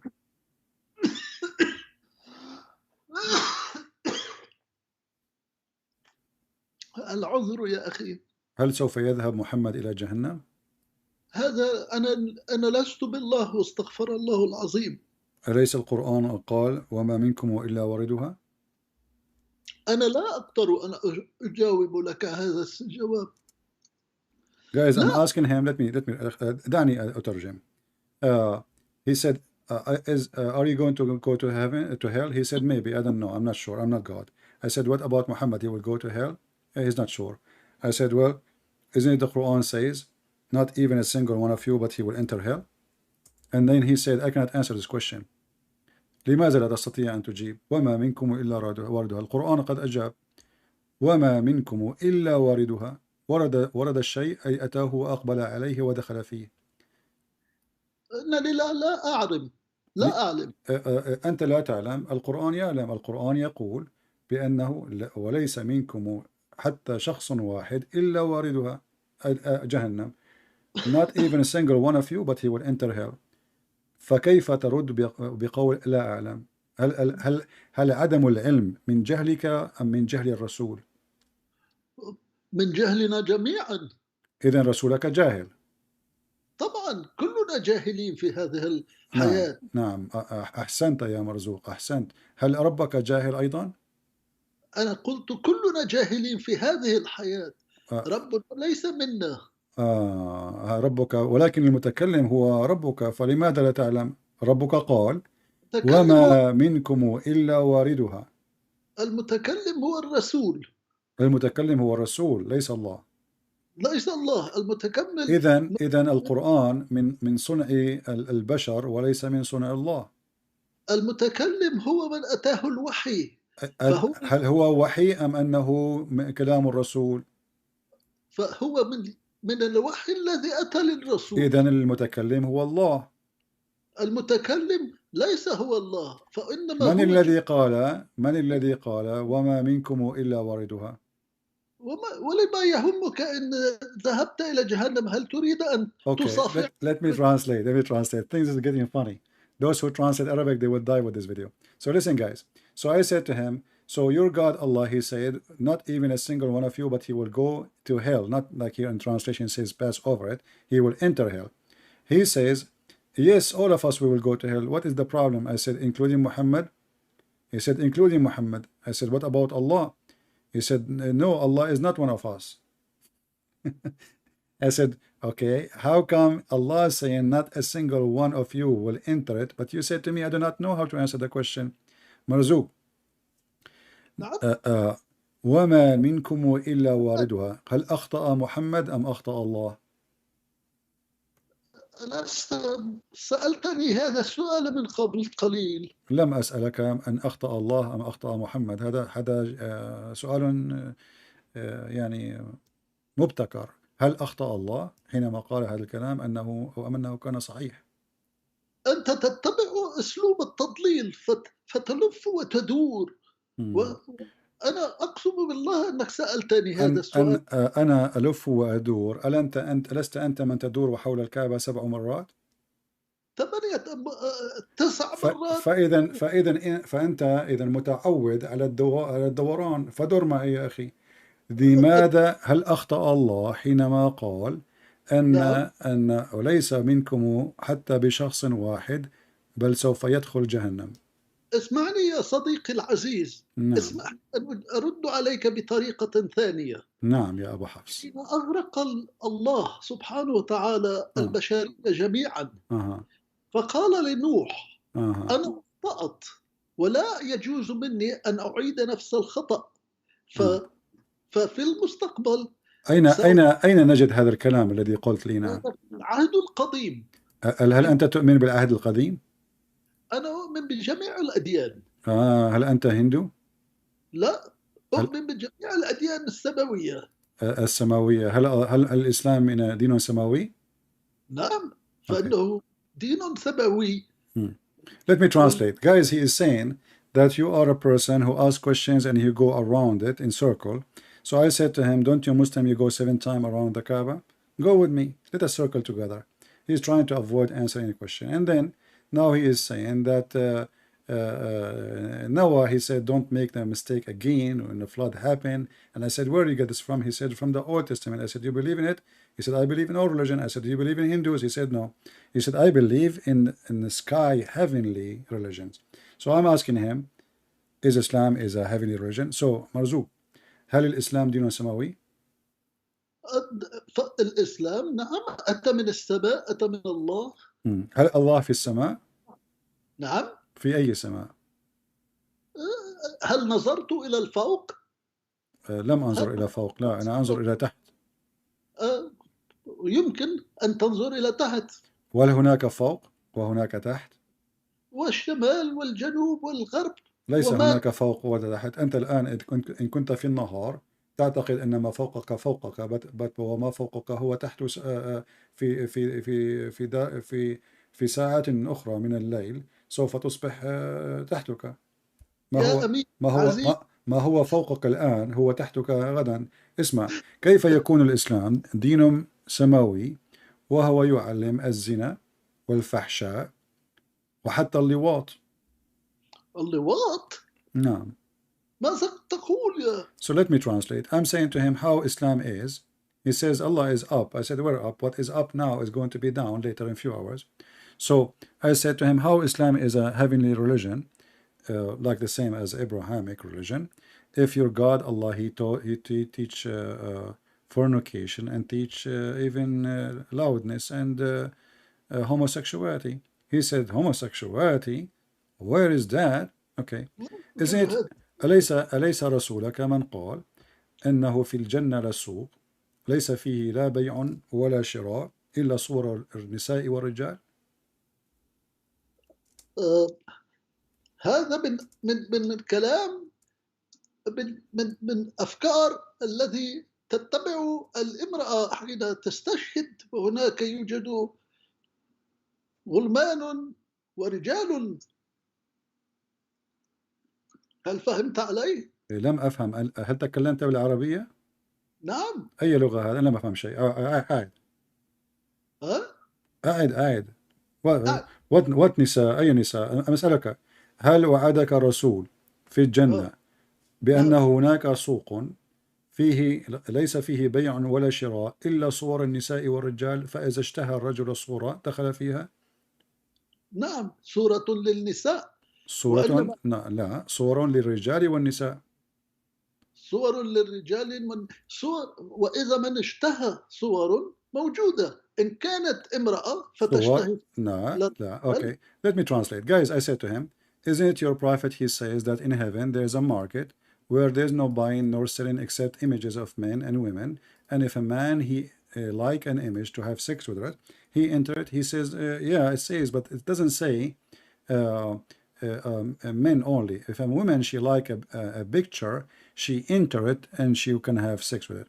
مرزوق، هذا هو الحديث أمامك، وهو يقول هذا بالعربية: إن في الجنة لسوقا لا فيه شراء ولا بيع إلا الصور من الرجال والنساء، فإذا اشتهى الرجل صورة دخل فيها.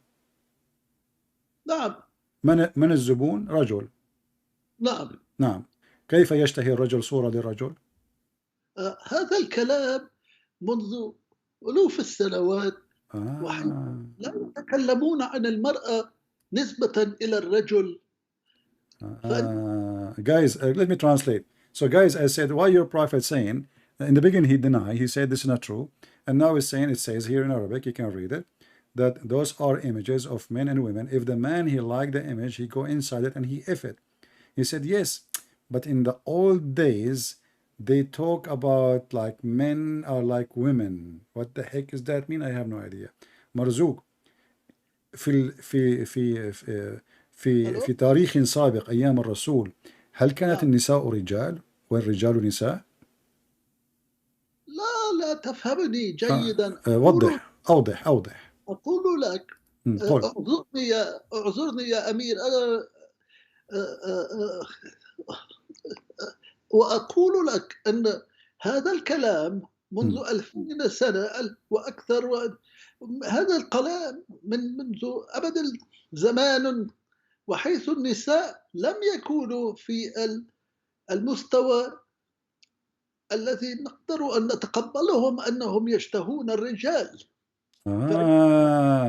إذن فإن رسولك قد كذب علينا، فهو لم يتكلم عن الجنة لأن الجنة سوف تحصل في المستقبل. لن تفهمني، أعذرني. لا فهمتك، فهمت. أنت قلت أن النساء في ذلك الزمان لا ليس من المعقول أن نقول أنهم يشتهون الرجال. نعم، إنه عيب أن نتكلم عن النساء. هذا كلام غير صحيح. رسولك قال في الحديث أن للرجل شهوة وللمرأة 100 شهوة. 100 شهوة؟ 100. ماذا تقول أنت؟ نعم يا هذا. Let me translate. So guys, I said to him, how your prophet, he says that. He said at that time it's not right to say women they have desire. So he said only men will enter the pictures, but in fact women they like that too, but because at that time is not suitable. I said this is false, because he said the customers are only men, and he said at that time, but I said to him, but this is about the heaven time in the future. So if it was not a good thing to say at that time, the prophet is not promising us something for that time. He is promising us for the future, for this is about heaven. Same time, he said that women didn't have a desire like the man. I said this is false. Your prophet, he says, the man have 1 desire, the women they have 100. مرزوق، هل للرجل شهوة واحدة وللنساء شهوات. هل أستطيع أن أسألك أنا سؤال؟ لقد سألتني كثير من الأسئلة. هل تغير الموضوع يا هذا؟ لا لا لا أبدا أبدا. أوكي. بس لقد أنا أزعجني كلامك عن الدين الإسلام وعن النبي محمد. أريد أن أفهم منك، هل لديك كره لهذا الدين ولسيدنا محمد صلى الله والسلام عليه؟ Okay. Let me translate what you said before we continue. So guys, he don't want to answer this question about women. They have a lot of desire according to his prophet, because now he don't like it. So he said to me, I have a question, because you asked me many questions. Time for me to ask you a question. Do you hate Islam and you hate our prophet? My friend, مرزوق، هل أنت ضد الكره؟ طبعا. هل أنت ضد العداوة؟ هل العداوة من الشيطان؟ العداوة هي الشيطان. العداوة هي الشيطان. صدقت يا هذا. إذن كيف تفسر أن الرسول في قرآنه قال أن الله سوف يضع العداوة والكره والبغضاء بين المسيحيين؟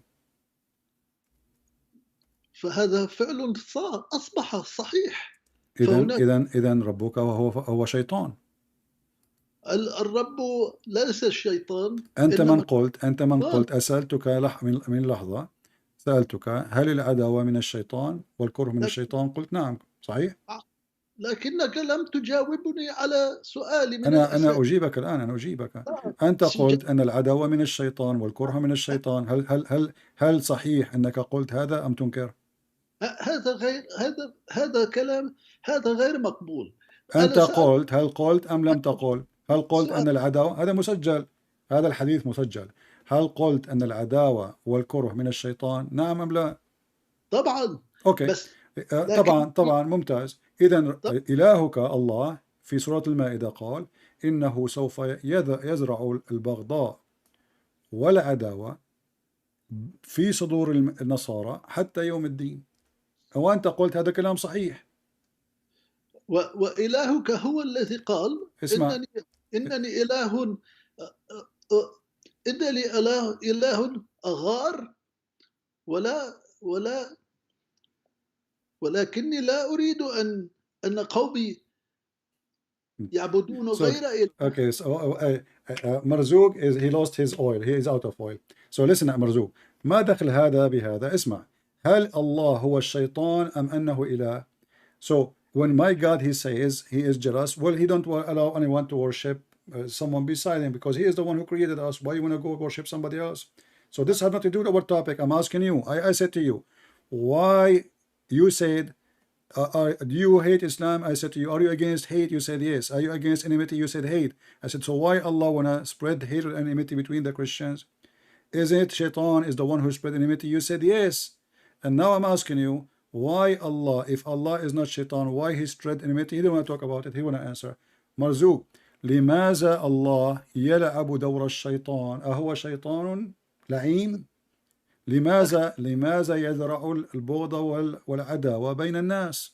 أخي العزيز، إن أجبتني أنت فأنا مستعد أن أجبك. أنا أجبتك. ربنا رب غيور، لأنه يحبنا. الغير من الحب. هو يحبنا، فلماذا نتركه ونذهب إلى الشياطين لايك رسولك؟ لماذا لا تجيب؟ كيف يكون ربك إلها وهو شيطان مريد؟ سيدي، أنت لم تجبني على سؤالي لك. سألتك هل لديك بغض أو كره للدين الإسلامي؟ أنا أجيب دين الإسلام دين شيطاني، فنعم أنا أبغض الإسلام لأنه شيطاني، والدليل أمامك. فهو دين ينشر البغضاء بين الناس. لا أستطيع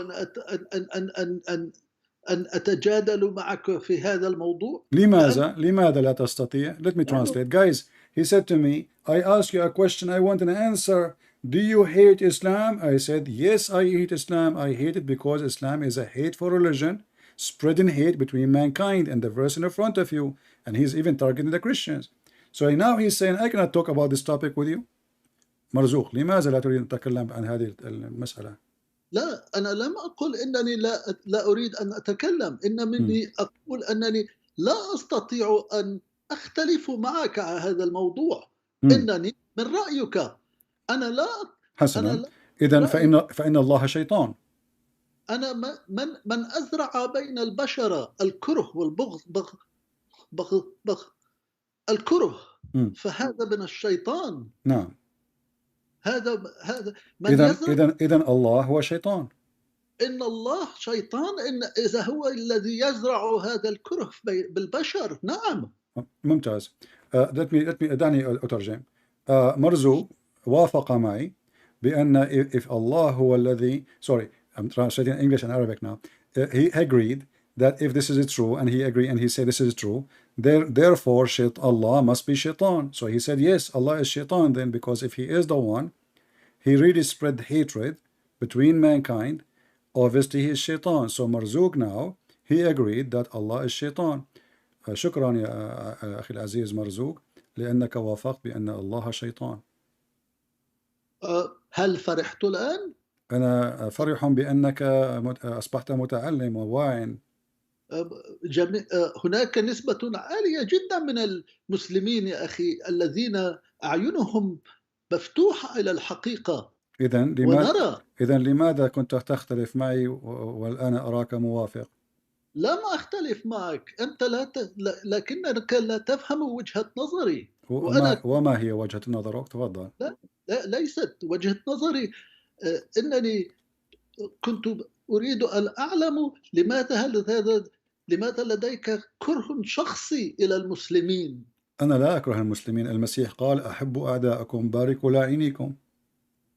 أنا لا. هل سمعتني أقول أكره المسلمين؟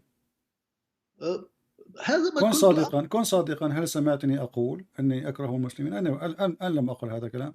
لا لم تقول. أنا لم أسمعك. أنا أتكلم عن كتاب يدعي صاحبه أنه كتاب من عند الله وأنا أفضحه، فكيف هذا يكون كره للمسلمين؟ كره المسلمين. المسلم هم من يكرهون. المسلم قال له محمده لا تتخذوا اليهود والنصارى أولياء. صحيح؟ أخي العزيز، أريد أن أقول لك شيئا. أنا وكثير من المسلمين لقد تغيرنا ولن نقبل بهذه الآراء القديمة العدائية الكراهية. لا نقبل بها. ممتاز. لا دعني أترجم.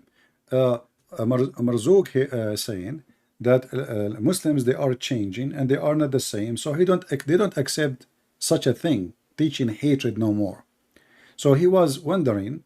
He said, I did not really disagree with you, which means he agreed with me about what I'm saying, but he wanted to know why I hate Muslims. So I said to him, I never said I hate Muslims. Even my Lord Jesus, he said, love your enemy and bless them. So how I will hate them? So and then he said, well, you need to know that more and more Muslims, they are opening their eyes and they are seeing, and they don't agree with this hatred in the book. So يا مرزوق، إذا كان الكتاب كتاب يعلم الكره، إذن وأنت وافقت، فإذن هو كتاب من الشيطان. هذا الكلام صحيح. إنني لا أقول لا. إذن دعني أترجم. سألت مرزوق. I asked Marzuk why. So you agree with me that this is a book from Shaitan? He said yes, I agree with you. It's from Shaitan. تفضل يا مرزوق. إننا رأينا هذا الكتاب الذي أوصل بالإنسانية إلى البغض والكراهية بواسطة عملاء الشيطان الذين أعلامهم السوداء. أنت تعلم عن من أن أتكلم. أما تتكلم عن هؤلاء الأقوام من الداعش وقاعدة وهذول المجرمين. هل القرآن هو من صنيع الداعش؟ لكن من يصنعهم؟ اليابانيين. ليس القرآن من رسولك؟ أنت من قلت أن القرآن وحي. نعم.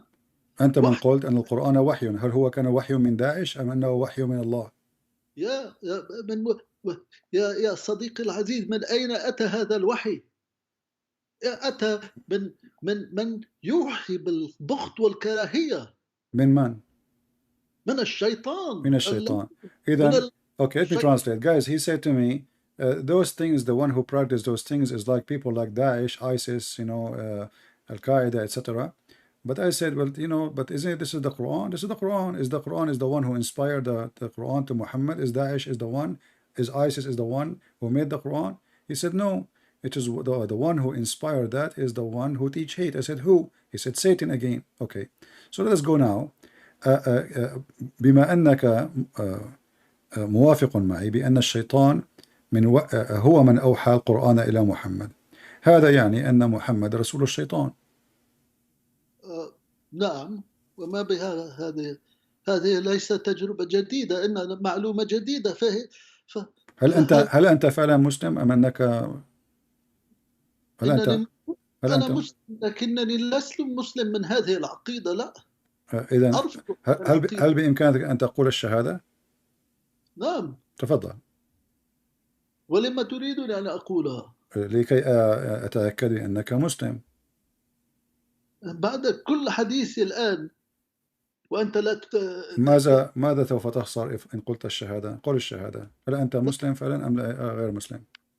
لا أقول الشهادة. لماذا؟ لأنني لست من المؤمنين بهذا الشيء. إذا أنت قد تركت الإسلام. إنني أترك الإسلام. نعم. So guys, I asked him, so if you are a Muslim, can you say Shahada for us? He said, no, I will not say it. I said, why you will not say it? You know, he refused to say it. So I said, did you leave Islam? He said, yes, I'm leaving Islam. So did you decide to leave Islam today or from before?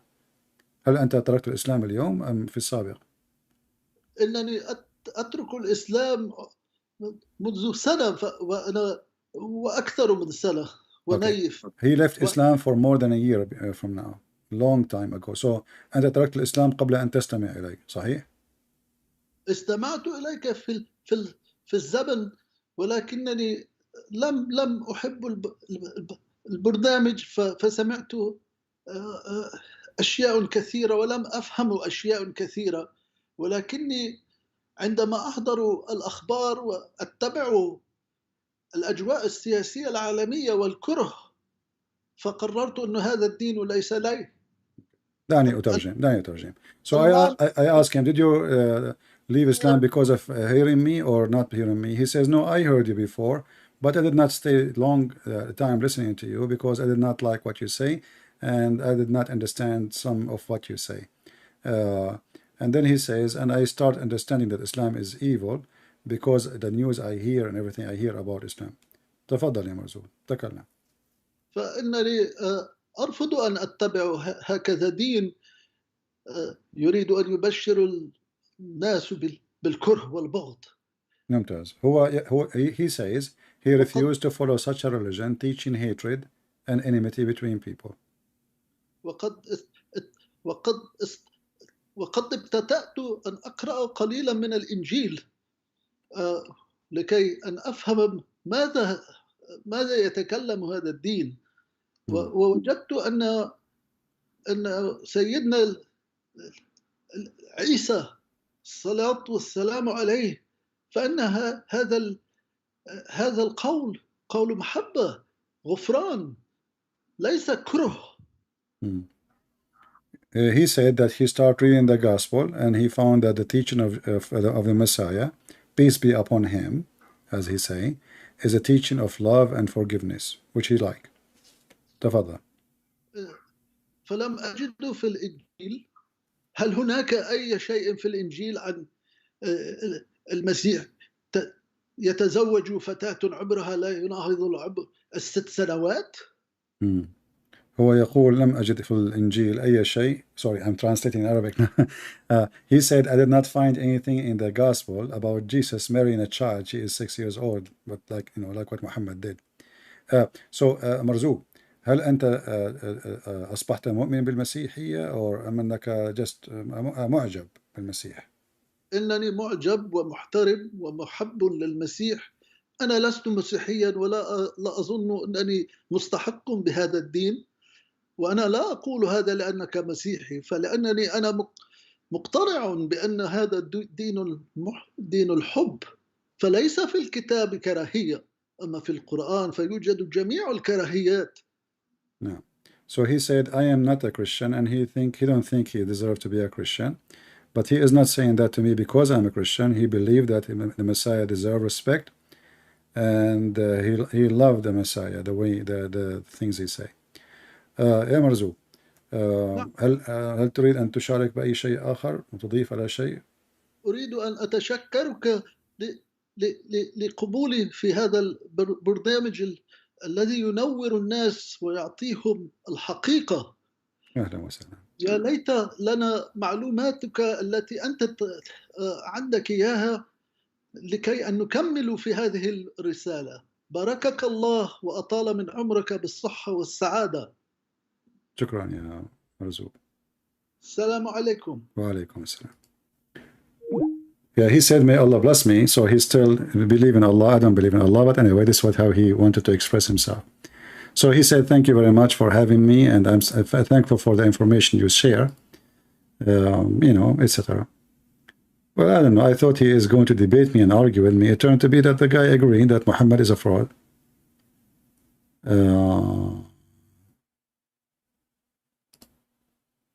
All right.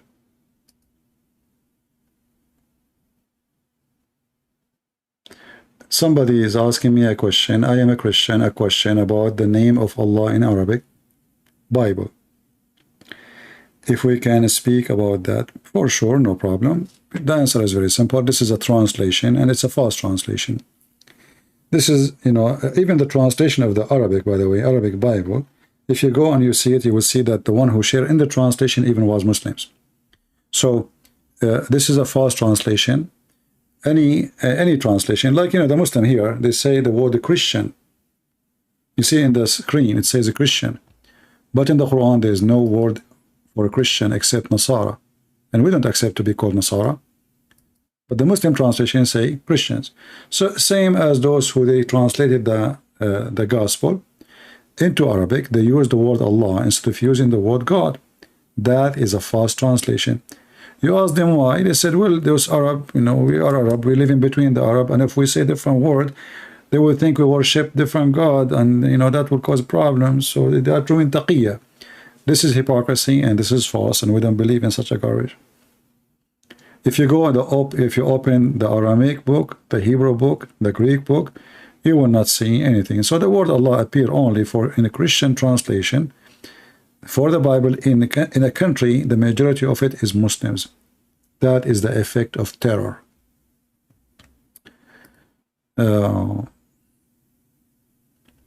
We don't believe in Allah, and Allah is different God. You know, you ask the Muslims, is Allah is a spirit? They will say no. Well, my God is a spirit. So we don't have the same God. If we have the same God, we will have the same nature. Do the God of Islam have a son? The answer no. So your God cannot be my God. Okay, is your God Allah? Can Allah be a man? No, he cannot. Well, he cannot be God then. He cannot be my God in the same time. Their God have zero ethic. He have -0, -100 ethic. He teach fornication. He teach killing. He teach the children rapist. He teach stealing, lying. When Jesus, he said, the father of all lies is Satan.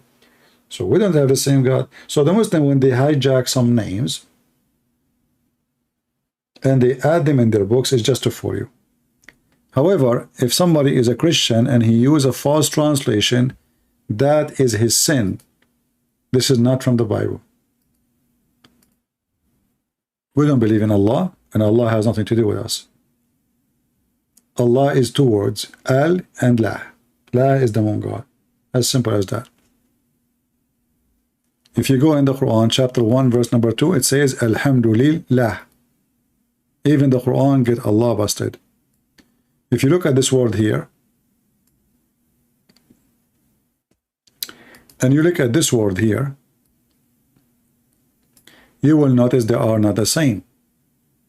Even if don't you speak Arabic. Did you notice what is missing? This letter here, the first letter, I did not highlight it, cannot be found here. Do you see it? If Allah is the name of the God of Muhammad, you cannot take any letter out of the name. Name is a name. You don't add words. You don't take words. You don't add letters. You don't take letters. So when you say Messiah, Messiah. When you say the Messiah, the is not part of the name. Correct? The Messiah is not part of the name. So we can say Messiah, we can say the Messiah. Allah is two words. So here the Quran says in the verse number 2, Alhamdulillah, li, lah. You ask anyone who speak Arabic, what li mean? Li mean two. Li, let's switch to our English. Li is equal to 2.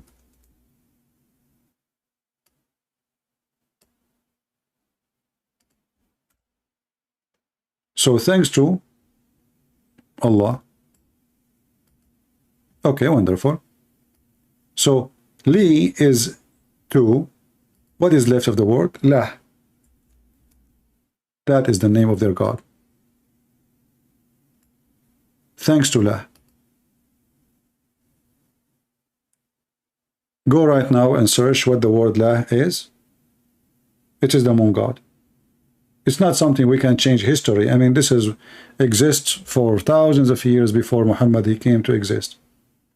So no way we can go and do editing for history just to make it fit with our, let us say, agenda.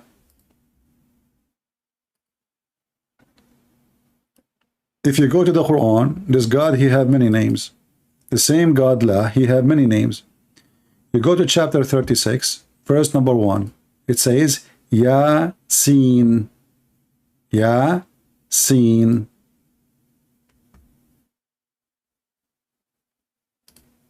Where 36? Here we go. Yasin. Yasin. Sin is a word now used today, is used as a sin. But what sin origin is? When people they become Christians, in the beginning, some of them they still practice paganism, yet they converted to Christianity, but because paganism in their roots, in their blood, they are doing it for a long time. So the Christian, they say to the pagan who just became a Christian, this is sin, don't do it. This is sin. What they meant by that? This is from the moon god religion. This is pagan. If you go right now and search for the word sin, you will find that sin is the moon god. And the word Ya is a word meaning God.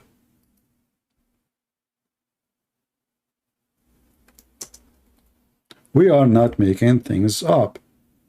Sin is the god of the Babylonian area, which is the moon god. The same as Lah.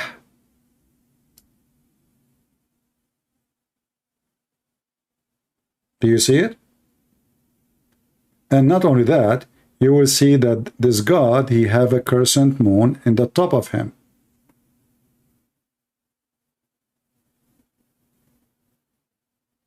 One of the other names of the god Sin or the god La is Nana, which is also called sin.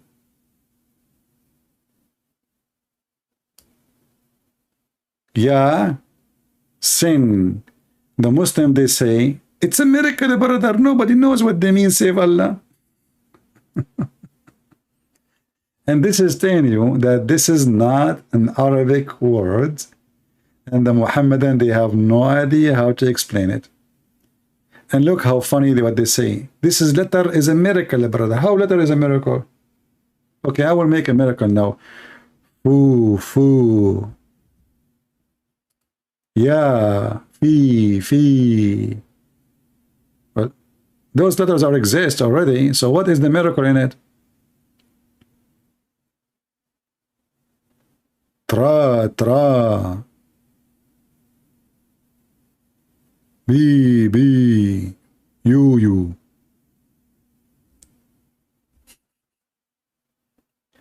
But because it is a stolen name from different culture, different religion, they do not know what it is. Yasin. How stupid is this garbage called?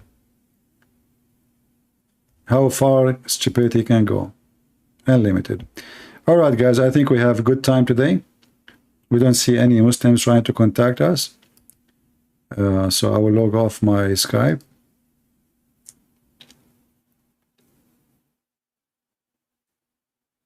Look at the commentary. Okay, I will do. Guys, Ahmed, he says to me, see, Ahmed, the poor Ahmed, he tried to fix it. He make it more blind. Ahmed, are you sure you want me to look at the interpretation of the verse by the companions?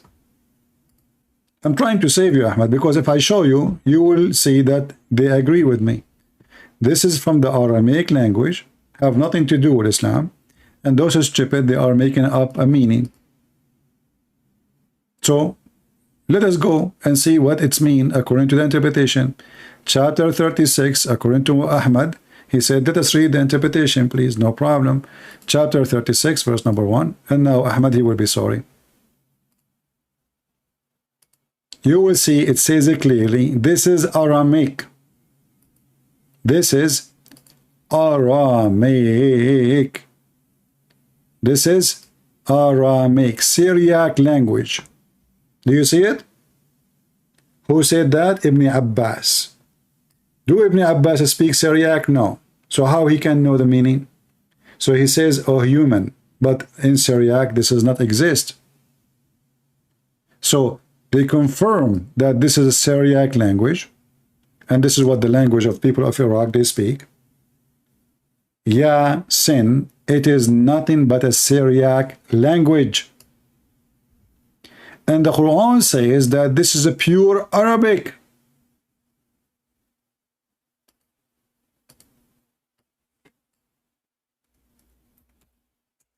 I mean, do you see the stupidity of this religion? How this book says this is a pure Arabic word, book. Pure. There's no crock in it.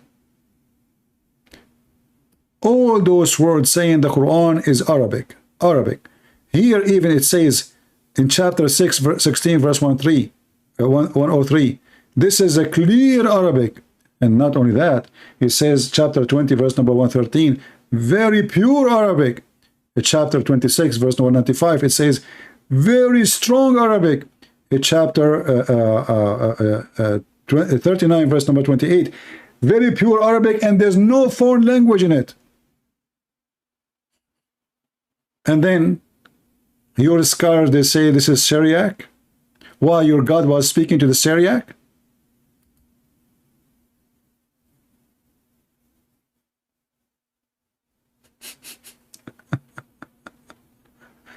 So Ahmed, why you did that to yourself, Ahmed? You asked me to show you what the scholars they say. Every scholar, he give you a different interpretation because obviously it's a stupid book. And the funny is, yesterday we were playing a video of Sheikh Omran. He says the Quran explains itself. The Quran explains itself. So what Yasin mean?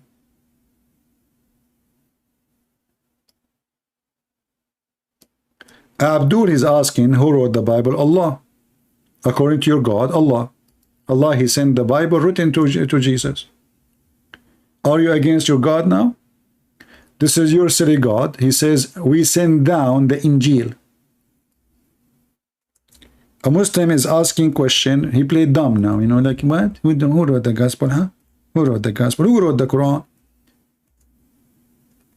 Who wrote the Quran? Uthman, he burned all the other Quran. That's mean many Quran. So now you have a Quran of Uthman. Where's the Quran of Muhammad? Actually, even the Quran of Uthman, you don't have it. You have 0 page of it.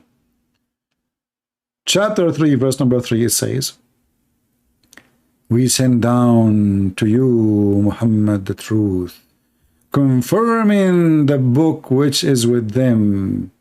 What the heck? With between their hands. So what does that mean? I'm sound tired? Ah, okay. Thank you for your concern. And here I will show you the genius Muhammad, how genius he is. Oh, people of the scriptures. So the Muslim, they keep saying to us, you have no scriptures.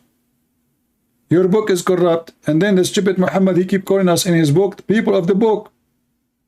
I mean, how we don't have a book? What PR people the book? Imagine you say to Kojak, the guy with the hair, "Oh, people of the scriptures, why you do argue about Abraham while the Torah and the gospel were not revealed enter after him?" Like, what the heck? Here you see that Muhammad is mentally stupid. He is saying to the Christian and the Jews, you cannot argue if you came after. Do you see it? Muhammad, he gave us a logic which is a priceless logic. The one who come at the end, he cannot debate with the one who came before. So why you argue about Abraham when your book came long after? But isn't it his book who came at the end?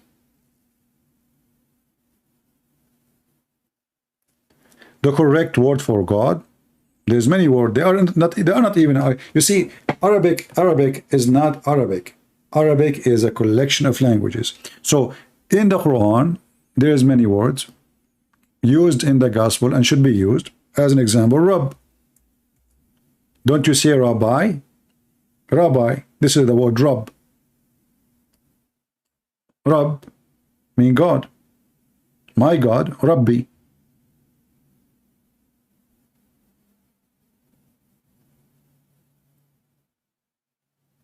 When you see the Jews, they speak about God, they use many words. Adonai, Shaddadi. There's tons of words. So, Arabic Christian, they should not allow any book using the word Allah in their churches. But this is an extremely hard mission to accomplish it because they live there for hundreds of years using that word. How you can make them switch? That need like a government offer, like a government who is a Christian government says, from now on, this book is not valid. We will not allow it to be in the floor. And need the decent leaders who dare to stand against Muslim and say, we will not accept to use this word no more. But because they have fear from the terrorism of Islam, you see, in Malaysia, the Muslims, they make the case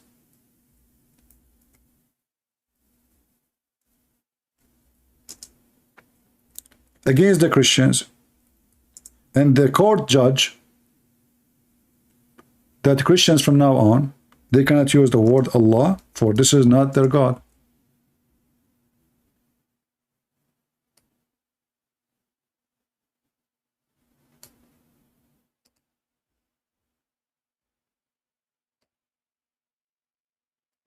This is from the Library of the Congress.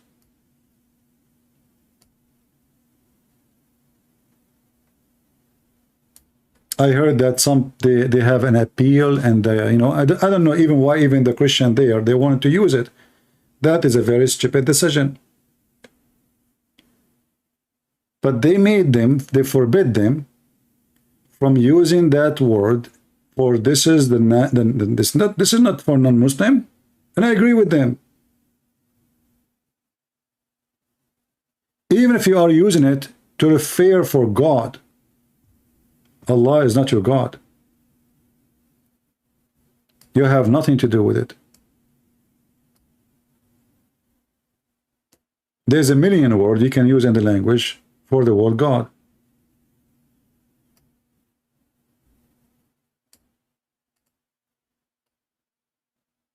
But because many of those who they are priests today in the Middle East, they are hypocrite. Like Mohammed, they are doing business. They don't want to cause trouble. They think that this is the wise thing to do. I mean, we say Allah, but we don't mean the God of the Muslim. But this is taqiyya, this is hypocrisy.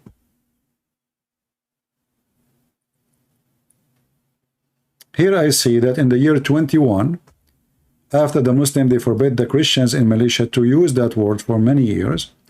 In the year 21, it says here that Malaysian court overturned ban on use Allah by Muslim.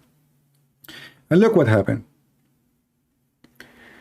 The people, the real Muslims in Malaysia, the one who support ISIS, Al-Qaeda, etc., they found that the Christians, maybe they are using the word Allah, and that will make Islam or Muslims easy to accept Christianity. Like, we believe in Allah.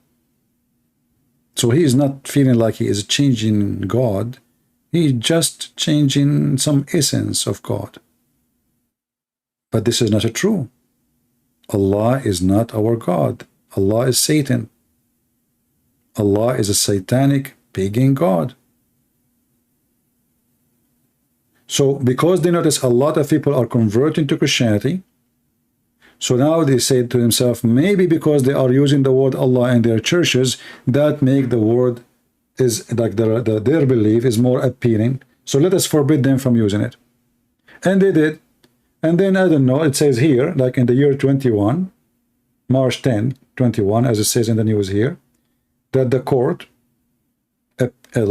somebody made an appeal, overturned the ban of using the word Allah.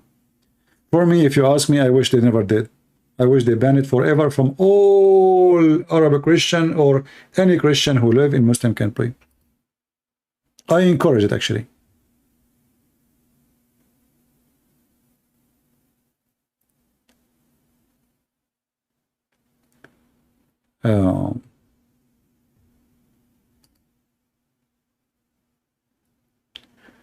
Any other question?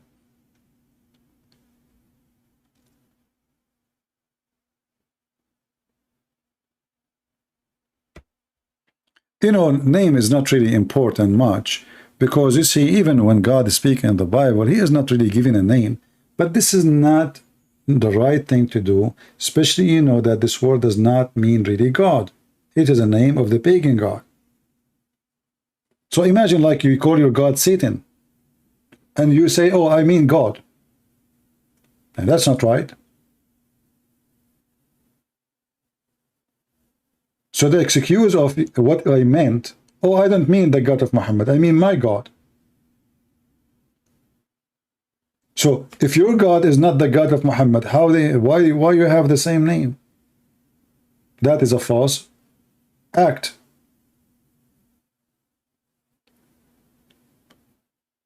Because Islam is a terrorism religion, so those Middle Eastern, they suffer a lot. You know, I understand. I mean, I'm coming from there. A lot of terrorism, a lot of killing, a lot of humiliation, a lot. So they said, okay, we use the word Allah, that will make the Muslims see, at least when we pray to Allah. They will leave, maybe they will leave us alone. But did it work? Did they leave you alone?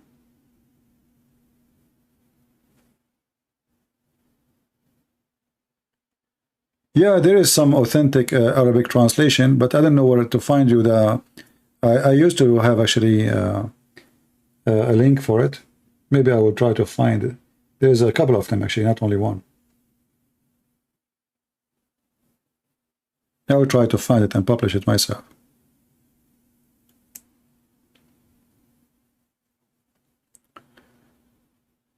And remember, even if the Muslim, they change the name of their God and they call him the Messiah, that still is not our God.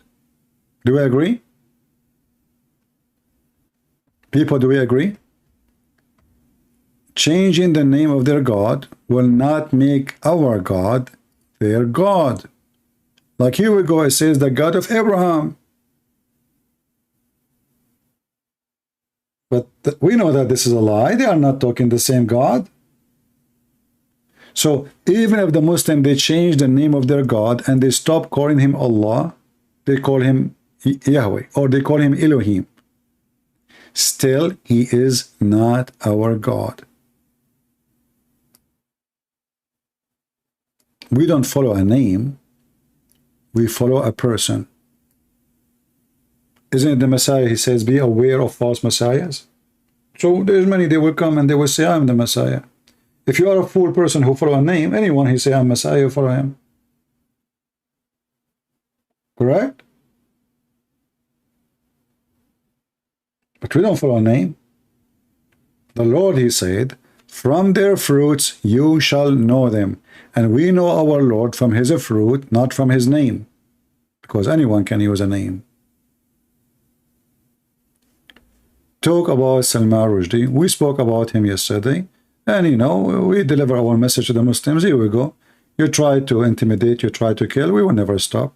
Actually, you make us more firm in our stand, and we will fight even harder against your garbage Mohammed cult. And now more people will buy his books. And the new generation do not know this guy, by the way, because his story is old. And now more people, they will start buying his book. So they thought people will forget about it. Here we go. You just resurrect his book again. Oh boy.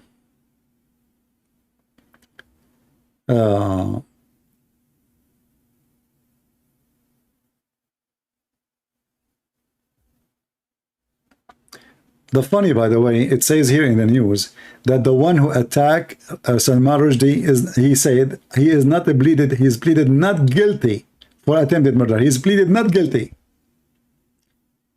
The filthy son of Mutha, he stand on the stage, he have a knife in his hand, he stabbed the guy in his neck, in his face, in his belly, and then he pleaded not guilty. You see how they use the system of the Western stupid government? I mean, the guy who is in the stage, recorded by cameras, pleaded not guilty. What does that mean? Stupid Western system. You know, the Western system in the old days, in the time of the cowboy, was 1,000 times better than now.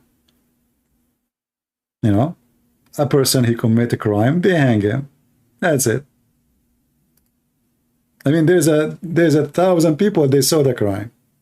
And now pleaded not guilty?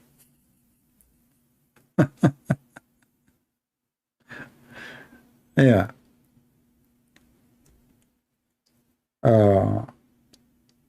Yeah, they are coward. You know, how you attack a child, you know, someone he is 75, 76. But he's Muhammad, he's more coward. Abu Rafi was way older than this guy. I think he was 86, 87. And Muhammad, he sent a man to assassinate him in his back. He stabbed him in his back. Qirfa, Muhammad, he cut her 2 pieces when she is alive. And she is over the age of 80, close to 90. And she is a woman. So don't be surprised. This is religion of the devil.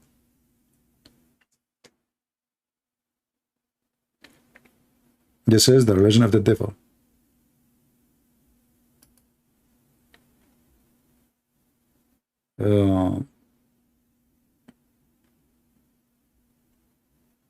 And now they will start saying this guy is suffering from mental problem. Islam is not like that. You know, we know the game of the liberals. Atheists, they love the devil, Islam. You know, one day in Germany, this is a few years ago, I don't know which year, you can remind me, a fire set in a camp, refugee camp. The newspapers start talking about the Nazi, the fascist, the conservative Christians, the terrorism of fascism is coming back, blah, blah, blah, blah, a million articles around the world in many languages, you know. And then they found that the guy who burned the place was a Syrian refugee. The second they discovered that he is a Syrian refugee, they start saying he is suffering from a lot of pressure. Suddenly they execute all the excuses in the world, they are there. A day before, it was the fascist, the Nazi, the ugly, the hatred, the Islamophobic. The same story about, if you remember, we made a video about it a few days ago. 4 Muslims got killed. Biden, he said, he made a speech. We stand with the Muslims in that town. Those things are not allowed in USA. A few days after, we discovered that the one who killed the 4 Muslims, he is a Muslim. Did Biden came out to say anything? Nothing. To accuse Islamophobic. What Islamophobic? Islam is a phobia. And now it's the same. Imagine if the one who is in the stage and he was killed, he killed by a Christian?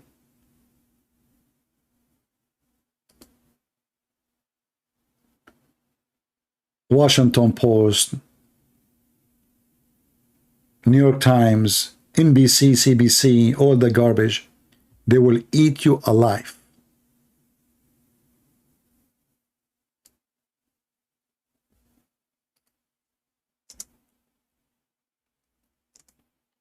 We have killing and we have crimes in USA every day, everywhere. So what if they are for Muslims? And they are not like for Muslim getting killed in the same day.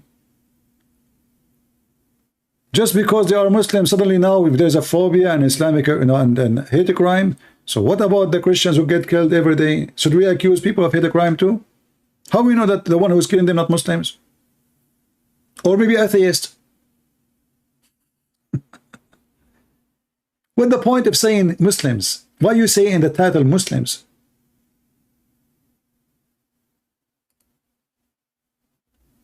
Because they want to use it for their propaganda. And they show you people are crying. Because only Muslims cry. Christians don't, Every day we have a Christian slaughter in Nigeria. Slaughtered in Somalia. Slaughtered in Sudan. Slaughtered in Iraq.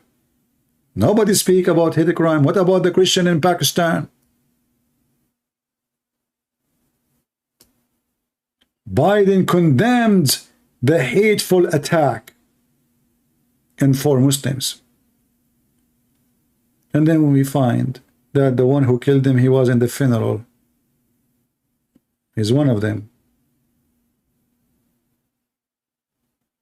Killing of Muslims, men. See? You see how the media tried to deceive you and fool you? They don't say 4 men killed in this town and police investigating. No, 4 Muslims. We have to mention the word Muslim every few lines. Muslim. Muslim. He was ambushed. 25 years old Muslim. Muslim. Because only Muslims, they count for them. We don't count.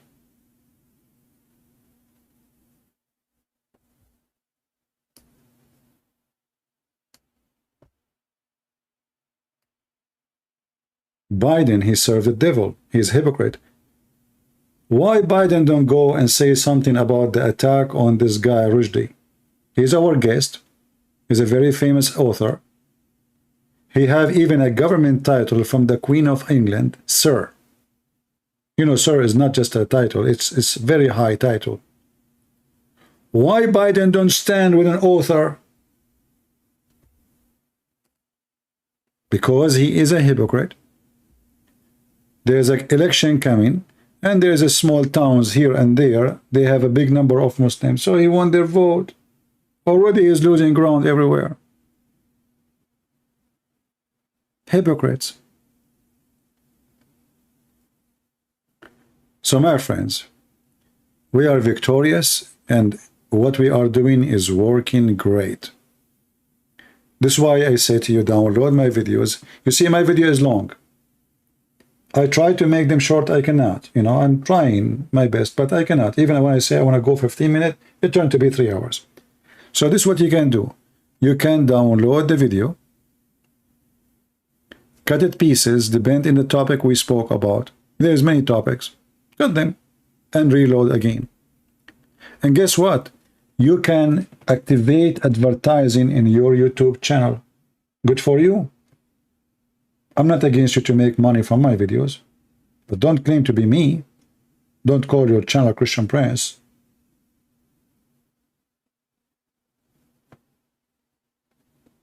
No problem. What about Dawah? What Dawah mean? There's nothing it's called Dawah. This is just a joke. You can download the video. You can make an account. You can watch in YouTube how to make an account to get money from the account. They play advertising. There's many. They are getting a lot of money from having my videos in their channel. Good for them. You can do the same. This way you can spread the truth. In the same time, you will get an income. Are you against having income? Whatever the income is, even if it's $100. And then when you get really big number, then you can make good money.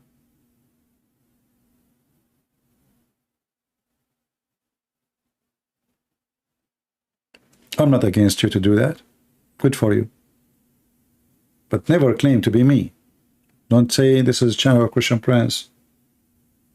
Never do that. I will flag you. I don't respect scammers. And we fight them.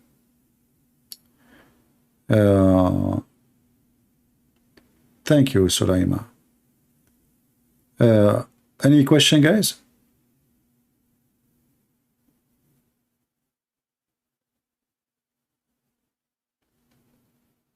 It's getting late for me, and I did not eat since yesterday yet.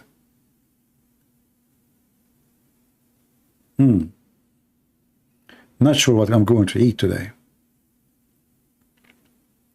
You know what? I'm going to ask the guy, his name is Isa, to send me 7 wheels. You know the story in the Quran, right? The chapter of Al-Ma'idah, it's called the chapter of Al-Ma'idah because of the story where Jesus, he did feed thousands of people. But according to Muhammad, it was a disciple of, even this guy, he perverted every story. He is a scumbag. According to Muhammad, the disciple of Jesus, they say to Jesus, well, if you God is true God, why you don't give us food from the sky, huh? The disciple, they said that. And then Allah, brothers and sisters, he sent 7 whale in 7 sandwiches, which is true. We Middle Eastern, we love sandwiches, especially if it's a whale. So Allah seven whales, and every whale is inside a loaf. Isn't it amazing?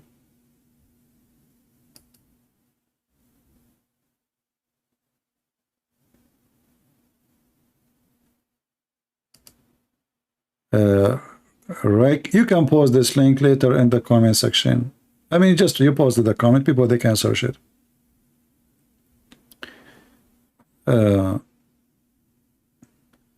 Do you know why women wear hijab? Yeah, well, women wear hijab because when Islam became, Islam is a religion of slavery. There is 2 reasons actually. There's a reason Muhammad, the first time the hijab was mentioned, it was for the wives of Muhammad to cover their ass, not their head. Sauda, she was going out for bathroom, and Umar, he used to spy at her, and he looked at her ass. And even he said to her, we recognize you, Sauda. But the real reason, which is more important for the public use, not for the wives of Muhammad, it was because they want to recognize the free women from the slave.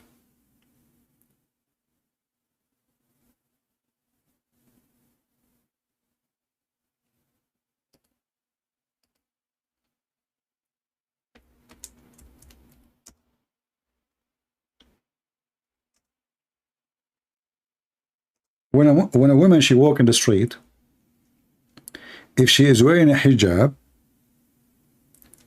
the Muslim, they will know that she is free.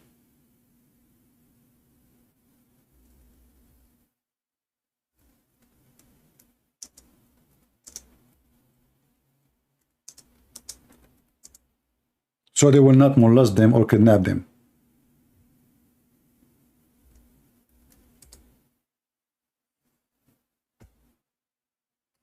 And this is even in the Quran. If we go in the Quran here,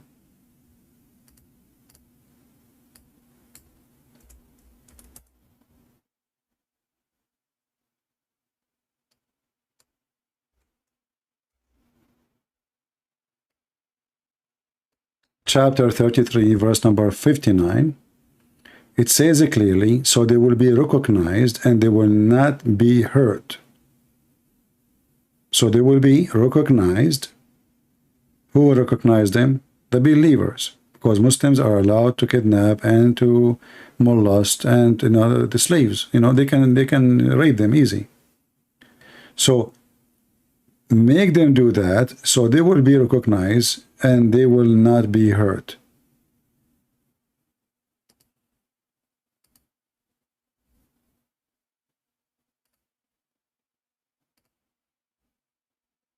So this was the main reason for this garbage religion, hijab.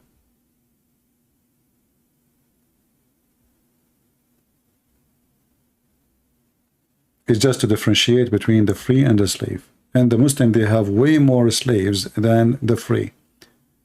Actually, in a certain time in Iraq, the number of black African slaves was more than maybe 50 to 1. There's something in the history, it's called the revolution of a zinj. Zinj is the N-word.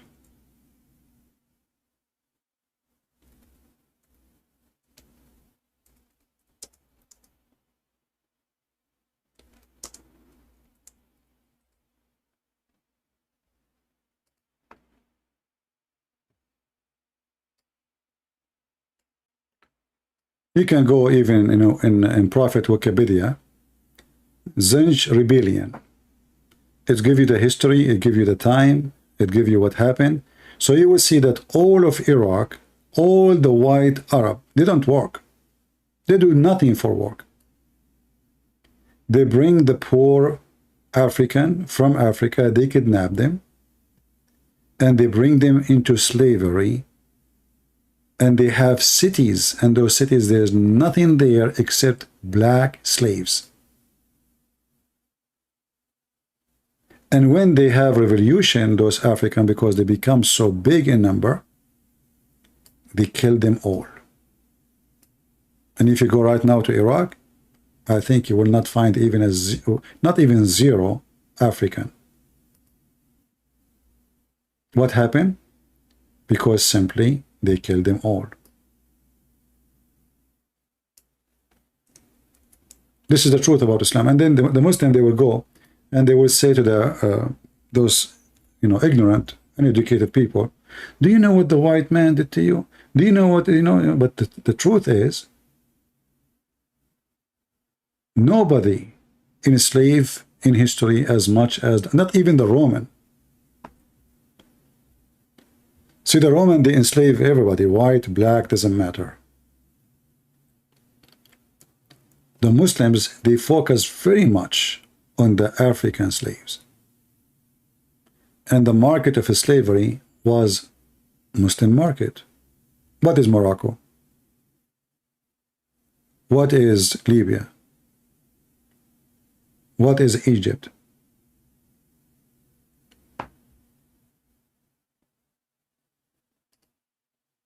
And how those slaves came to, I mean, Iraq is not even in the border. Iraq is not a country in the border of Africa. We are talking about a country is in the border of the Persian kingdom.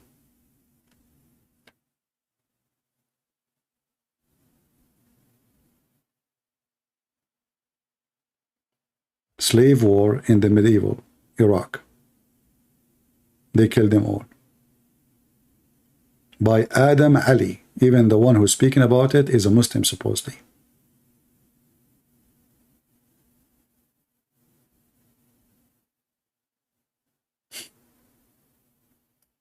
And the funny is, you know, the Muslim, when he speaks against, he claims that he is against slavery. How many slaves your prophet have? How many?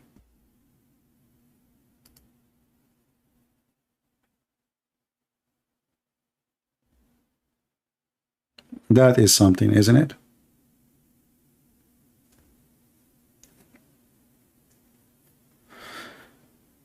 All right, I think we had enough for today. I hope we had a good time together. And maybe we should give you a day or two off. Maybe I should slow down, because I don't see you guys are supporting really the videos. And, you know, we don't deserve really the low view after all what we do.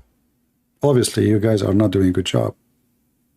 If I'm a Muslim, they will share link everywhere. They will, the Muslim, they work really hard for their garbage cult. Most of people here, they don't want to deal anything. They don't want to post a link of such a garbage religion to be connected to them in their Facebook. I know this is a disgusting religion, right? But you have a duty. I mean, it's not only me. All of you, you depend on me to come and clean the garbage.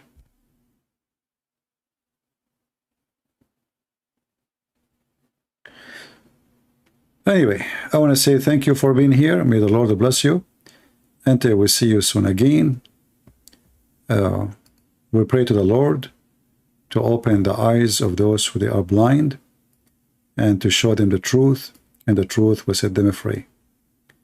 The Lord, the Messiah, He can open the eyes, but He will not open your eyes against your will. For the God of the Bible is a God of a free will. He said, knock at my door and I will open for you. So we encourage all the Muslims to knock at the door and the Lord, the Messiah, will open for you. Thank you. Take care and God bless.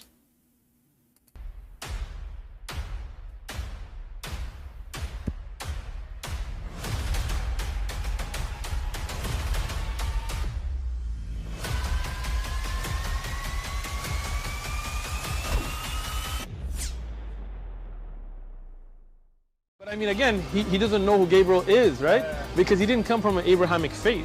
The people of Mecca were pagan. The Quran is mentioned, if this book was from other than God, they would have found in it many contradictions. If a book is without contradictions, that has no bearing on whether it comes from God or not. I've had phone books that are inerrant, but I certainly don't think God gave them. That we believe without understanding. The brother asked a very important question, that most of the scholars say that listening to music, watching movies, and most of the television programs, they're haram. So how can we have fun? Let me tell you, brother, at the outset, that having fun is permitted in Islam as long as the fun is halal fun. That the standard narrative has holes in it. The Prophet tells us because Satan or the devil sleeps over our nostrils. Those who oversleep and not pray Fajr on time, Satan urinates in their ears. I really do think Jesus was crucified and that He really was dead and buried. He thought that He was a son of God in the sense that He was specially chosen by God. I think Jesus really did think He was going to be the Messiah, the future king of Israel. I mean, that is, after all, why they crucified Him.